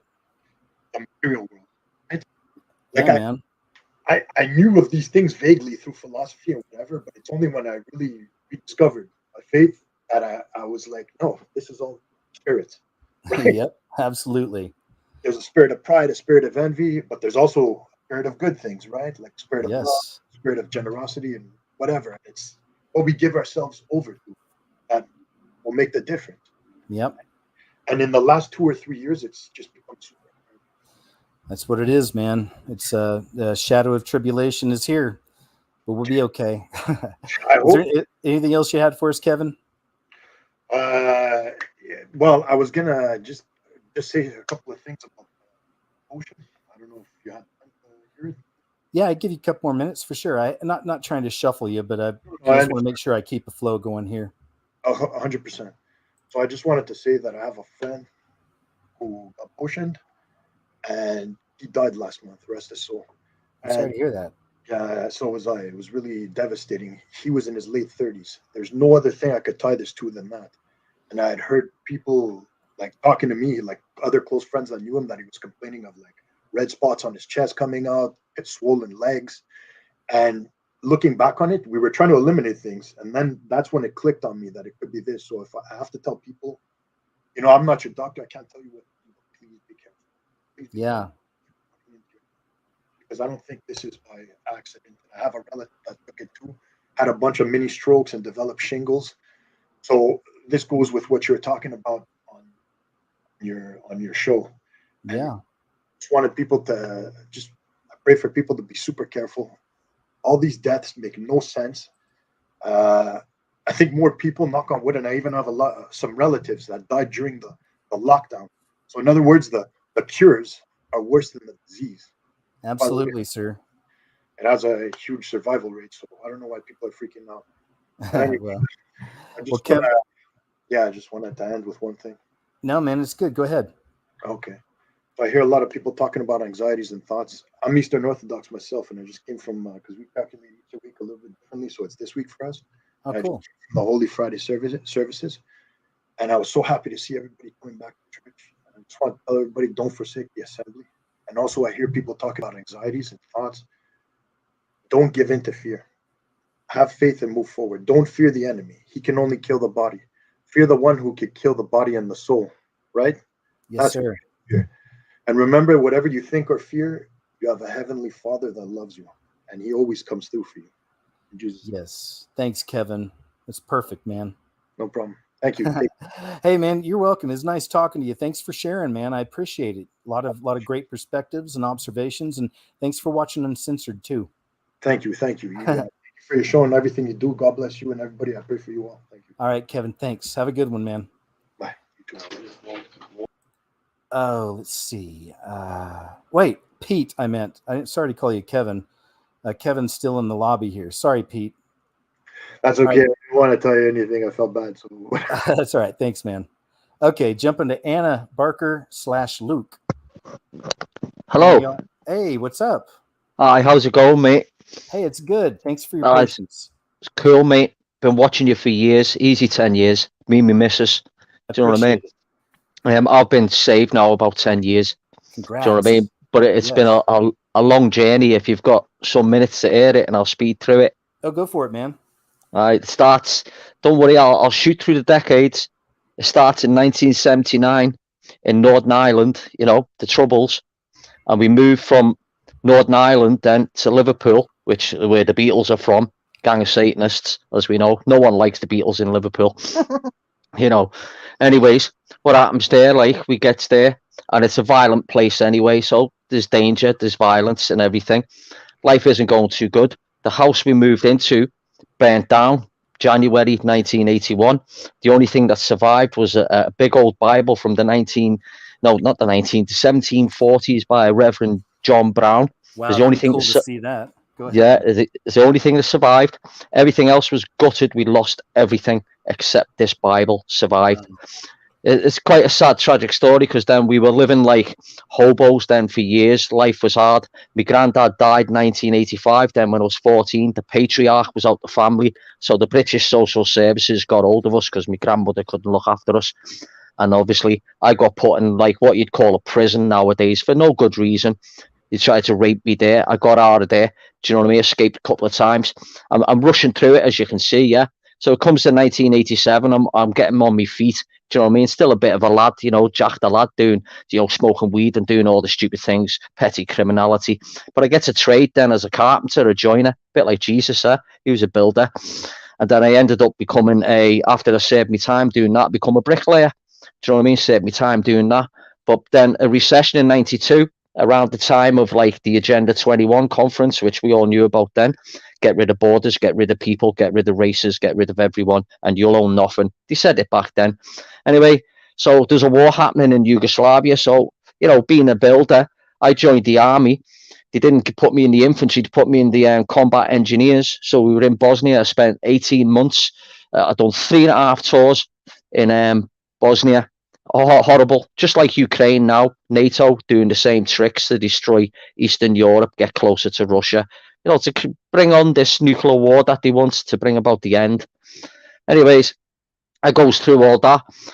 97, you know, about 97, you know, I'm out the army now. I get involved in drugs again, back into the scene, criminality, while trying to hold the job down as well. And then I ends up committing suicide. Yeah, this is around 1990. I was speeding through it to get to the point. Yeah. No, you're doing great, man. This is a great story. I'm loving it. Go ahead. Can you understand me? Yeah. Oh yeah, yeah. You sound good, man. It's great. Just a little offshoot. The house that burnt down was heavily haunted because my grandma. I don't know if it was generational. You know the way something can latch onto you. Because we had all witchcraft books there and they all got burnt away. Anyway, I had an unhealthy interest in the occult. You know, I'd blame it on the music, the heavy metal and all that in the 80s, which it did. That had the influence, you know what I mean? So, you know, I got into that as well. And obviously by 97, like me life was going to shit, should we say? Yeah. So what happens there? By 98, 99, I committed suicide, basically. I tried to kill myself, yeah. Well, I was in a coma for like, I don't know, maybe a week or two. I don't remember. I lost time. That's the thing. Totally lost time.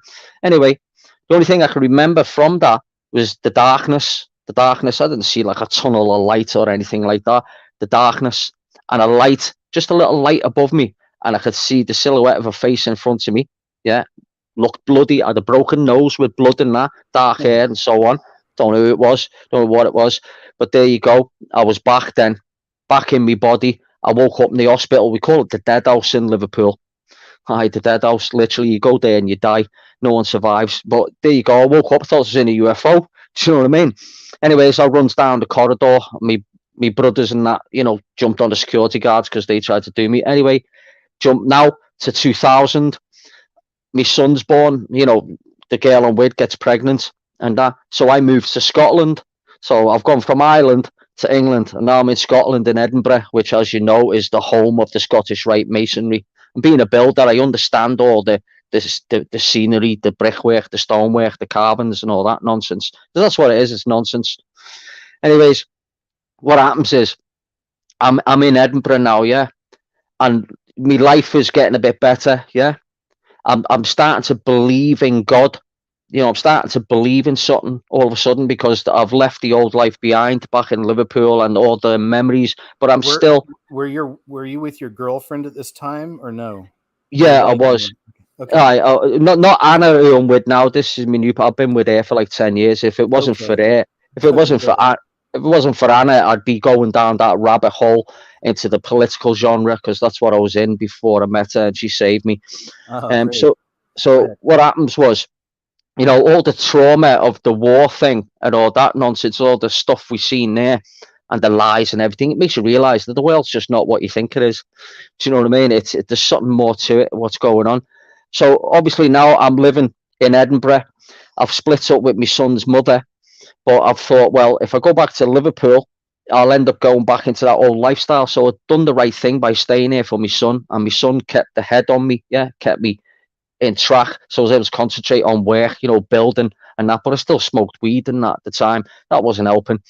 Anyway, I feel like something's been following me all them years, because the flat I moved into, there was a presence there, and I knew it straight away. I could understand what it was. And being one time, I know that they weren't aliens from another planet. I know they were demonic entities from another dimension.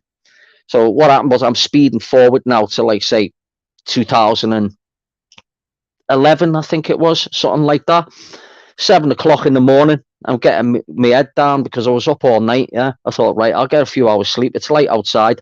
And something woke me up, and I looks over to the corner of the bedroom, and I see this little thing coming towards me. It weren't no alien, little dark creature thing. Looked like a little boy, but it weren't no ghost of a boy who died in a well 100 years ago. Do you know what I'm saying? It weren't no alien. It weren't no alien that landed in a UFO in my backyard with all the buses going past 7 in the morning. No, it was a demon entity.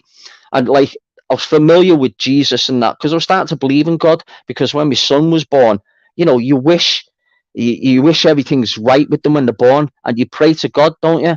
Like, oh, please, God, let him be born with everything in one piece, 2 arms, 2 legs, the feet, and everything else. So what God are you praying to? Obviously, you're praying to God, innit? Jesus and stuff. That's how I'm thinking in my head. And obviously, he's born everything together. Anyway, this thing in my bedroom, I turns round, and I wasn't scared. I was angered.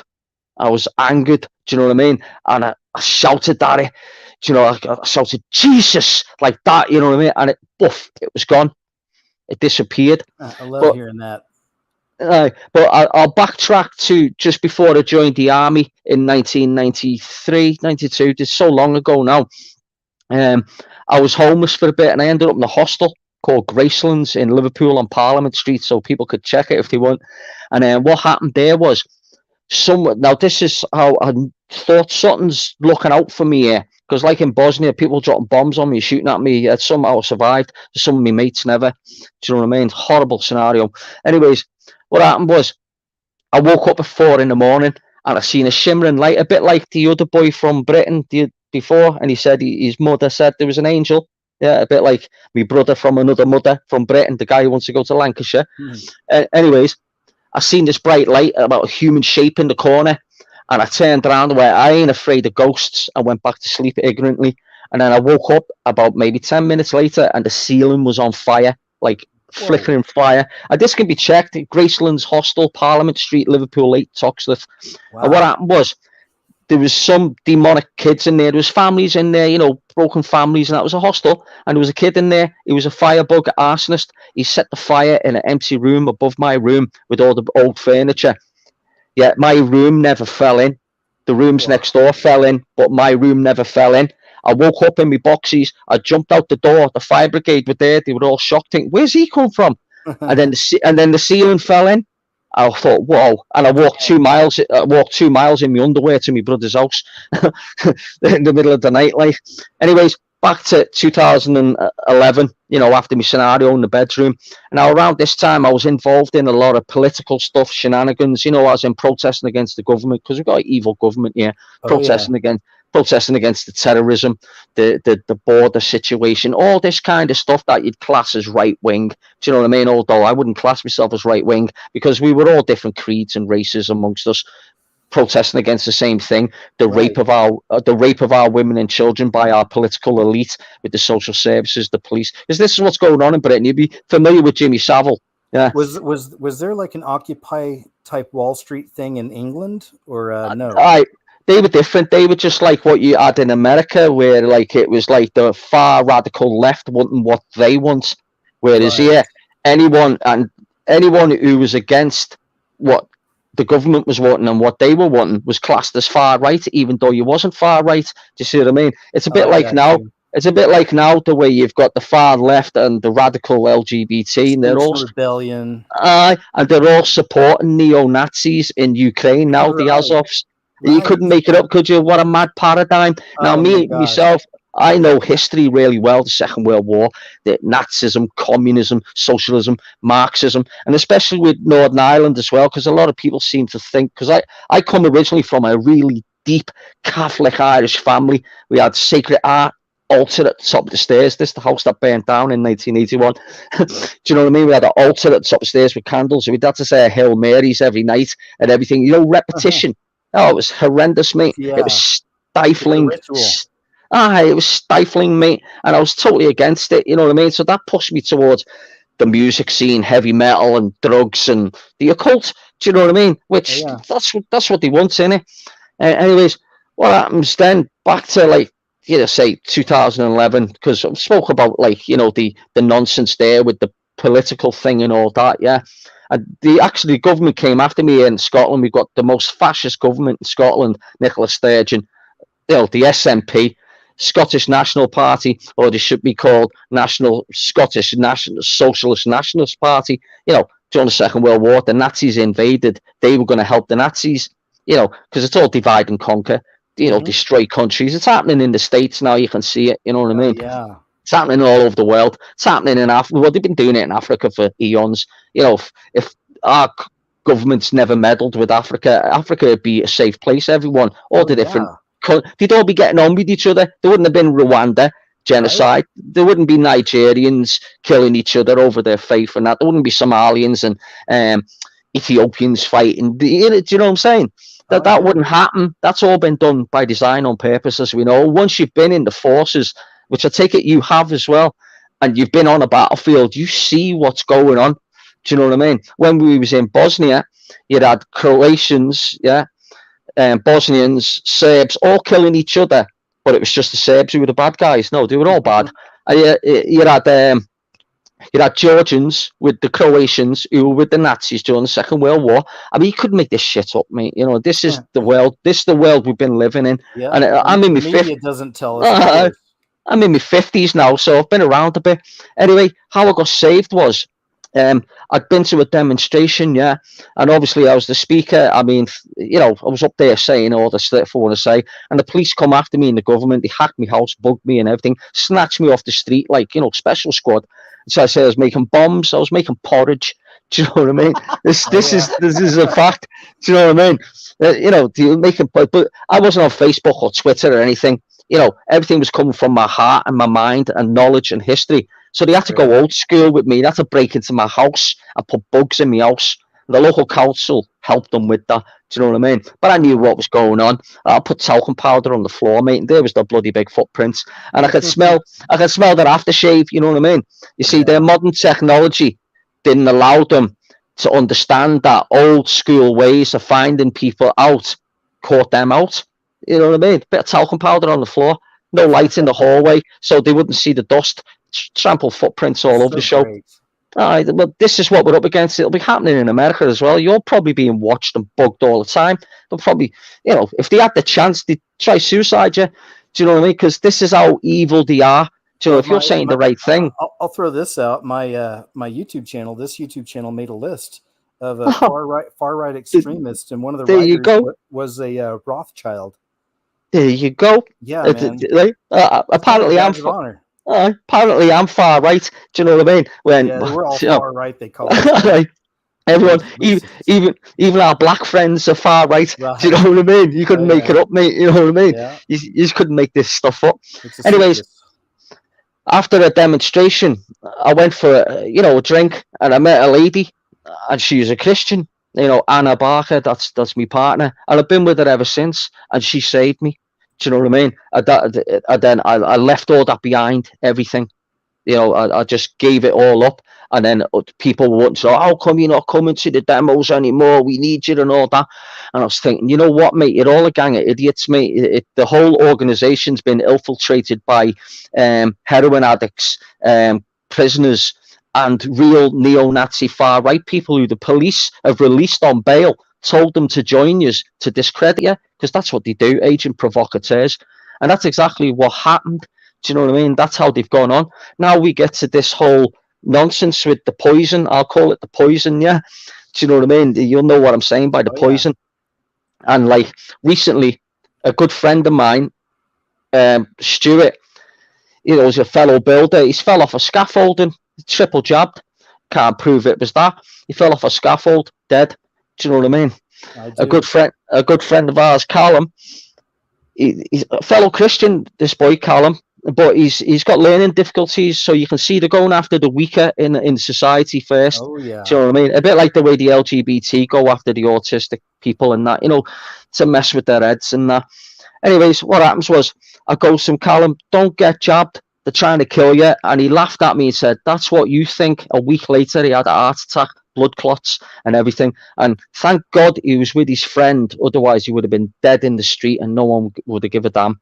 Do you know what I mean? And an ex-army pal of mine, I've just heard the other week there, his brother texted me, found dead in his flat. He was in a wheelchair, this boy, found dead in his flat alone. Do you know what I mean? This is how close it is to home now. It's getting close. Yeah, it's like one of our callers was talking about earlier about the all the deaths she's seeing in her life, and I've seen it too. We lost a friend that was 45. His name is Mark. He was like a manager at one of those dollar stores or something, but he was real happy, had a good life, and he'd just been jabbed before that. So, like you say, it's hard for us to say for sure, but it just seems, you know, something's wrong here. As well, over 100,000 people have been euthanized here in the old people homes and that, like, but they won't say that, you know what I mean? But that's a fact. Do you know what I mean? But I'll try veer away from that. But on another side note, family and friends, all my family, and I've got 5 brothers. One of them died in 2016. He was only 49, but he died because he got involved. You know, he was gay, and he met a partner who encouraged him to get a sex change. You're really a woman. Well, he wasn't. Boy. He was just gay, and all the operations gave him an infection, and he died. Do you know what I mean? This is how. This is, you know, it's sad. It's tragic. Now, my son, he's 21 now. Now, I tried to tell him not to get the jabs and all this and all that, and it hurt me because he turned around and he called me a redneck. He called me a redneck. I kid you not. He called me a redneck, and he said, "You're a redneck, mate. You're just like a racist conspiracy theorist." He's programmed. I thought, I know this is my own son. I love him dearly, and I pray for him all the time. But I mean, at the same time, I didn't fall out with him. I didn't want to fall out with him, and I said, "Son, I'm never going to fall out with you. I'll always love you and that." You know what I mean? And he's come to see me in that, and he's nice and he's sound and everything. Good, but man. you know, I'm scared. I'm scared for his future because I'm in my 50s. I ain't got long left. Do you know what I mean? I've lived my life as long as Jesus accepts me, and he doesn't turn around and say to me, "I didn't know you." Do you know what I mean? Man, that'd be the worst. Well, yeah, that scares me, especially as what I've done in my past life over the past 40 years. I mean, you're good. Remember, man, he wipes your slate totally clean. I hope so, because I still struggle. I struggle hard with, like, I don't know. My missus thinks I've got PTSD and all that, but I won't say. You've had a legendary life. I'll give you that. It's amazing. So well, I won't take any drugs that they'll give me. The only drug I ever took was weed. Do you know what I mean? But in the 90s, it was cocaine and ecstasy, which didn't do me any favors, by the way. Do you know what I mean? And speaking of heart attacks, I was diagnosed in 1999 with Wolff Parkinson White. I never knew I had it. Do you know what I mean? The army didn't even know I had it or anything, but it gave me like a heart attack. I thought I was dying. Oh, frightening stuff. You don't know what it's like until it's like, well, you'll know because you've had it, innit? Like a heart issue. Absolutely frightening. And I remember being on a hospital bed. My son was, it was about 2000 when this happened, when I actually had the thing. My son was only a couple of months old. And I was praying in the hospital. I'd gone down to Liverpool to see some family and friends. And I was on my own in the hospital. I thought I was going to die. And all I had was a little picture of me boy, my baby in my hand. And I was praying to God, don't take me now while I'm changing my life around. And he gave me another chance. And I was able to get back to Scotland and, you know, change my life for the better as best I can anyway. But I still struggle with sins. I still struggle. Do you know what I mean? Part of it. Yeah, I do. We all do. It's okay. It's a part of our walk, man. You know, you work out your salvation through fear and trembling. So that's it. It's a personal thing with the Lord, and he knows your heart and your mind, and he knows how guilty you feel when you do bad things. The same way. I feel bad. I've done some heinous things in my youth. Do you know what I mean? Criminal acts, you know what I mean? You know, we've harmed people, and then in the war zone, God only knows what I've done, because half the time you don't know what you're shooting at. It's figures in the distance. Yeah. It's someone over there. It's not like where the Ukrainians and that will go over and count. Oh, I got him and I got him. No, that's my one. That's not how we operate in, like, you know, a modern civilized army, if you want to call it that. You know what I mean? Is any army civilized? You know what I mean? You know, you call this. My hope for you would just be that, you know, that you'll find your peace, and I know the Lord's working on you. You can be more in the moment and not worry about the past, because it's done and it's wiped clean. Jesus has you, man. So, you know, I hope so. Now, you're right. We don't worry about our future. You already said that. I'm the same way. I ain't worried about it. I know what's coming. It's okay. So yeah, my prayer for you is peace. You know, be here and now and let the past go, because Jesus loves you. The creator of everything is your friend and loves you, and he's family. It's your father. But that's it. You know what I mean? And I hope when I get to the other side, because I've had a taste of the other side, that darkness, but I was sent back. Do you know what I mean? But who was it in front of me? What was, you know, who was it in front of me with broken nose and blood? Was it Jesus? I don't know. Do you know what I mean? But I was back for a reason, and, you know, I didn't deserve to come back for any reason. Do you know what I mean? Because my life then, when I done what I did back in '99, when I took all them drugs and everything after being on a bender for a weekend clubbing, and me son's mother come to see me, as she was pregnant at the time, come to see me, but she had a big blazing row with me, and I said, you know what, mate? If you want to see how you kill yourself, this is how you do it, mate. And I ate all these pills, maybe 100 pills, drank a load of beer. I just went to sleep, as far as I knew, and then woke up a week or so later in the hospital, mate, with all tubes and stuff in me. It was frightening, but I'm still here. It's been incredible, man. I appreciate you telling us this. It's your life has been a movie. I respect that. Well, I broke it down as quick as I could. I could go into more detail, but I know you haven't got the time for this, and you got a few other bodies that need to come and have a chat with you. But I wanted to have a chat with you because, you know, I've been watching you for years, me and my missus. I think the next time you do one, it'll probably be my partner, Anna Barker, who saved me, who will probably talk to you. But I felt I wanted to let you know. Well, and if I hadn't met you, mate, where would I be, mate? I'd be in prison now. I'd be in prison for crimes against humanity. Do you know what I mean? Thank you for keeping this man in line, Anna. Honestly, we appreciate you. Well, this is how the government here is. They look at ex-soldiers as terrorists, yeah, because they know we've got the potential to go insane, because, you know, all the training they give us, they don't want us using that against them. That's why they break veterans down to kill us off. That's why in America, your veterans get it tight. But the one main thing about America that I want to say is that you are safe. The fact that you have arms to protect yourselves. We've got nothing here. Britain is a prison island. Do you understand? It is a prison, mate. You can't go nowhere, mate. It's been broken into 3 segments: England, Scotland, Wales, and Northern Ireland. If you class that as anything now, that's just a little vassal state of the European Union, which, as we know, the European Union was set up after the Second World War with Nazi counselors and facilitators, Gauleiters. NATO generals after the Second World War, you know, were Nazis. You know, you've only got to do your research and find out, you know what I mean, that a lot of the NATO generals were Nazis because the enemy was Russia. Oh, we're going to need some Nazis to help us figure out how to fight the Russians. Well, the Russians have never invaded us, have they?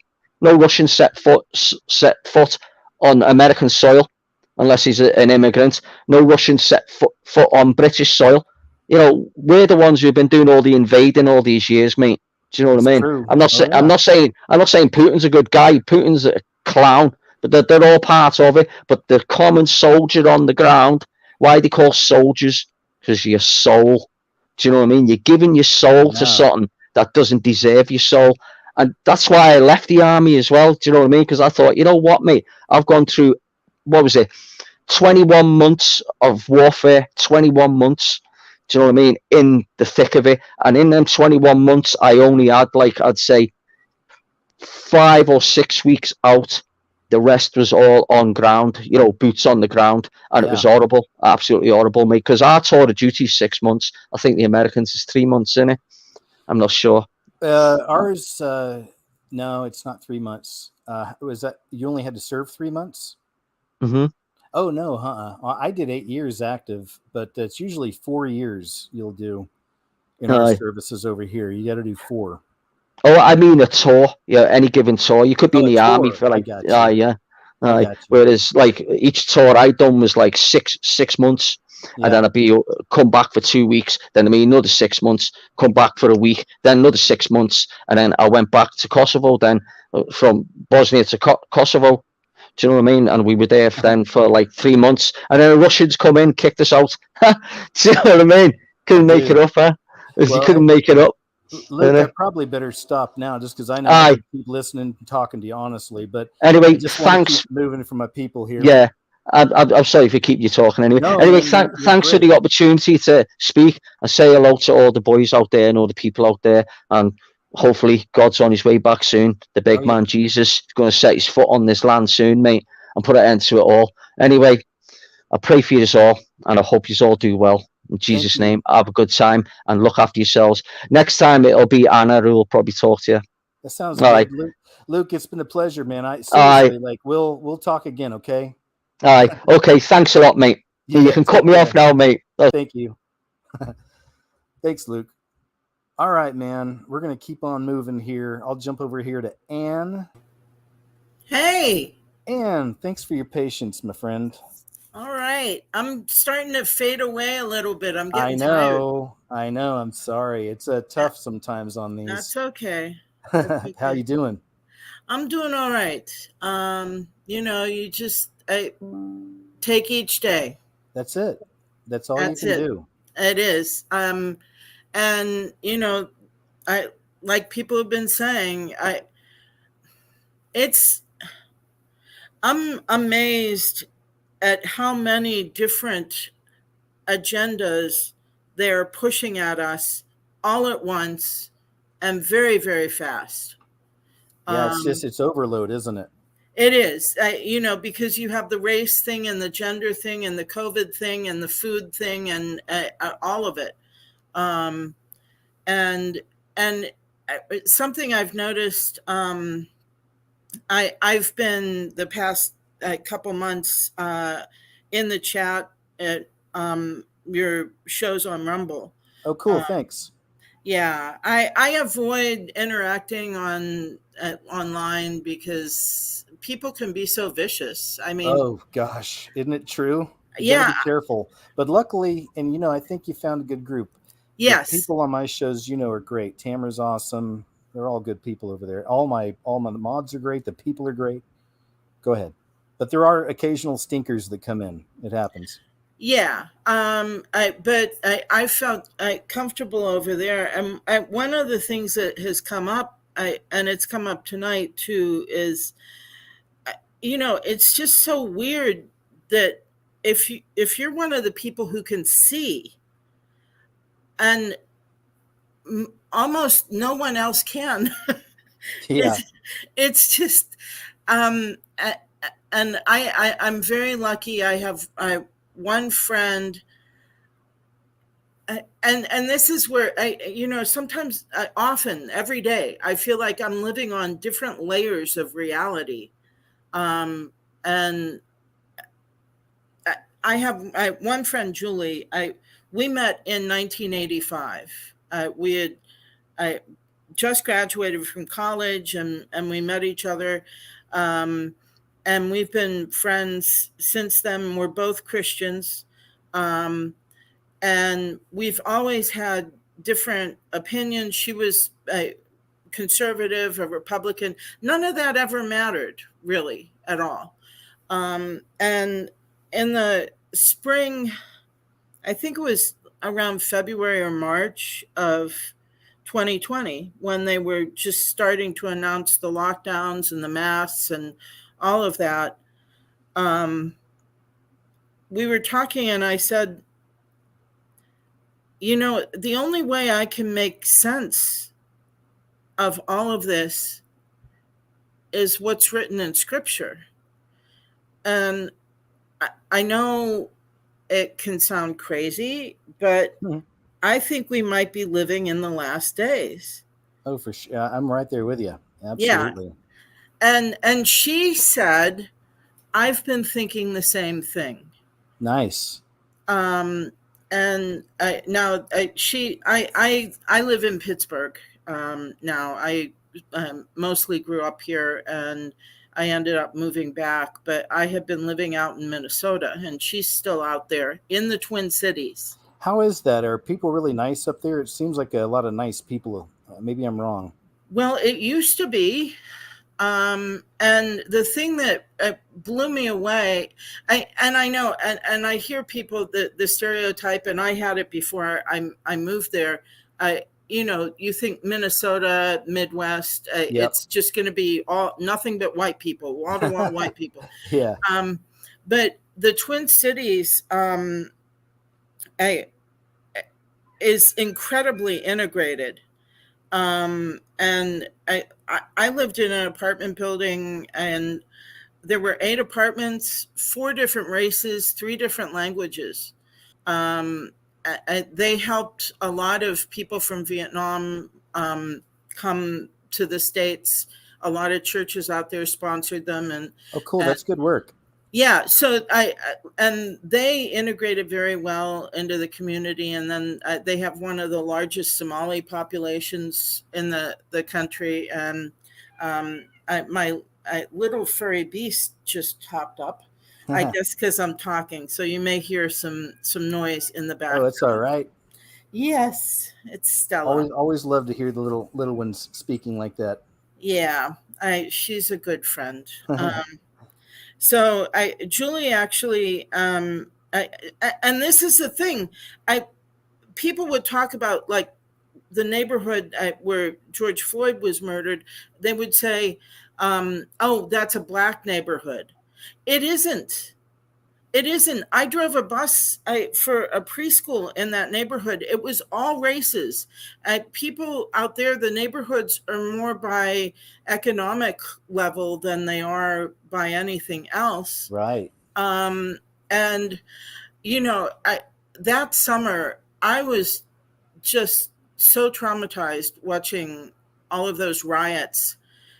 And I was awake a lot through the night watching live streams.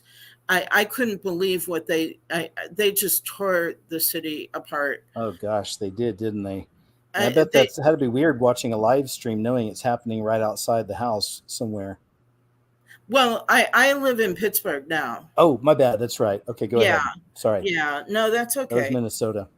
Right. And she had been a member of a church, a Lutheran church, for over a decade, maybe 20 years even.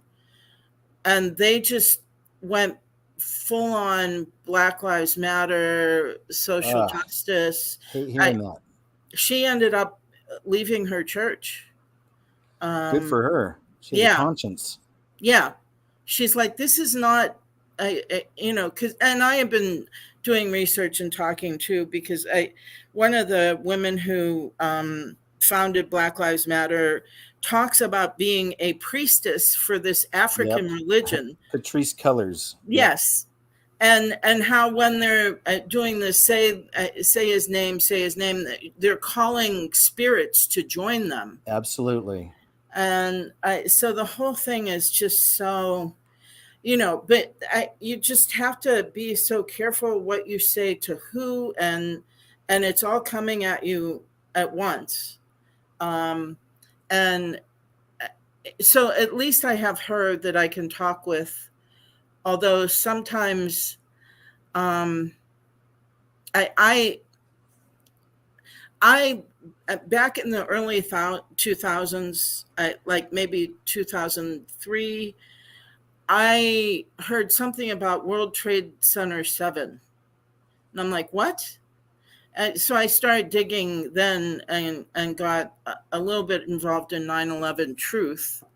And I tried to talk to her about it once. And she just, I think, the cognitive dissonance and the turmoil that you feel when you're learning things and you're finding out that what you've been told your whole life, a lot of it is just lies. Definitely.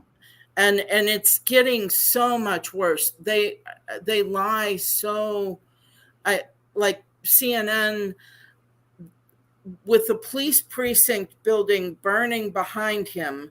The CNN reporter said, well, the protests have been mostly peaceful. Oh, I saw that. Yeah. Ridiculous. Yeah. Well, that is the circus we're in. And this is all these things we talk about. I always just picture the devil back there with strings on his fingers, and he's just got all over the place, just, running all this stuff, just all the madness, all the kid trans stuff, and CRT, and just everything else, man. All the madness. He's just running it. That's what's up. It's his time, to do this and create chaos and get ready to introduce the world to the AC. And I don't know if you get the impression, I actually feel like they're on some kind of deadline or something. Well, I think his time is short. Satan's time is short, and maybe that's what we're feeling. Also, there's been a weird thing happening over the last few years where people feel like time is speeding up. Oh, definitely. Right. So there's a lot of people talk about that for years now, a few years. So I think that's even from the Bible where, the Lord's making the time shorter for us, Yeah. Because especially since the 2 weeks to flatten the curve, time should have just been dragging. And instead I'd look at the clock and it would be 2 p.m. And I'd think, how is it, how is the day going by so fast? But like with Julie, I've tried every once in a while to bring up some of the more truther, what I call truther kind of stuff. And I think she just, I don't want this to sound bad. It's okay. It was just too much for her, huh? Yes, I don't think she can handle it. I don't think she can take it in. And I think it's a lot. Some of us are able to. And I want to know as much as I hope in the afterlife there's a lecture series. Oh, I'm sure there is. I love it. I'd like to find out finally what really happened, and what was really going on behind the scenes. Oh yeah, it's gonna be great. We'll find out. We'll have an eternity to learn. Oh, I hope so. Yeah. But I think the thing is, I'm like you. I don't really talk about a lot of things. I don't try and push it on people. It just isn't in my personality. Yeah. But with our faith, Julie's seeing that this is the end times, most likely. We don't know for sure. But she's coming from a different perspective than I am. And I don't know. Is she religious though? I think you said. Oh, yes. So yeah, those are some of the toughest nuts to crack, honestly, because they have sometimes a whole lifetime of programming and dogma from the church they came up in, and it's tough because some of my biggest critics are religious people. People from denominations and things have come at me in messages, stuff like that throughout the years. And I'm like, hey, we're on the same team here, man. I'm just telling you things your church is refusing to tell you, but this is important stuff. I'm showing you that there is spiritual warfare taking place right now, and the devil's very active in this world.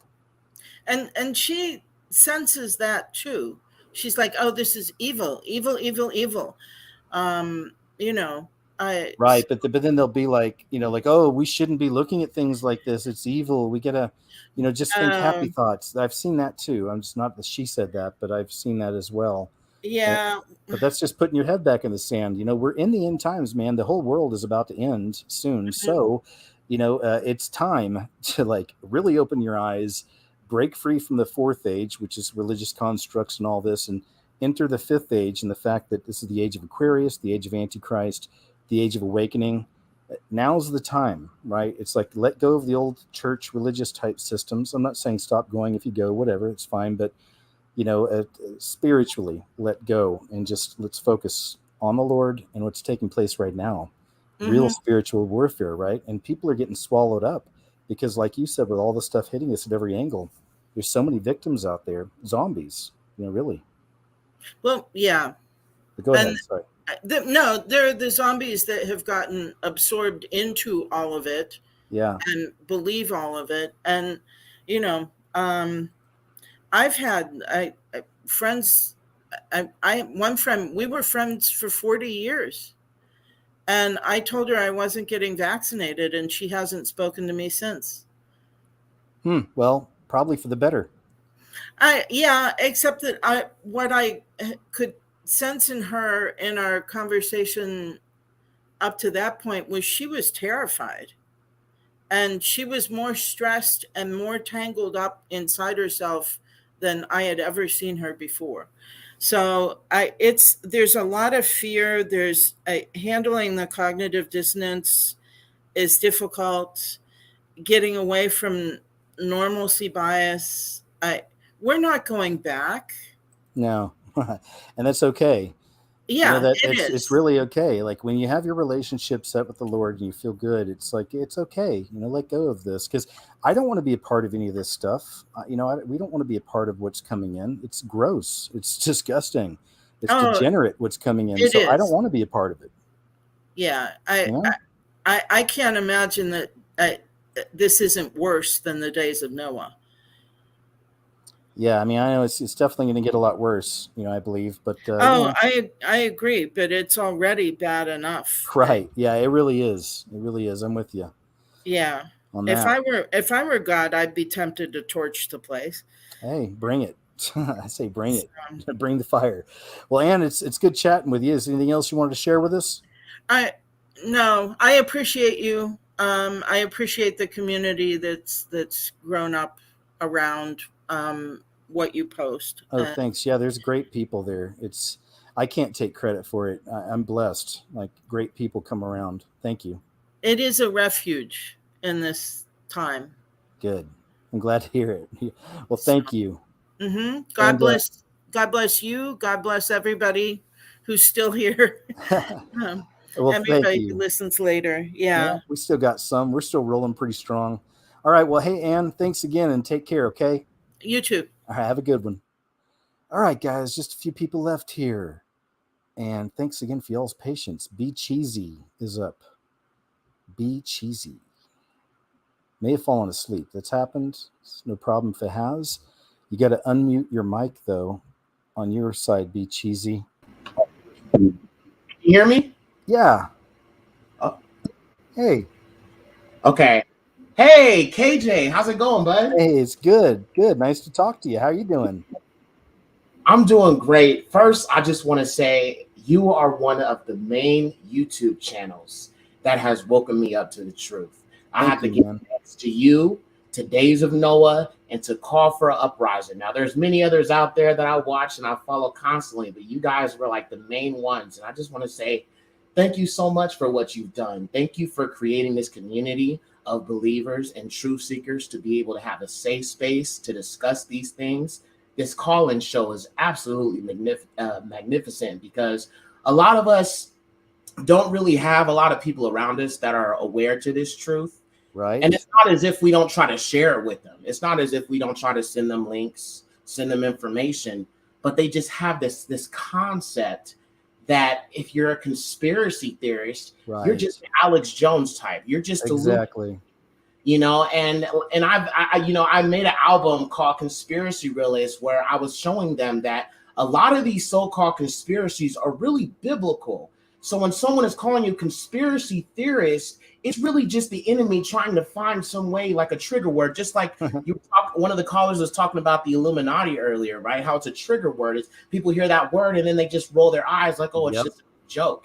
So it's just the way that the enemy fights against the truth. Now, I do want to give a little bit of scripture to back this up for the people that might be listening. If you go to Psalms 2:2, okay, it says, and the kings of the earth take their stand, and the rulers take counsel together against the Lord and his anointed one, talking about Jesus. That is 100% conspiracy. That is 100% everything we are seeing right now. These people are evil. These people are empowered by the enemy, and they hate God, and they hate the children of God. This is why we're seeing censorship. And if I'm being real with you, they're really cowards.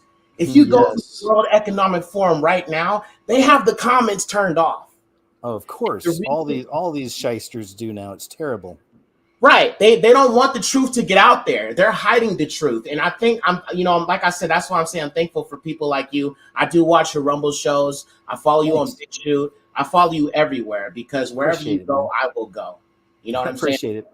I have a love for the truth, But I wanted to actually touch a little bit on the Antichrist thing because you were talking earlier about how you believe it's Obama. Now, I won't say that he's not. But there's a very likely candidate, and I'm going to give you some reasons as to why I believe this. I believe it could be Zelensky, okay? Oh, wow, I've never heard that. Let's hear it. Let me tell you why. Let's break it down. So first of all, I pay attention to the left-wing and right-wing media news, right? I like to know what both sides are saying, right? Yeah. They argue about everything. But you have to pay attention to what they agree on. They are both calling this man a hero. They are both calling him a great global leader. When you hear them use terminologies like that, like statesman, a statesman is known as like a great political leader, right? This is who the Jewish Messiah is going to be to the Khazars, right? A global leader. Israel's already supporting him, okay? And not just that, but also he's connected to the World Economic Forum. You know what I mean? And he's said something, he's admirable to people because, he's been in Hollywood. He's an actor. He was in a film where he portrays a school teacher that ends up becoming the Ukrainian president. So we know it's all a scripted movie. We know. So it would just make sense that if the world is calling him a great leader and you keep hearing him say peace, peace, peace, peace, peace, and we know that the Antichrist will bring a false peace. I'm not saying he is. I'm just saying we should be paying attention to him. Yeah, I see that. I don't know. I'll keep my mind open to it. But there's so much evidence on Obama, and so many people haven't seen it. There's so much amazing. Even his saying, yes, we can, in reverse is thank you, Satan. Stuff like that is like, okay, I see it now. His name is in the Bible.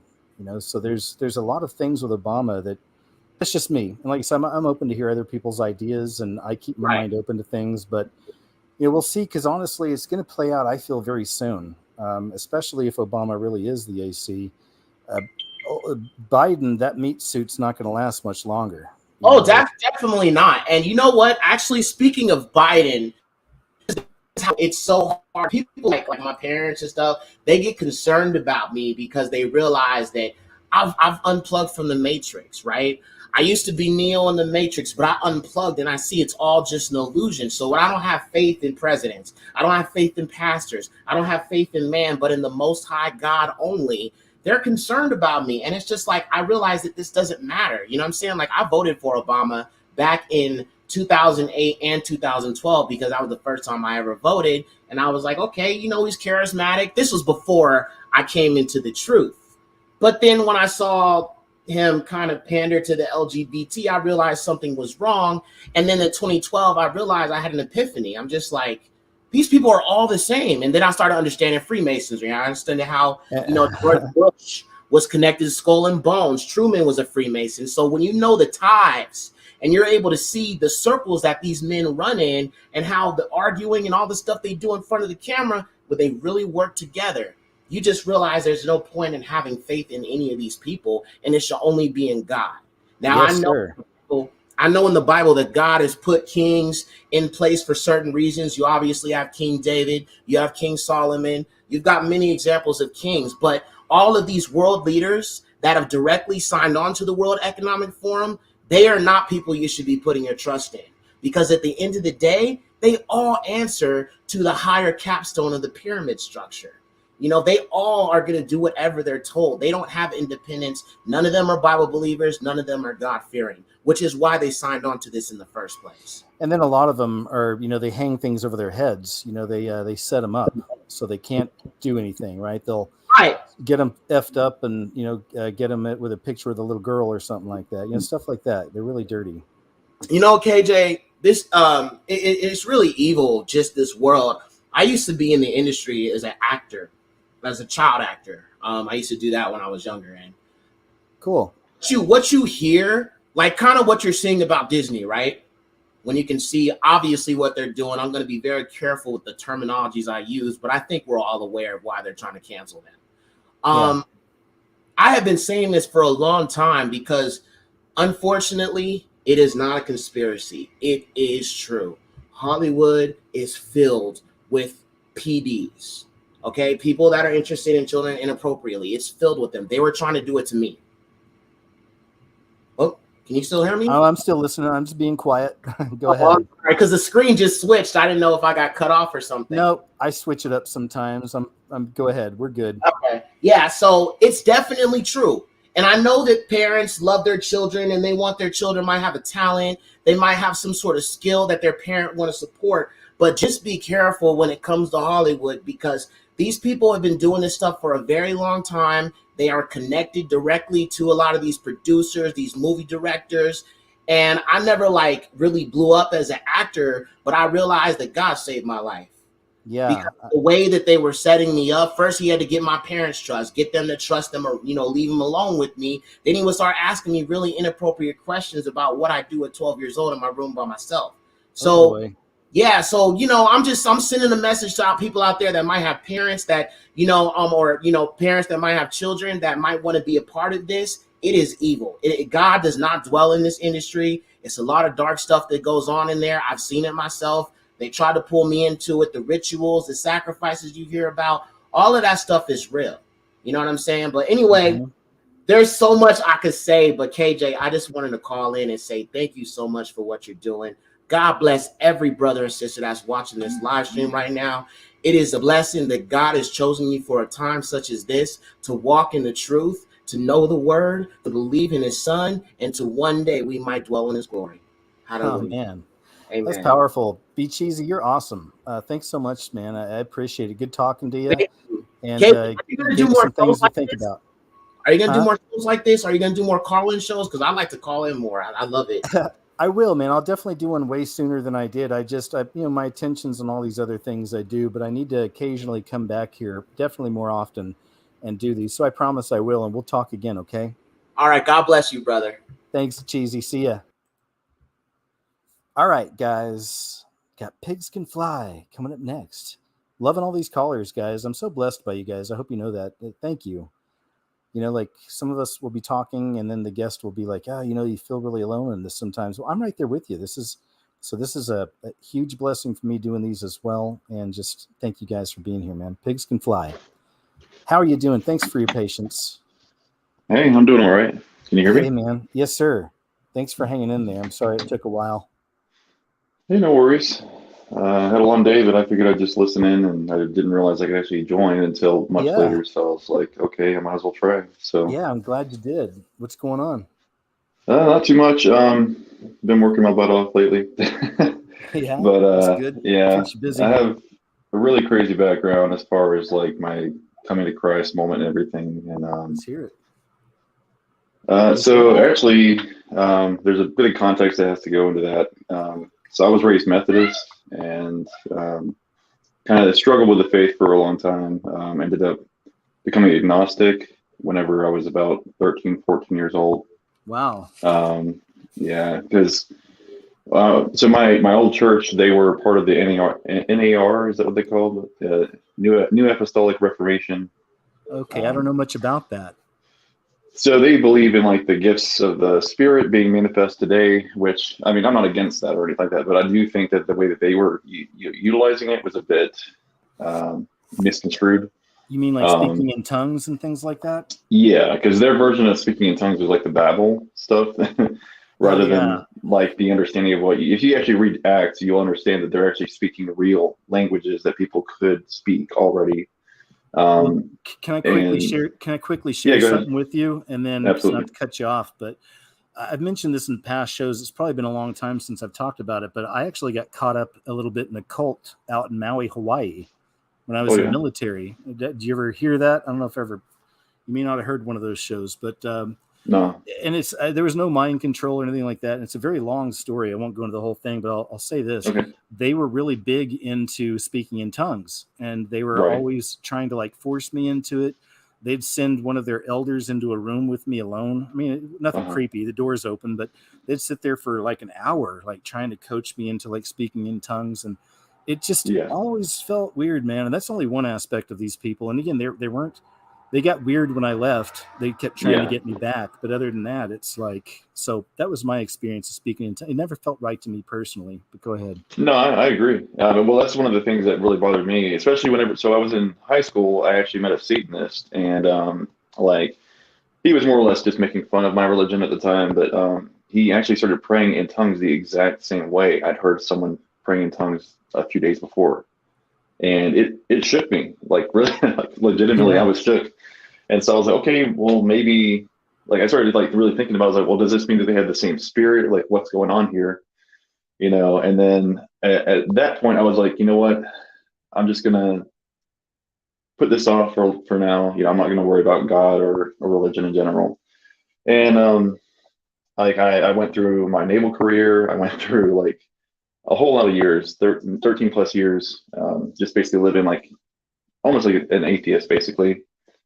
But I wasn't quite there. I was, you know, still in the I don't know, you know, category.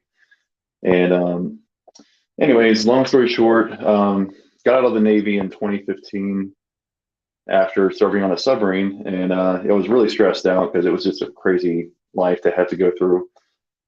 And I had an ex of mine that lived over here in Utah that was like, hey, there's some great work over here. You want to come try it out? And I was like, sure. Headed over this way, ended up meeting my wife, and we were together for about 4 years at this point. Had our second child. She was about 1 year old at the time, but we were living with her sisters, or rather her sister and her family on their the top floor there. It's kind of hard to give you an idea of what the room looked like, but we had a bed pushed into a corner. It didn't have a frame or anything like that. We had the crib on the adjacent corner. And it was right next to the window. And we had one of those like wide closets that you can't really walk into it. It's just, you open up the door, that sort of thing, but there's no door there. And just outside of our door to get into the room is on the left side, there's a door to the bathroom. And it's just a half bathroom with a small stand-up shower.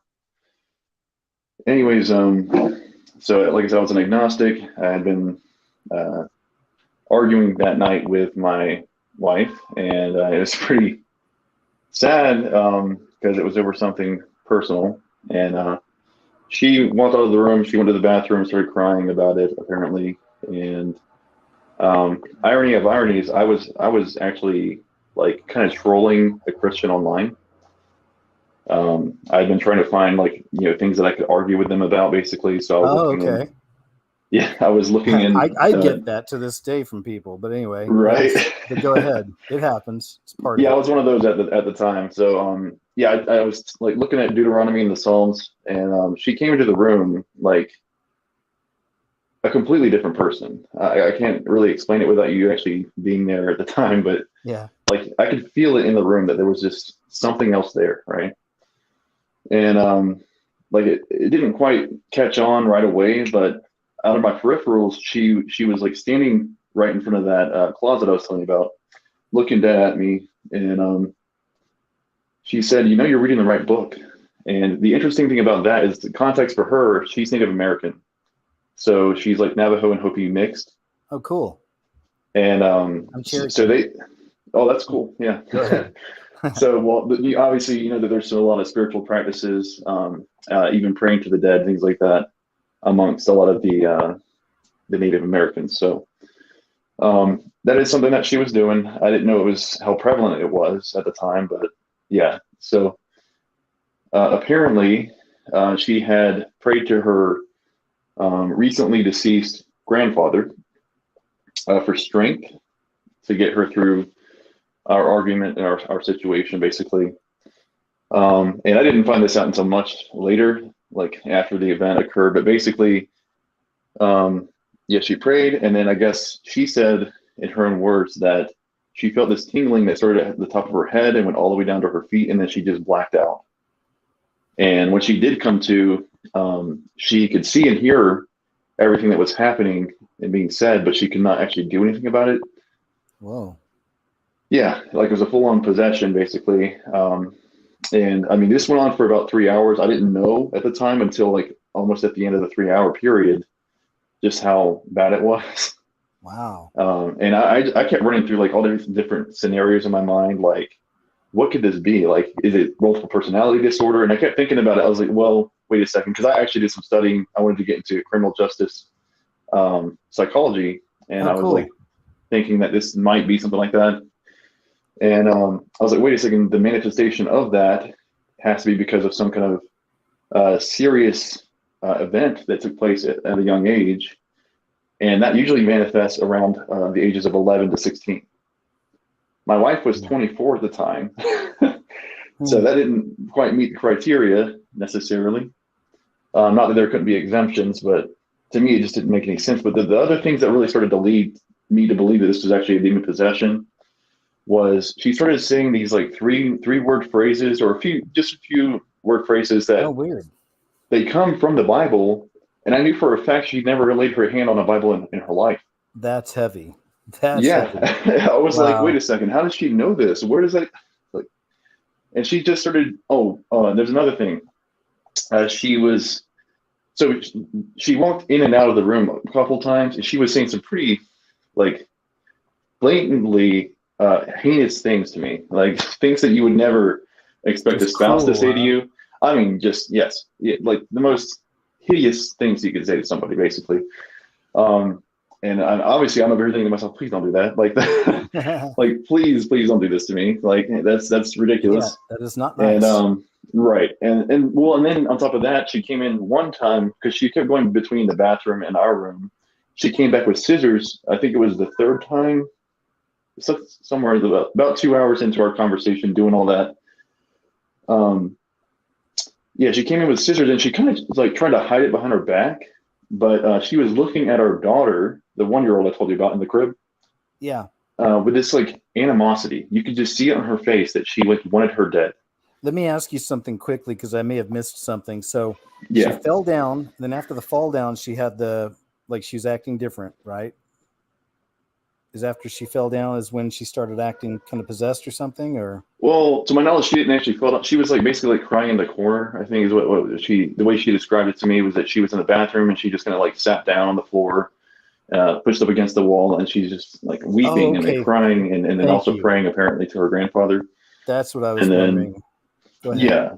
Okay. No, you're good. So that happened. So the reason I asked is like, how long, saying, maybe she's possessed, how long did this last? It just wasn't just that night. It was like, this has been like weeks or months, or how long? No, it was actually just that night, but we had some strange occurrences, but it was nothing like that. Nothing even close to that. We actually, like, we were thinking we were like haunted at some point, but that's like a whole other situation. We ended. I'm sorry, I cut you off earlier. That's all good. At the scissors, and she's looking at the baby. So if you want to, yeah, like obviously at that point, because I was, instead of just looking at her in peripherals, I was actually looking at her dead at like right at her, and at that point I was like, okay, I need to go stop this. So like I walked over, tried to get it away from her, and I said, hey, give me those scissors, right? And she just kind of struggled with me, and then just let go. And I went and put them back where I remember they were supposed to be, in the bathroom. But like at this point, I was pretty scared. I was like, what is she going to do next? Like, I don't even know what to think, Yeah. And more and more things just kept accumulating that was pointing to me that this has to be something supernatural, especially in the context of demonic possession. And the only reason I even thought that was because I remember hearing the story of the demoniac when I was a young boy, and what happened. And it actually caused me to think maybe I should pray for her. Yeah. Right.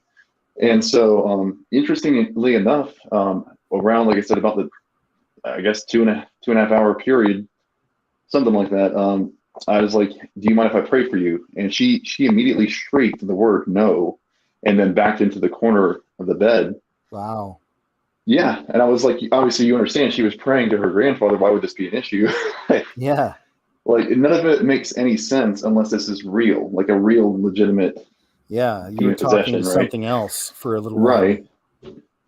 And so anyways, yeah, I slowly walked over to her and I used my left hand to touch her left shoulder. And before I could even blink, I had blood coming down my arm because she had scratched me. That's how fast she had moved her arm to try to stop me, basically. And I just fought through the pain. I just, I started praying. I said, in the name of Jesus, whatever this is, get out. And yeah, after that, she just fell over. She slumped over for about 2 minutes, I think it was. Yeah, and then when she did come to, she was weeping straight for about 10 minutes. Just could not get any words out. She was just bawling her eyes out. And it was so much that like I started weeping because it was like I could just kind of feel her pain and her struggle here at the time.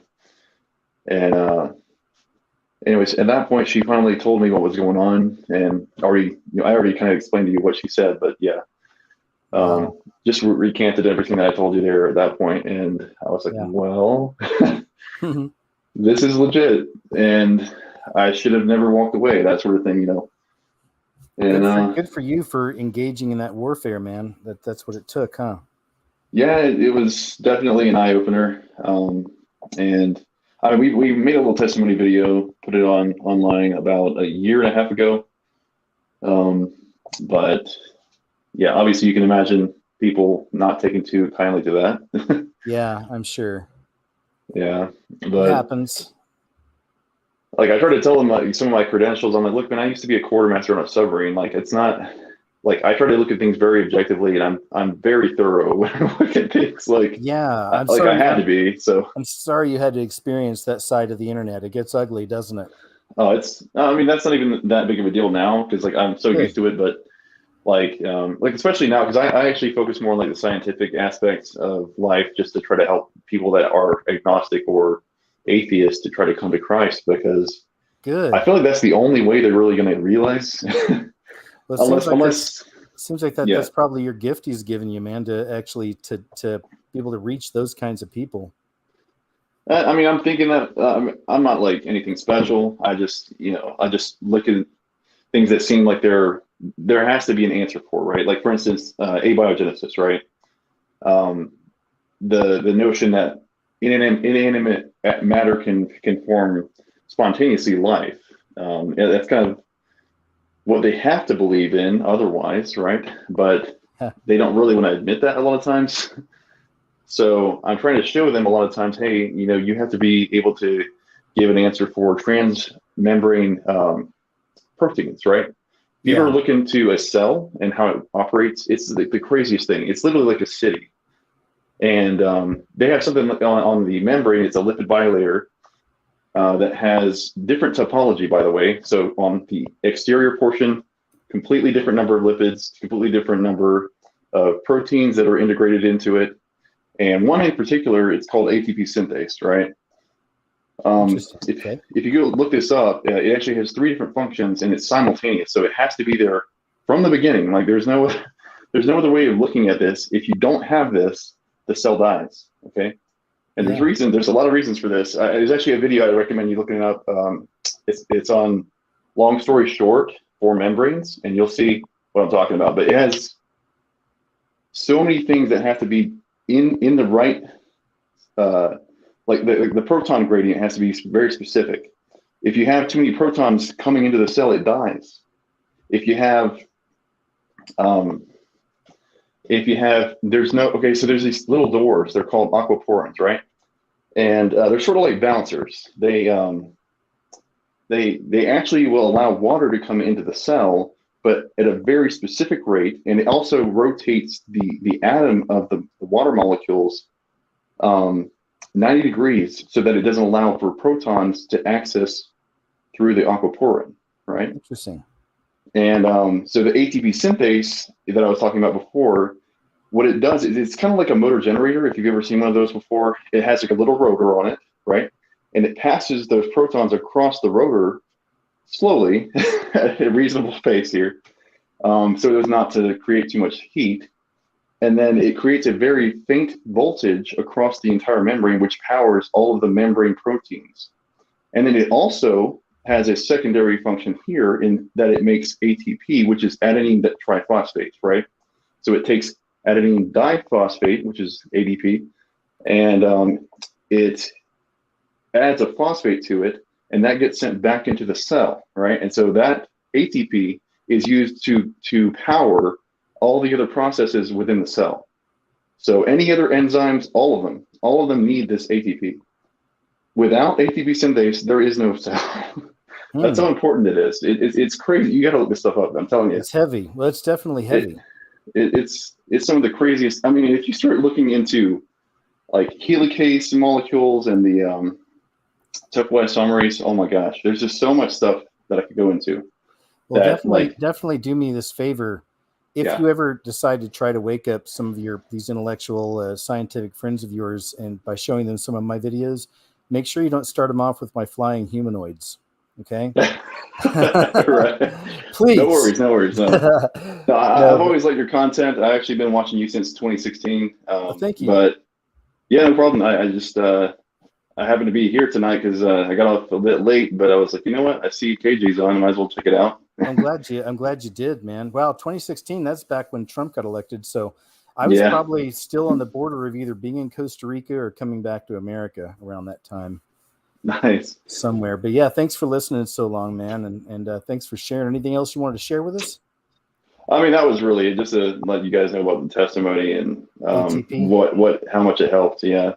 Well, ATP is always important too. But no, man, thank you for the testimony. Seriously, I appreciate it. And man, it's what I really love about these shows, just throwing it out there, is just how different everybody is. I love it. You know, it's like we're all different, but we're the same in Christ. You know, I love it. Anyway, I know this random, but thank you. It's been a pleasure. Hey, no problem. Hey, God bless you. I'm sorry I took a little while there to get through all that. You're okay. Everybody else listening, I hope you all have an awesome season. God bless you all. All right, take care. All right, man. Take care. See you later. All right, guys. We're actually at the last guest, which is Xero, who I've talked to before. I recognize you, I think. Awesome. Can you hear me? Yeah. How you doing? Awesome. This is like a dream come true. In fact, I love how you recognize me. Yeah, I knew we'd talked. I had a feeling. But good to see you again, man. How's everything been? Great. I'm actually a senior last semester in college. And guess how long I've been watching you? How long? I started watching you in 2015. So that made me, I was 15 years old when I started watching you. Oh, thank you, man. I'm glad you did. Thank you. Yeah, I always wonder about that. You know, if there's young people to watch like that, teenagers, but go ahead. Probably not too much because there's so much like, you know, with academia, it's like there's so much brainwashing going on. It's very disheartening. So are you seeing it in your school now? Are they trying to push CRT and all that stuff? Or? Oh, yeah. It's like I don't feel safe voicing any of my opinions. Oh, man. See? And, you know, in the media, we keep being told, they're not teaching it in school. Everything's fine. I've seen that in local news. Get this. In my art class, I said something along the lines of like the "Don't Say Gay" bill isn't actually like what they're labeling it as. Exactly. It just has to do with parents Transgendering being children. given the choice. Yeah. And someone is saying like, "Oh, the gays shouldn't be stereotyped as being unsafe around children." No, they're definitely unsafe. Yeah.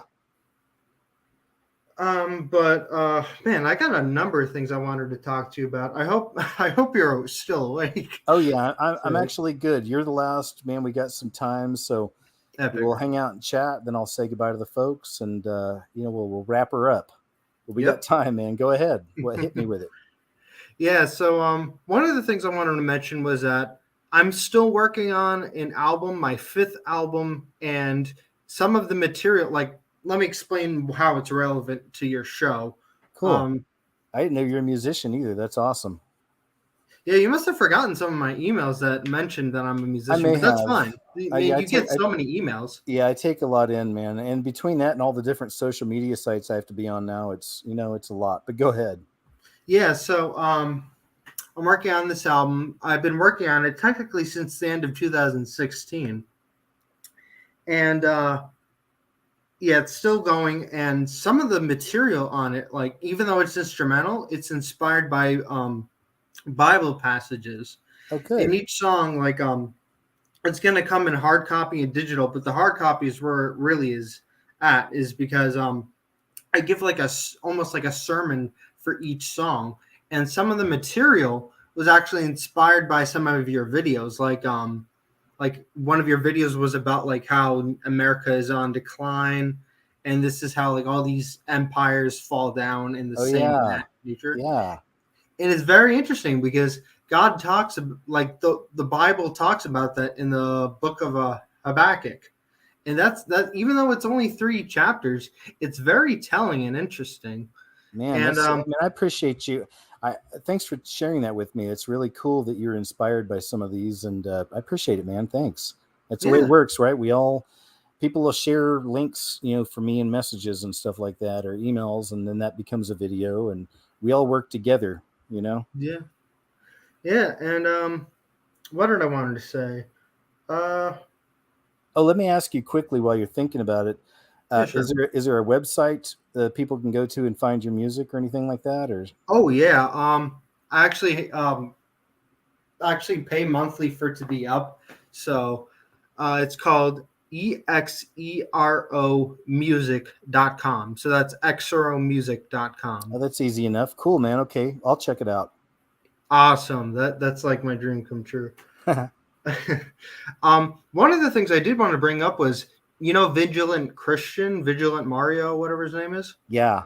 He's a con artist.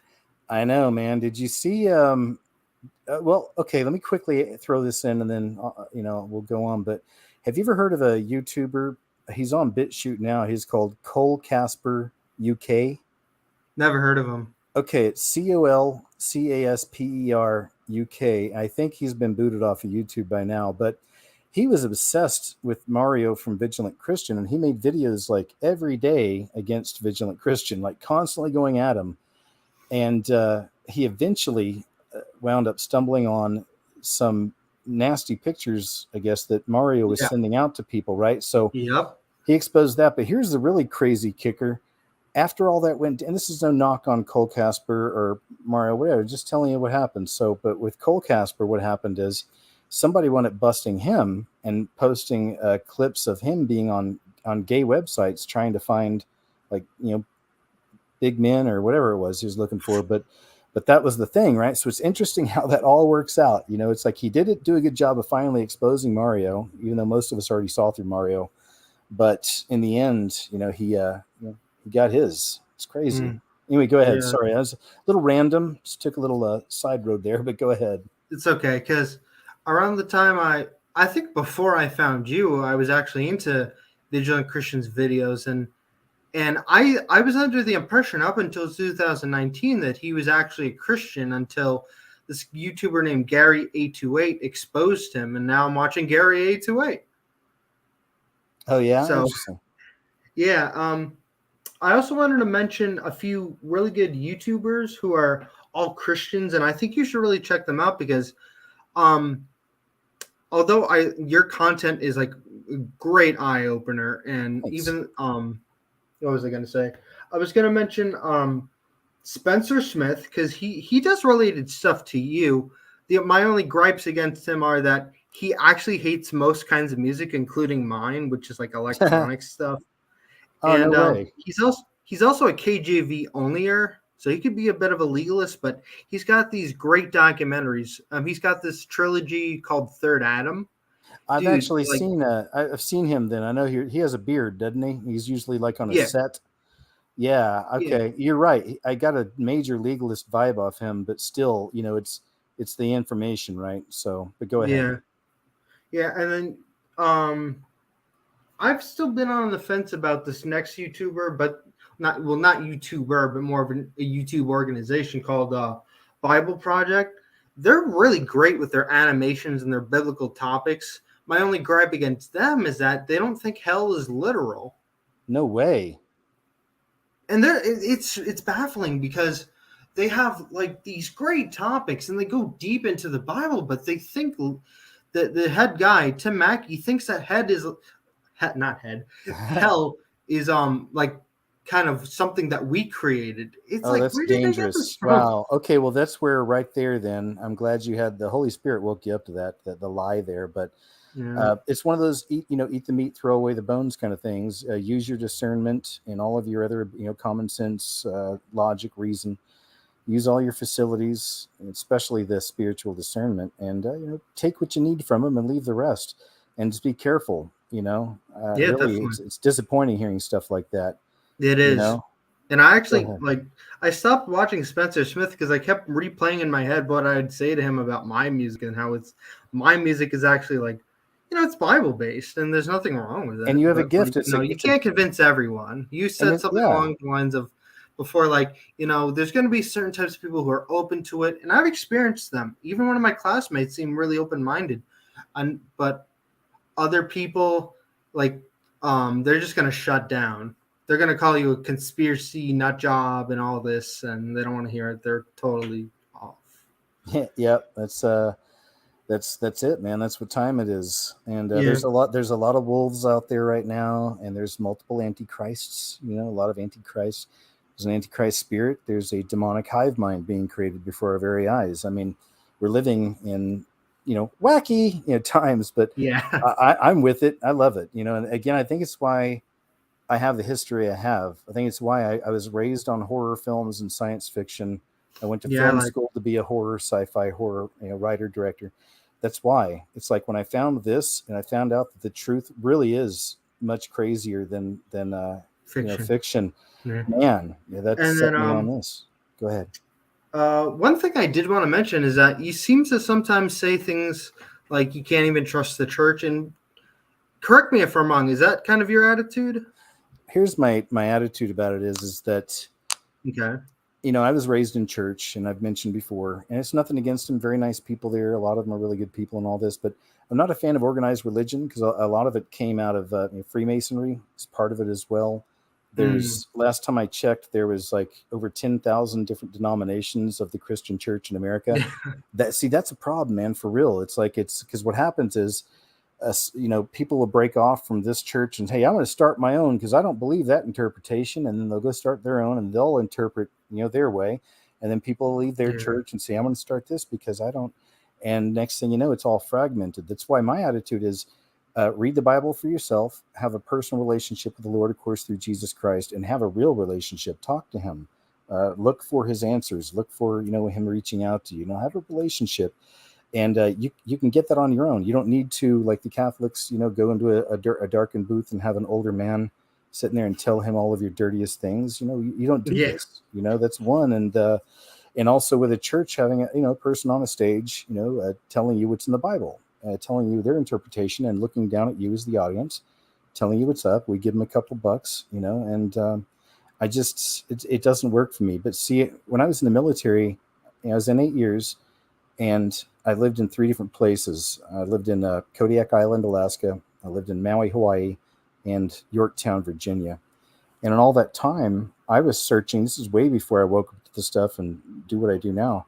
I was still searching. So I was going in all these places I lived. I would go to different little towns and I would go to churches by myself. A few times I was dating somebody. I may take her with me here and there, but most of the time I was by myself.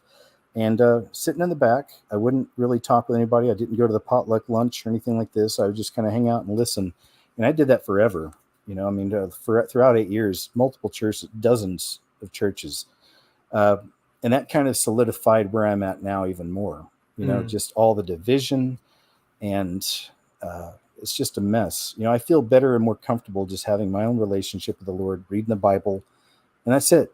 But then that's just me. I don't tell people what to do. And, some people need church for community, and a lot of good things come out of some churches. They're getting the Bibles out to people in the middle of the jungle and things like this. I mean, there's a lot of good things that come out. Yeah, so mission. I'm not real mission. Thank you. Missionary work.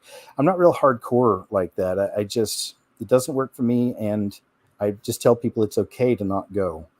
If you feel weird about it or never felt home at church, then it's okay. Just make sure you get your relationship, read the Bible, and he'll show you everything, man. Go ahead. Like, although I think it's like the utmost importance to have a relationship with Jesus Christ and reading his word, and like, you know, whenever you're reading the word and you pray, he like brings things to you through the Holy Spirit. I do have to mention that it does say in the Bible that to partake in the Lord's Supper, so that requires community or church. And I have to say that I'm actually part of a non-denominational church myself here in, I guess I won't say my location or whatever. I'm just United States, we'll say. But I do have to say that it's quite necessary to be part of a church. We can disagree, because I'm not trying to like it's okay. Not trying to start a flame war or anything. No, not at all, man. It's okay. Yeah, because remember, we can always agree to disagree, and what makes friendships and connections is focusing on the things that we're connected with, you know. And of course, it is good to bring up the things that we have, you know, our differences. But yeah, there's no reason to fight or get angry about it. I've been doing this a long time, and you know, I'm set in my ways, but it took years to become where I'm at. But at the same time, like I said, everyone's got their own walk with Christ, man, and it looks different for everybody. Definitely. You know what I mean? So some people, the church their whole life, and it works perfect for them, you know. And then it's a mix. So that's kind of my attitude. Go ahead. And I've noticed that some people, some of your guests seem to have like so much worry, and it breaks my heart. So I wanted to mention of how, like, you know, being in the Bible and praying to God, and whenever you pray and you read the word, and suddenly, coincidentally, things will appear relevant in the Bible, like super relevant, which is really just the Holy Spirit. It's not a coincidence. You know, Jesus tells us not to worry. Like, and I think it was 365 times, I think. I've read that, and y'all can look it up. It's like, what, 365 days in a year? All right, it's 364. Oh yeah, I think I've heard of that. Right. So I'd seen cool? this. I haven't looked it up myself, but I'd seen that 365 times where for whatever Jesus mentions to fear not. So y'all can look that up, because I'm not sure, but I know it's in there a lot, and I know that fears should not be a part of us as Christians, as followers of Christ. You know, it's not even a part of us. You know, we're giving in to something that we don't need to anymore. We have so much power through Christ, not on our own. Some people just don't even realize, man. I think that's what it is. I think a lot of people don't realize the true power we have through Christ, you know, over demons and even healing and, you know, laying of hands. I mean, there's 9 manifestations of the Holy Spirit, right? So how many of us don't even bother to use them or even know what they are? That's kind of crazy. Right. What do you mean 9 manifestations of the Holy Spirit? You can look that up, but there's 9 different things, like gifts that come with the Holy Spirit. Oh, gifts. Oh, I thought that's what you meant. Yeah, it's gifts. Yeah, I need to look. Like, I've been thinking about that for a while, and wouldn't it be terrible if like one day when we're in heaven, God's like, you know, what about that gift they gave you? I'm like, wait, what gift? Yeah, why weren't you healing people? Yeah. No, I think you're using your gift with music, man. That's definitely one of your God-given gifts. Satan doesn't give gifts, so you've got a God-given gift there. Yeah, that's a good point. Yeah, like, dude, I talk about so many things on the album, and the whole I'll spill the beans, because I've been for a while. I try to keep things a surprise for the album, but some of the stuff I'll talk about, like, this album is supposed to be like essential things for Christians to know, but it's also at the same time, since I'm advertising this to people who aren't Christian, it's like a chance for them to get saved through, you know, grace through Jesus Christ. So it's like it's the best of both worlds. In one way, it's for Christians, and in another way, it's for people to get saved. But one of the things I also talk about on the album, or like a theme I explore, is cognitive dissonance, and I'm hoping that's going to smack people in the face with truth. Yeah, good for you. That's good. Yeah, because like, man, I have like experience with cognitive dissonance. Like, it's crazy. Not me. Like, I'm not the one who's been dissonant, but bless her soul, my grandmother is like the worst case of it. It's really sad. Like, anytime you bring up an opposition, like an antagonistic viewpoint, she'll just shut down. It's that generation, I tell you. My folks are kind of like that too. Yeah. You know, they just blank out. You know, and so I watch myself, because I'll go over there and I'll watch TV with them sometimes, and we'll watch the news first, and it's like I've said in the past on some of my other shows, but it's like 6 stories. 30-minute news show is only 22 minutes of news. It's 8 minutes of commercials. This is true. And so you got 22 minutes, and in that 22 minutes, they show you like 6 stories and news and weather and sports. All right. And it's really, think about it. I do KJ's What Happened. I'm showing the folks between maybe 40 and 80, more than 40, like 50 and 80 stories a week. And I'm not bragging on that. I'm just saying I'm one person that shares information. Other people do too. But what a shame that is. Like, what narrow a view so many of these people in this world have. Really, how narrow. And it's a shame. So it's tough for me because I love these people so much, but they're so indoctrinated into this stuff, and I can't break through. And they go to church, so they think that that's it. Everything's fine. And when I talk in days, they're like, I haven't heard that at church. And it's like, you're not going to, at least that church. It's going to be Jonah in the well, one more time, folks. The same stories over and over, right? Kind of over, but no real relation to what's happening in the real world. Yeah, I know what you mean. Like with my parents, although they love me, it's just that they're Catholic, and I broke out of their Catholicism and I became a born again Christian. I even got baptized last year. Great, man. Yeah. Congrats. I love it. Thank you. Hey, you're welcome. So what was I gonna say? Yeah. Even though my dad, he believe it or not, he's actually he would be into some of your ideas. Like I've talked to him about your channel. I don't know if he watches it. I wish he would. Yeah. But he's into a lot of conspiracy theories, but I also feel like he's also in the rabbit hole kind of area where it's like he'll believe any conspiracy theory. Oh, wow. Well, maybe let him watch my movie. Send him over to whoiskjosborne.com. Let him watch my movie and see what that does. Yeah. And He's it's like, no, I don't know about all that. It's okay. I understand. And you're right. No. I would. It's just that it seems like whenever I bring up my things, he probably won't. Oh, I got you. Yeah. He probably thinks he knows better, right? Maybe. I don't know. I just don't know. And another thing is that whenever I bring my parents are pretty open to hearing my beliefs as a Christian, but it just seems like they're always like, no, we're going to go with what we feel comfortable. And I just want to shake them and say, this is not how you live life. You cannot live your life comfortably. You could live your life completely comfortable. That does not mean you're going to be living comfortably in the next life. Right? Yeah, like Jesus did not die on the cross for you to live comfortably now. He died on the cross for you to live a wonderful life with him in the next life. I mean, not saying that this is all trash. Exactly. Yeah, we make the best of it. We occupy. That's what it says. We occupy, so we're here for a while. It's okay. And we make the best of it, right?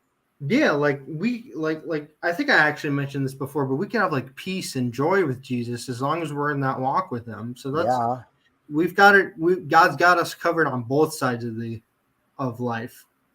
Yes, sir. Well, Xero, on that note, man, do you got anything else for us? We're almost at 6 hours, which I think is I know. I just looked up. I love it. It doesn't feel like it. It went pretty smooth, man. Honestly, I just feel like I've been hanging out with friends for 6 hours. You know? But go ahead, man. Sorry, I don't want to hold you up. Anything else you want to share with us? Probably just two quick things, and it's probably just a reiteration of what I've already said. Okay. If anyone's interested in hearing some cool, well, I don't want to sound like I'm boasting, but next level music, I guess I could say. I don't know. I don't want to boast, but just check out my channel. It's EXERO. A lot of the stuff I do is even though my music is instrumental, it's the mood. I'll take a mood of a Bible verse, and the instrumental will be a meditation on that. I love it. That's a good idea. And do you want a hard copy or a digital version of my album when it comes out? Man, I'll take whatever you want to send me. If you want to send a hard copy, that'd be cool too.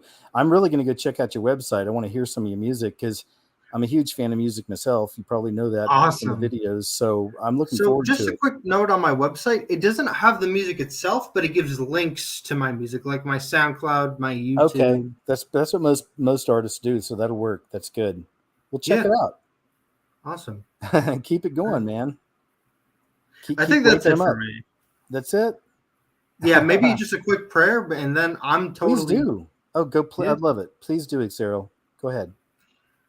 Heavenly Father, thank you so much for not only hearing my prayer to be on this awesome podcast or live session with KJ, but saving me for last, which feels nice. I just want to ask that you bless everyone in the KJ and his wonderful viewers. I pray that you grow closer to them through your word. If there's anyone who's unsaved on this channel, maybe you just lead them to Christ. And I just pray this in the good name of Jesus Christ. Amen.